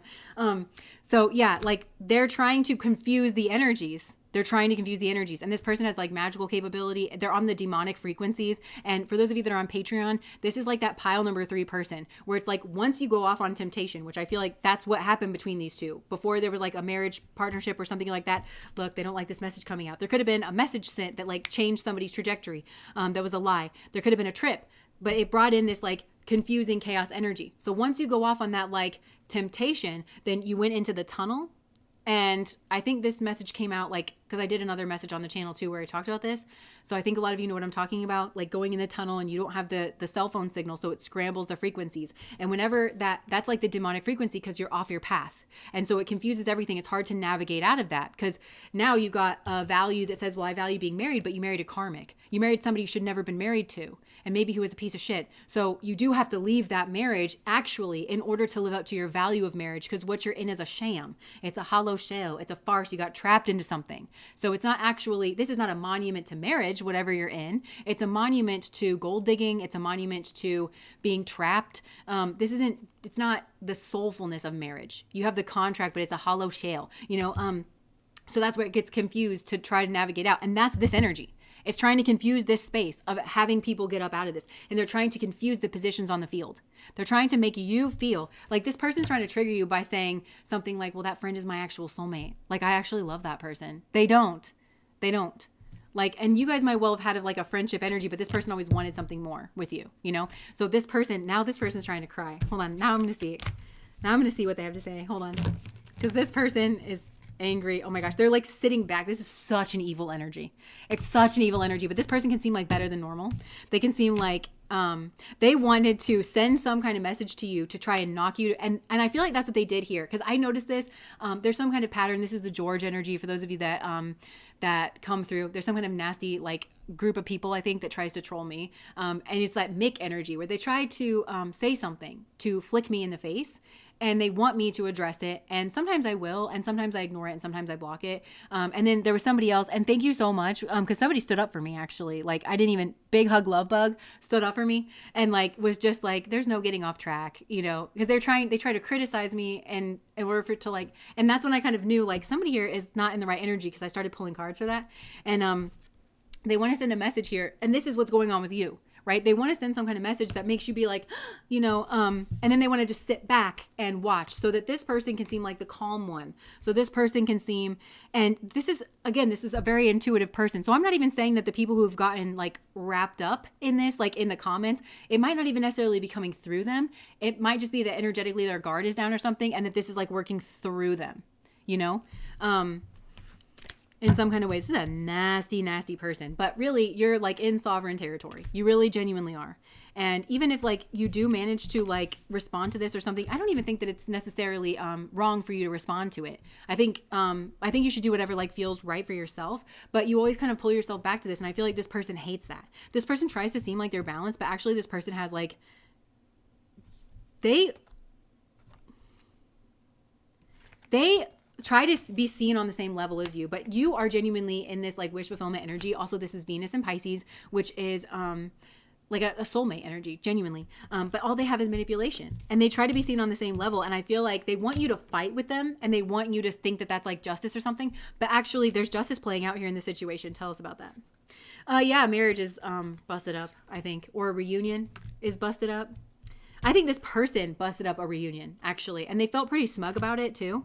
And maybe it was something to do with like a party or some kind of reunion.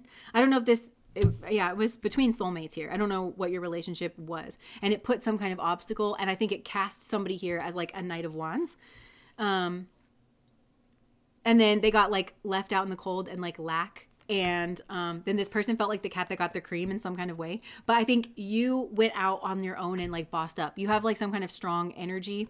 Yeah, like this lover's energy. This person is like experiencing some kind of like lack. And their maneuvering in the shadows is actually being called out. Somebody's actually catching it. Somebody's catching it.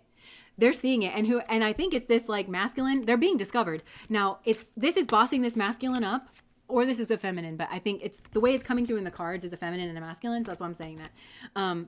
But this feminine is trash. Okay. Like this person is a manipulative person and they start shit and then they sit back and watch. Right. And this could have been this like friend energy. And they're like, I'm the soulmate. And they're literally a troll. But look at this masculine. So actually this masculine's turning and seeing this person and going after them and fighting them. But he's in the knight. He's the knight of swords and this person's the queen of swords. And I think this battle, whatever this is, and it might well be like accusatory or like a word battle or something. This is why this person has to go. You do understand. And this is why this person says not a friend. You understand. But it's bossing him up into the queen of swords, his own queen of swords energy. It's maturing his logic. It's maturing his words, so he would never fall for this. Because whoever this is hasta energy for me as well. So this could be a mother, like some kind of protective mother, or again, they're territorial like a mother. So they could have tried to worm their way into this masculine's life by treating him like an adolescent and trying to take care of his needs. And literally I'm seeing this person try to build walls around like this masculine. And he's got to break up out of that to like get his own good karmas here. And he's got to fight this person. And this feels like the logic has to catch on to this person like much quicker. And that's what's actually building his good karmas. He could have thought something was an accident. They could have told him it was an accident. And I think on some kind of grander cosmic scale, I think whoever you are, you have like, they got caught out in something here is what I feel. This is the friend that like he got like caught out with. And this person is a troll. And this person has like magical capabilities and is intuitive. And I think they were like, that was just an accident. And he's stupid. He's stupid compared to her. And so he was like, oh yeah, it was just an accident. The fuck it is. No, it's not. And now he's catching on. Finally. And now look, we got somebody ready for battle. And he is not as strong as this person. He's not. He's much rougher on the edges, but this is going to boss him up. Yeah. Yeah, there's somebody here that's being, they're getting their karma here. They're getting their just, now they're in a defensive stance. This person's in some kind of defensive stance. And I actually think, me as a reader, I'm the Knight of Swords in this because I just turned around and like caught that person, like I knew that it didn't make sense the way that the message was coming through. And Spirit was saying connect diverse elements I was connecting all the feelings, remember? Like the way that the message feels and the way that I feel. And also that it was wrong. Like I knew that what was coming through in the message was actually wrong. And it's this person that's trying to get in. And they're trying to avoid taking responsibility. And they're trying to like make me feel responsible or make the wrong person feel responsible for like whatever has gone on here. And they're also refusing to take responsibility. And they're also trying to keep somebody here down. Because that Sagittarius energy, right? It's the beast becoming man. It's the beast kind of turning and like developing that swords energy. And the funny thing is they tried to throw up a block in this masculine's path. And also I think for me as a reader and possibly for some of you in regards of like your intuition, because you'd be dealing with this person in real life. Like you would know who this person is, some of you, because who the fuck is this? I don't know. This is coming through the ether for me. So some of you would like know this person in real life and you would know that they're a troll and you would know that things are like confusing around this person or whatever. But so they're what they're trying to do is prevent somebody from bossing up and coming out of their beast nature, their animal nature and their like impulse nature and actually become the beast becoming man. They're trying to prevent that. And what I think is ironic, hilarious part of the justice energy here is they've actually ended up triggering it because this masculine just noticed. This masculine was like, you said that was an accident and I believed you. And they're like, you believe me because you're the Knight of Swords. Stupid. Like, you know, like this never did he use his wits less. So they could have used this man to outcast like his soulmate or to interrupt like something here.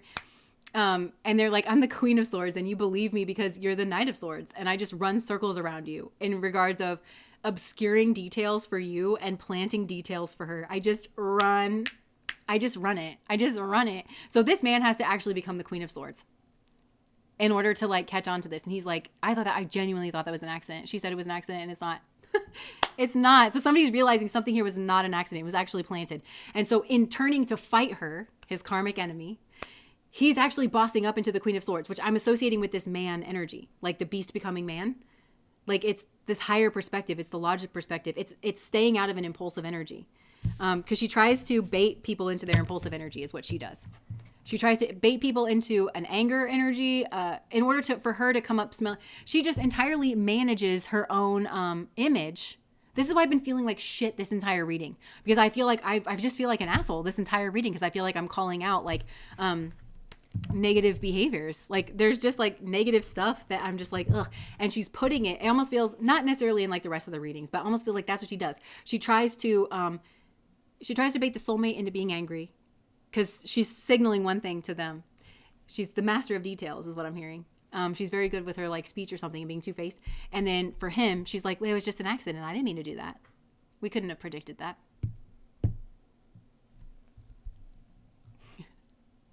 I feel like this is being dealt with. Yo. Yeah, somebody here. Hold on.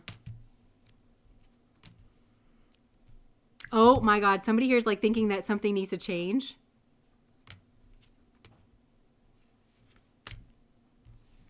Hold on. There's a message coming through.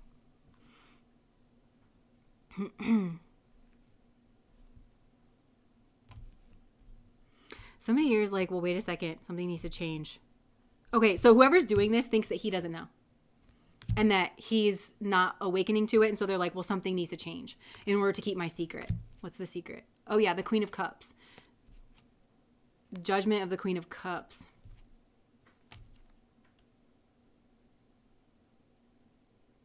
Yeah, like somebody here had a baby with somebody, like is what I feel like. And they feel like, okay, shit, I've got to like stop playing in this space. This person's playing around. They're like, shit, I have to, or he's going to become aware of it. So now this person's trying to think of like another strategy.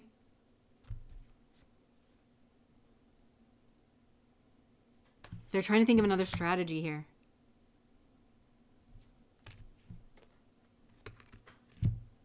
To obscure the truth. Spirit, what's happening? There's some kind of argument about, okay, I don't know. There's something here about a child. And like, who is the right parent of the child or something like that. And something to do with the past and something to do with a friend. So maybe this masculine's not even the father of his child.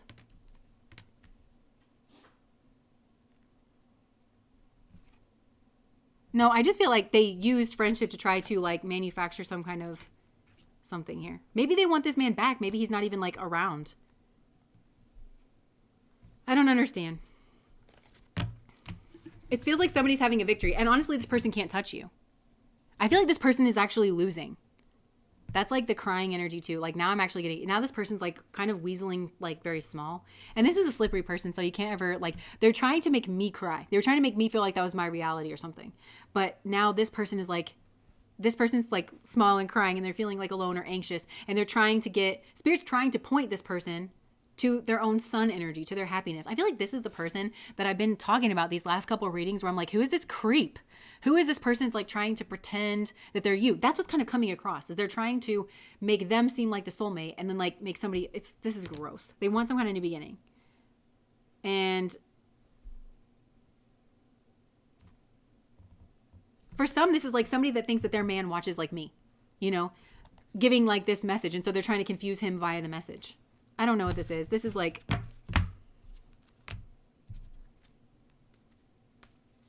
they want somebody to walk away here. They think that's justice, but it's not. They want to be seen on the same level as you, and they're just not. Like, not even close.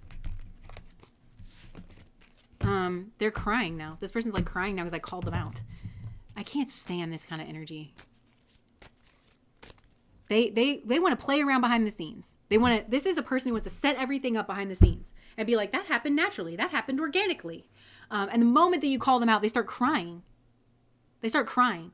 And so again, if you are this masculine, you have to cut this person out. I can tell that you feel pity for this person and that you feel bad for them, but just understand how decrepit this person is and how intentional and how mean this person actually is.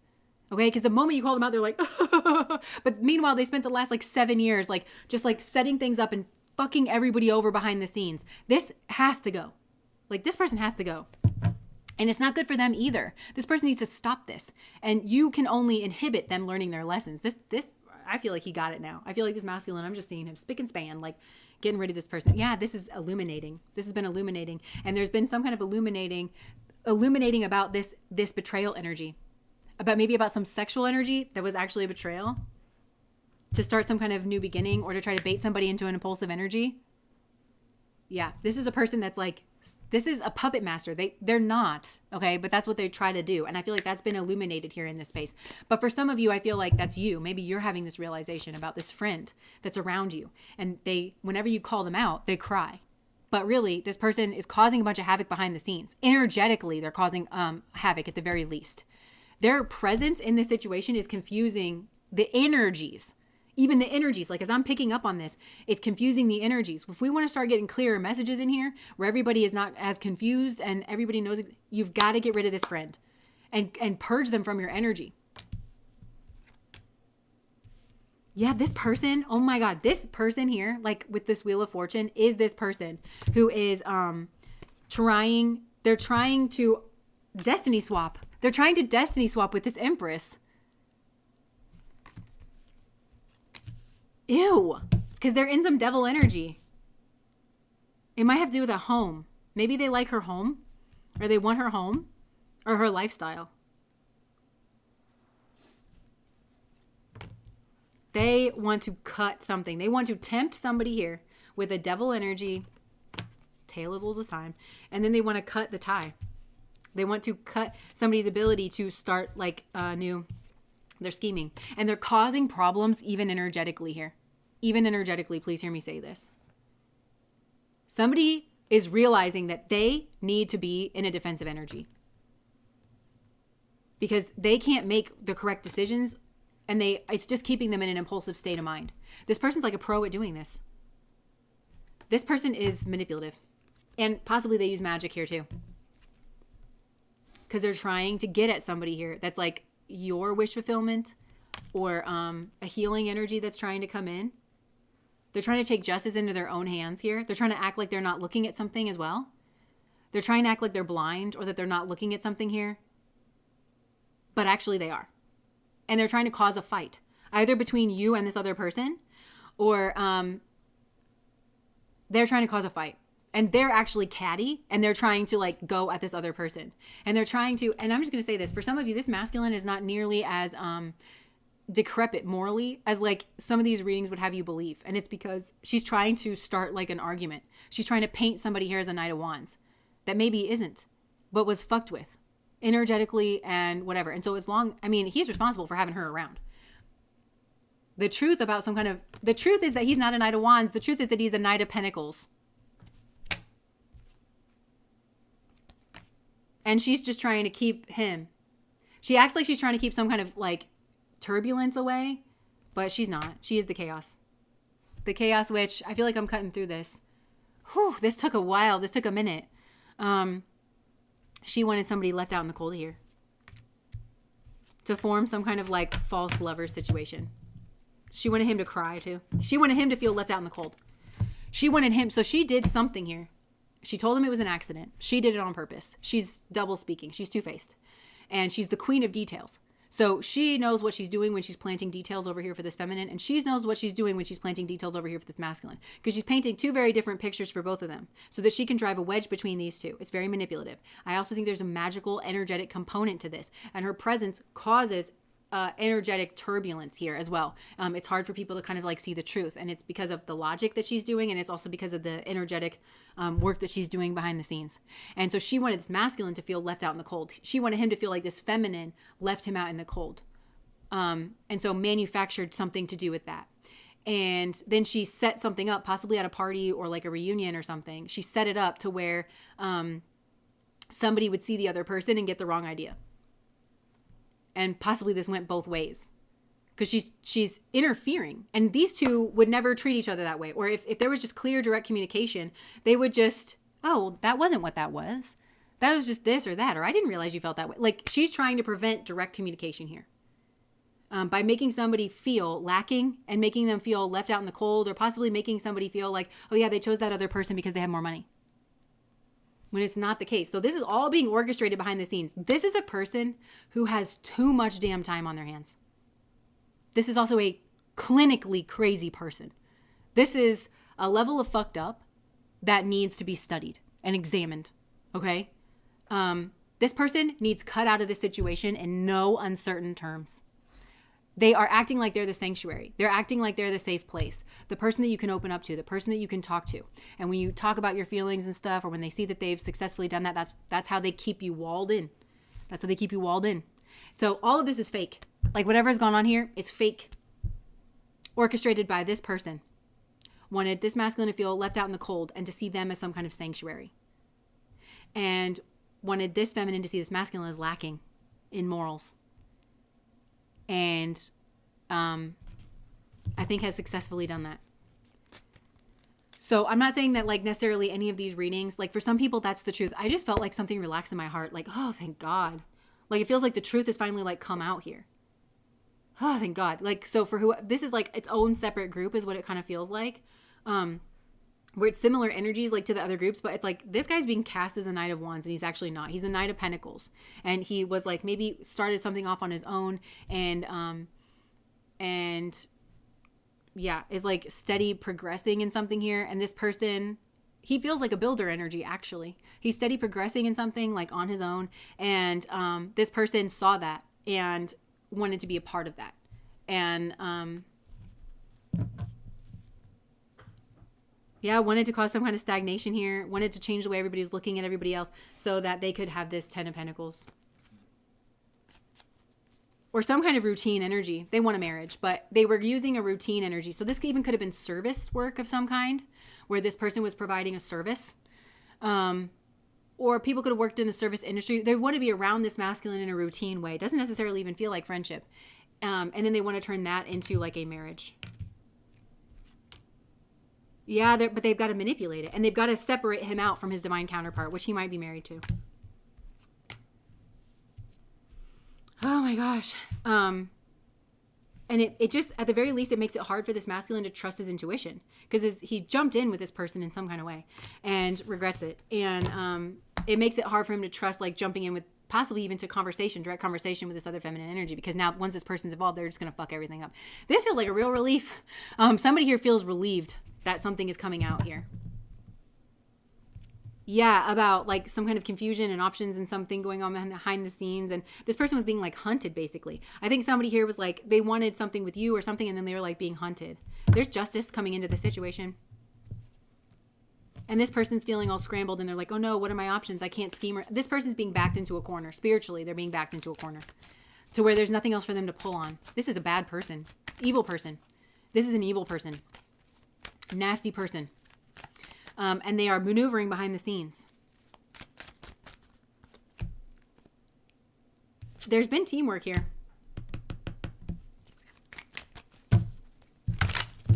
There's been teamwork here. Somebody is so embarrassed. I literally just saw somebody here was like just aside. Somebody's like, oh God, like I've colluded with this energy here. Because they're just so manipulative.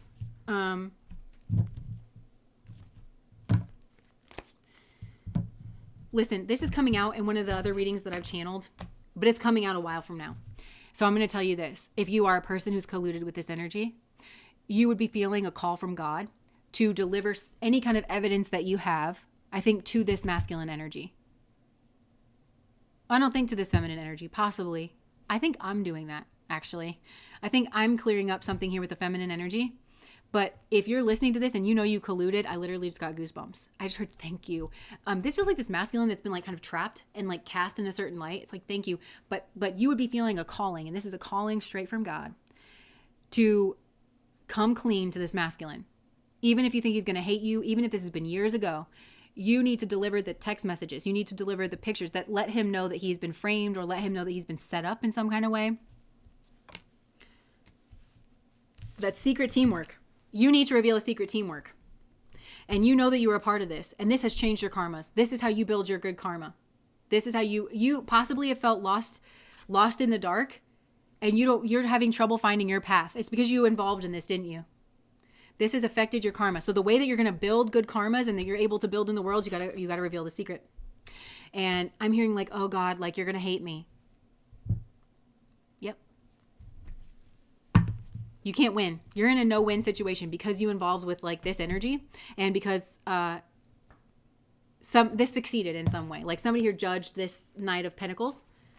This feminine here judged this Knight of Pentacles. It unfolded the way that they meant to, and this person made a decision to move away from this. And you're responsible. You're in part responsible. This for some kind of family here that's like not the right thing. And some kind of, yeah, you're responsible here in part, karmically speaking. So the way that you're going to get your good karmas, that you're going to build your good karmas, is you're going to come clean about this. And you're going to give him whatever evidence that he needs to see the situation in a different light and to break free and be independent. There's judgment on this situation. Yeah, somebody doesn't know something.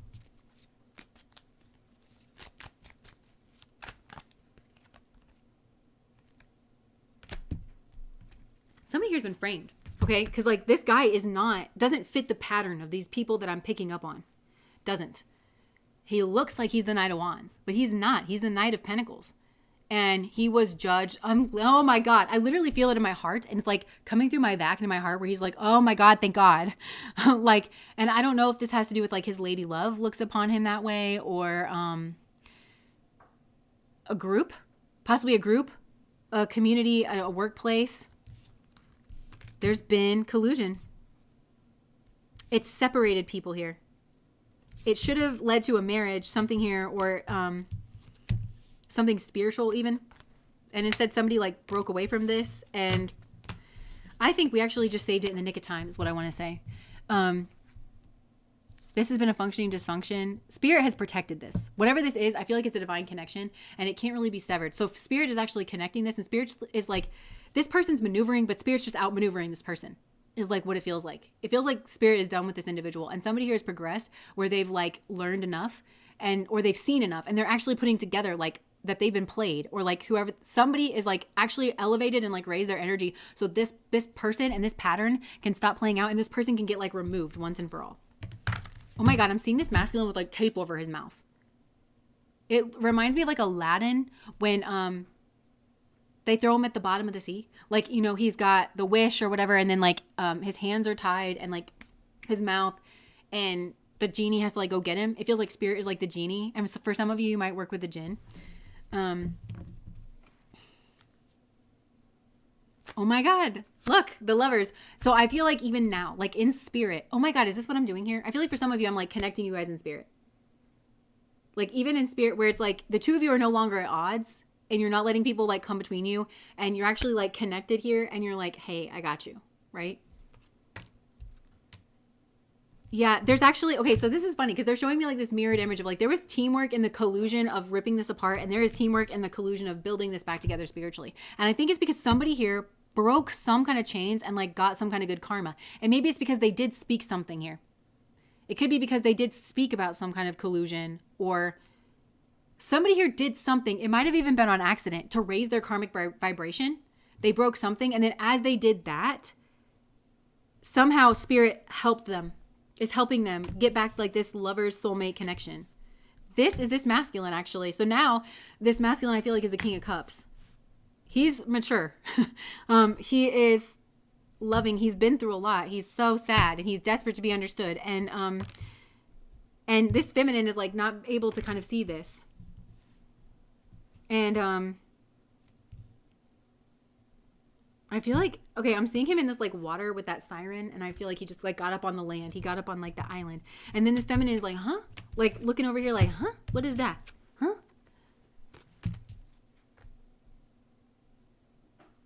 There was some kind of routine energy where this masculine had like a choice or something here. This was interfered with or stagnated. This was. So what are you saying now?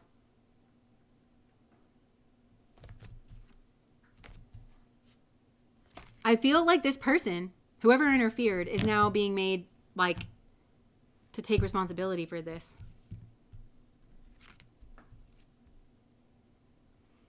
They want somebody to like, I don't know.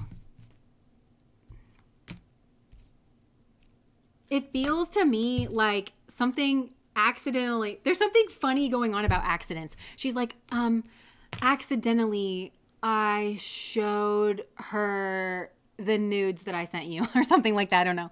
It was an accident, right? There's something funny going on here about accidents because Spirit is coming in here and Spirit is just like, accidentally I foiled your plans. Whoops.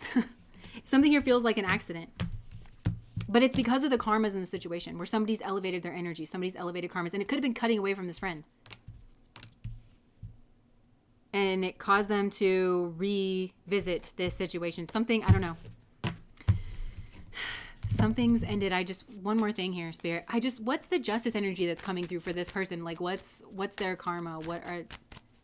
This person's alone. This person is isolated. This is actually a very sad person. All they can do is cast magic, is what I feel like. They're in total and utter darkness. They're completely isolated. This reminded me of a spell.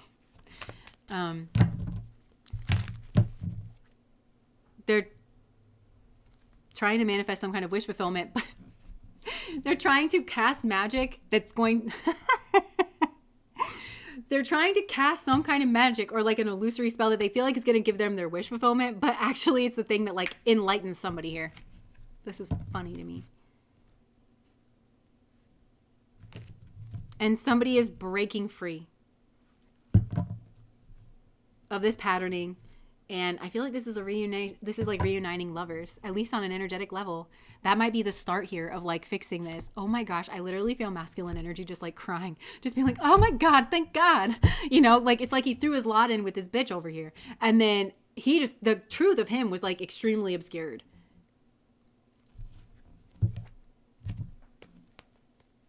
Huh.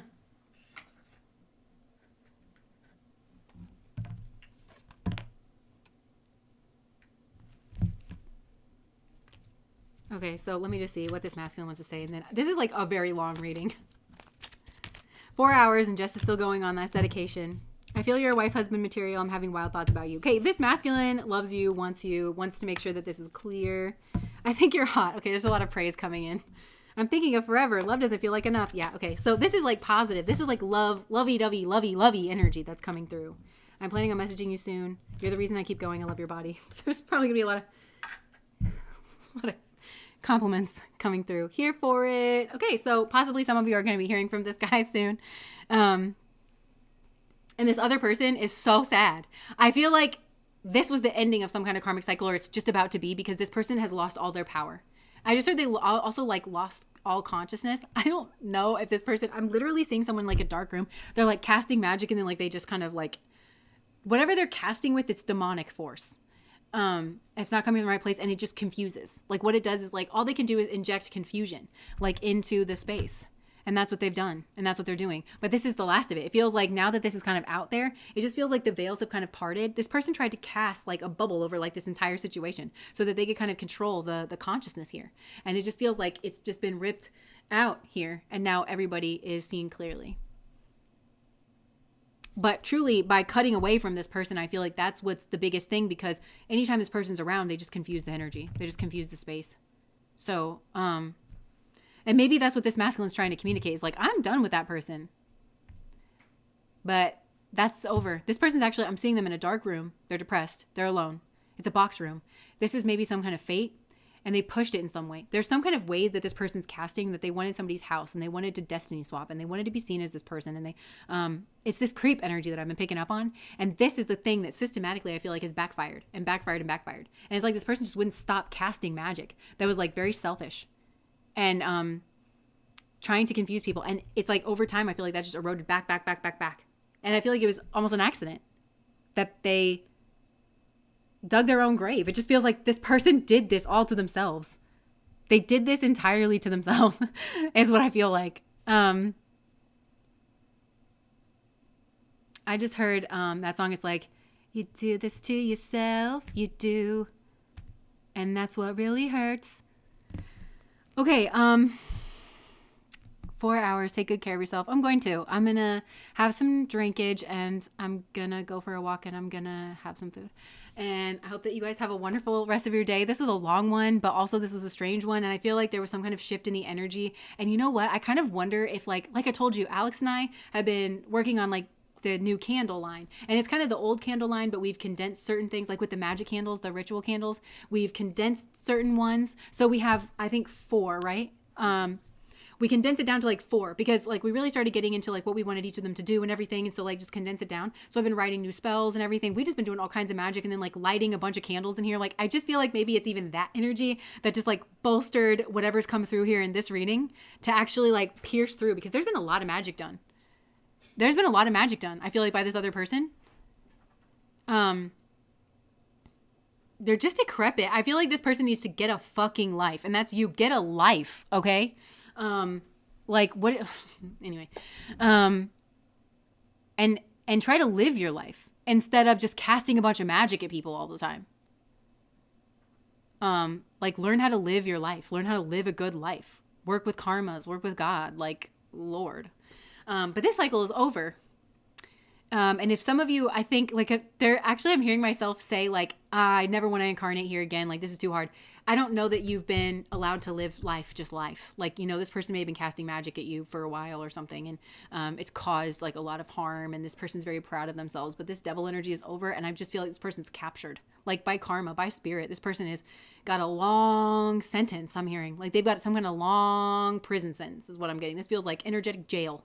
And I feel like Spirit was actually trying to tell this person to knock it off. Because, Spirit loves all of us. And I think Spirit was like, knock it off. But I think whatever's done here is like so severe. It's so bad and stupid. I can't emphasize how just absolutely stupid this person is to live this way. So anyways, we've been doing a lot of magic over here. And possibly that's what's cut through it too. So we've got the everyday magic candles that are now available. We have new formulas. And we also have this new, and I'm really excited about this one, custom magic candle option. So we renamed the magic candles too, and they have like multiple names so that you kind of understand, like, the candles are meant to kind of do more than one thing. So you can find the one that you feel like, matches more with you, but you can also do a custom candle if there's something like specific. And I've done this twice because where I used to live, there was like a little witch shop down the road, and they had house witches that like worked there, and they would do, oh, I just felt a squeeze. And they would do special spells, and they would make like a special candle for you. And there's a lot that that those candles always helped me immensely. So we did that whenever we bought our house, because we were like, well, I'm the kind of person that's like, well, I'm not sure what I want in a house, but I know what I want it to feel like and whatever. So we did that. So custom candle, if you want that, then we'll infuse it with like specific spells and intentions and whatever. And still with that, we'll only use the highest quality ingredients, because that's like the one thing I didn't like about that is those candles were not necessarily aesthetic. So if you were burning it, you couldn't just like have it out in your living room or something like that. But the candles will like look nice, and with the custom candles, you can choose the vessel that you want it in. And did we decide on scents, babe? Like they can do the scents? Yep. So you can also like choose the scents and just tell us specifically like what it is that you want to bring about, and then we'll craft like specific spells, or we'll pull the ones that we already have to do the custom candle. And so and the everyday magic candles. Okay, so the one that's new that I'm most excited about, and actually I've been burning a lot, and it's kind of been a powerhouse, is something called Auric Soothe.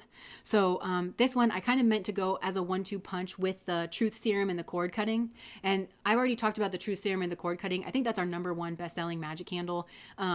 It's my favorite spell that I've ever done. Like the one spell that's like in that, it's in there. It's like such a beautiful spell. I'm just so proud of that. And so the method, so it's like the Truth Serum cord cutting is meant to be used first, because it's meant to go very deep into like your past lives even, and just kind of unearth the truth about who is who and what is what. And as you learn the truth, then you can naturally kind of cut those cords, and I like doing it that way, because if it can be broken by the truth, then it should be broken by the truth. But also the kind of person who would be afraid to get a candle like that is the kind of person I don't want to be helping, So somebody that's a liar, somebody who's like casting a bunch of magic to try and like, that person could never get a cord cutting candle or something with me, because it's wrapped up in the Truth Serum. So the truth about you is going to be exposed, So that's why I do it that way. So the Truth Serum cord cutting is like first, it's that like first initial dive. And then the one that I think it's like this 1-2 punch, the Auric Soothe then comes after, because cords are very different than like what's in your auric field. And they say that we manifest from our auric field, and that we build up certain patterns and like feelings and stuff from past lives. And that's all in your auric field. And so this is meant to like kind of clean and like literally think about taking a garment and like cleaning it in like soapy, sudsy water, and like using a washing board or something. Like that's kind of the image that I had in my mind. But also it's really meant to calm you and like your energies and stuff. And I just used that kind of thinking that it wasn't going to be like a heavy hitting candle, but then boom, like right there at first, things started like really coming up, and it ended up being like a heavier hitting candle than I thought. But it's also meant to be like this very calming, like to calm down like your energy and like your auric field. So those two I kind of imagine in my mind going together. But of course, like I pretty much just have Auric Soothe around, and actually like I like the Moonlit Beach scent with that. And so, and it, because it's that kind of, I don't know. So like when I like to wind down in the evening, like that's kind of what I like to burn. But so that's the Auric Soothe and the Truth Serum cord cutting. And then the next one we have is the Success, Prosperity, and Power candle. And again, you guys know me. I don't just like to be co-signing every single goal that every person has. Maybe it's not coming from the right place. Maybe there's something that needs to get readdressed, right? So this is really truly to help you build a holistic kind of success. If you have some kind of goal, if you're, working through like goal setting and like a holistic kind of prosperity and connecting with like your power in terms of like meeting that goal energy, but also like your power in the world. And it always makes me think of, I think it's the story of Job in the Bible, where he like asked God for to grow his reach, but in alignment with like his own journey and stuff. So that's the Success, Prosperity, and Power. And then the other one is exercise, cleanse, and protect. So this is really one about like preparing the space, preparing sacred space. So exercise is pretty self-explanatory. If you feel like there's like a negative energy around and you kind of want to banish it, get rid of it, that's the exercise part of that. It's like the cleansing of the space, this kind of sage quality, and then also protecting. Because if you just want to protect your space, but if you already feel like there's a negative energy around, you don't just want to protect it and like seal it off, right? You want to exercise, you want to cleanse all that stuff on a routine basis, and then actually set that protect. So that's good for people who do divinate at all, and you want to like set the space, or if you just want to have like a protective feel like around your home, that's that one. So that's the 4: Auric Soothe, Truth Serum, cord cutting, Success, Prosperity, Power, and exercise, cleanse, and protect. So those are the 4 like main ones that we do, and I feel like that's pretty good. I feel like that's a pretty good one. Those are pretty good, like solid foundational ones. And then of course, if you have something specific, like, buying a house or whatever, then you can get the custom magic candle of your choosing, and we will tinker away in formulations and whatever. So, love these new ones. Yes, it would be all the truth candles that are unearthing these truths, and we burn those candles. Yeah. That's kind of my vision too, because I burn a truth serum pretty much all day, every day, if I'm telling the truth. Okay. That's just one of the benefits of being able to have this. And for a while, this business literally turned like no profit, because every single like dime that we made, I was just like making my own candles, because I genuinely like candles and I want them to be like of good quality. Right. So I'm burning this constantly. And I feel like that's kind of been the key to like Spirit is saying, look, we're getting to the bottom of this. We are getting this out. Like it's just gone deep, deep, deep, deep, deep. So I'm always burning it, but also a lot. That's our biggest selling candle, and people burn those candles like in their lives and in their homes, and I feel like we all benefit from that because we all tap into this like collective energy. That's kind of my my vision too, just like energetically in our little coven here. Like this is all these candles, like we're gonna get this energy like together with it, So what's the candle behind you? This one is a special edition candle that I think we're going to offer every single year around Valentine's Day. But this one's Divine Masculine, Divine Feminine. So this it heals the Divine Masculine and the Divine Feminine. Magic is not evidence-based science. I just want to say that. But the intention that it's infused with is to heal the Divine Masculine and the Divine Feminine energy within you, and therefore to connect that with Divine Feminine and Divine Masculine energy all around you. And this is not just in a romantic relationship, because obviously I'm in a relationship, but like this has connected me to people in my community that are literally great. Like literally I had to, find the butcher, the baker, the candlestick maker. And like, cause we were new in town still. I mean, we've been here for like 3 years, but still, we're still kind of like new, but, so we need to kind of find like the new people. And I shit you not, like, I feel very happy with like the people that I've found and gone to for different things because of this candle, because it just like, I don't know, helps to call that in. And then I got a pink one that I sold as well. And that's breaking, love spells. It's breaking, and that's in this life or in future lifetimes, because energy is energy. So that's the kind of thing will get stuck in your auric field and it'll confuse you. So, and this little bitch that like came through, I feel like that's probably what was done. There could have been a love spell done on somebody here, and then there could have been a confusion spell done on somebody else. But that's meant to break that, because that's their intention. And for some reason, it's the strongest intention in the room. And so it's bolstering your intention, and I'm infusing it with my intention, and Alex has infused it with his intention. And together, we are Captain Planet. Yeah.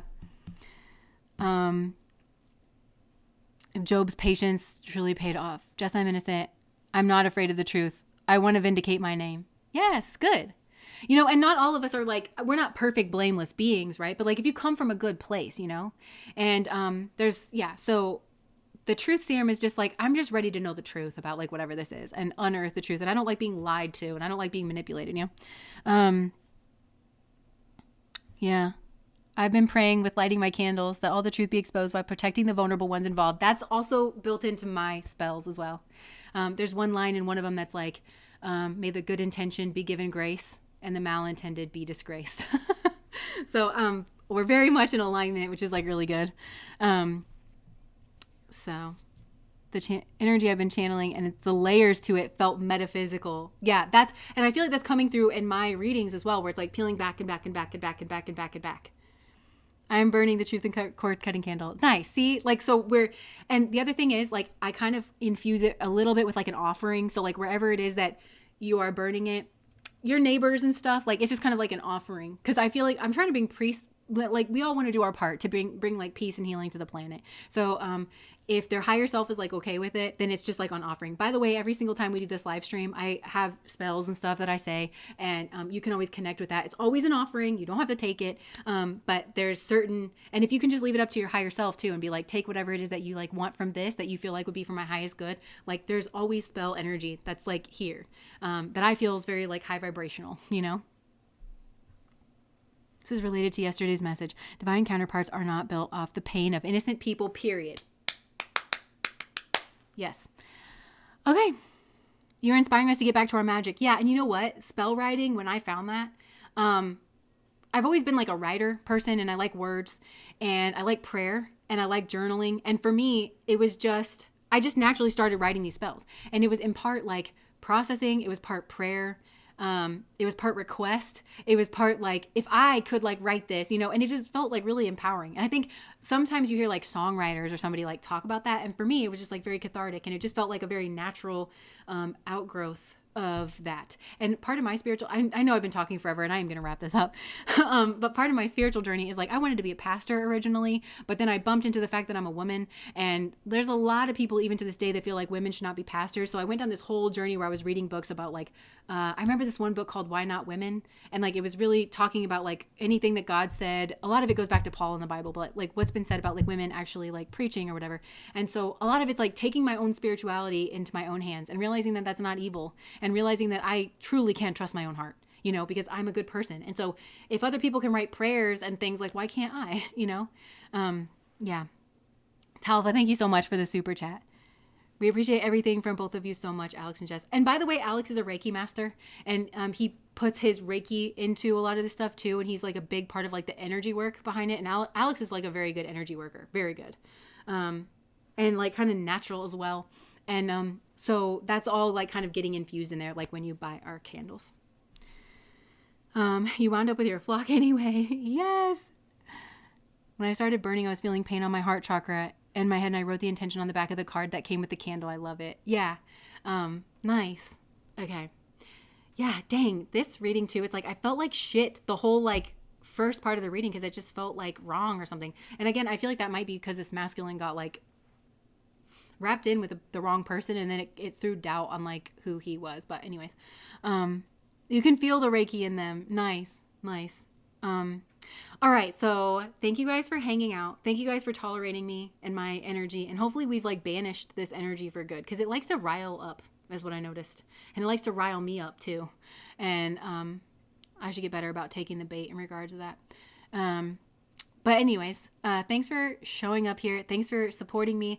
Thank you for supporting me on Patreon and buying our candles, and also just for being people that are genuinely on a spiritual journey. And I was thinking about this. Okay, I'm sorry. I know I keep talking. But like the last thing that I'll say is that I was thinking about this the other day when I was thinking about, you know, like athletes or something, and they really push themselves to the limit.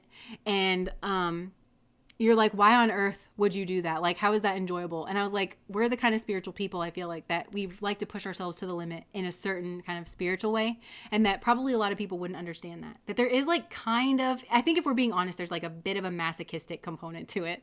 But it's not like, it's kind of like a runner's high, you know, where, at least for me it is, you know, where it's like, dang, that was like really hard, but I did it, you know, kind of a thing.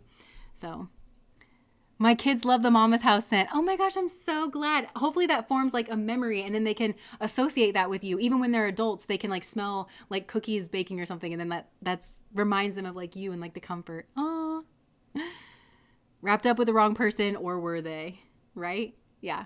Because some of these people, I think it is the way that I'm reading it in the messages. And I think some of these other people, unless you mean it like, was it the wrong person if everybody went on like a spiritual journey here? But yeah. Someone destiny swapped with me once. It was rough, but she seems happy with the life I don't want anymore. Oh my gosh. I'm crying. Oh, I'm so glad. All right. So I'm getting off of here. I'm going to go eat some food. And I'm going to stop talking. All right. Thank you so much. Bye.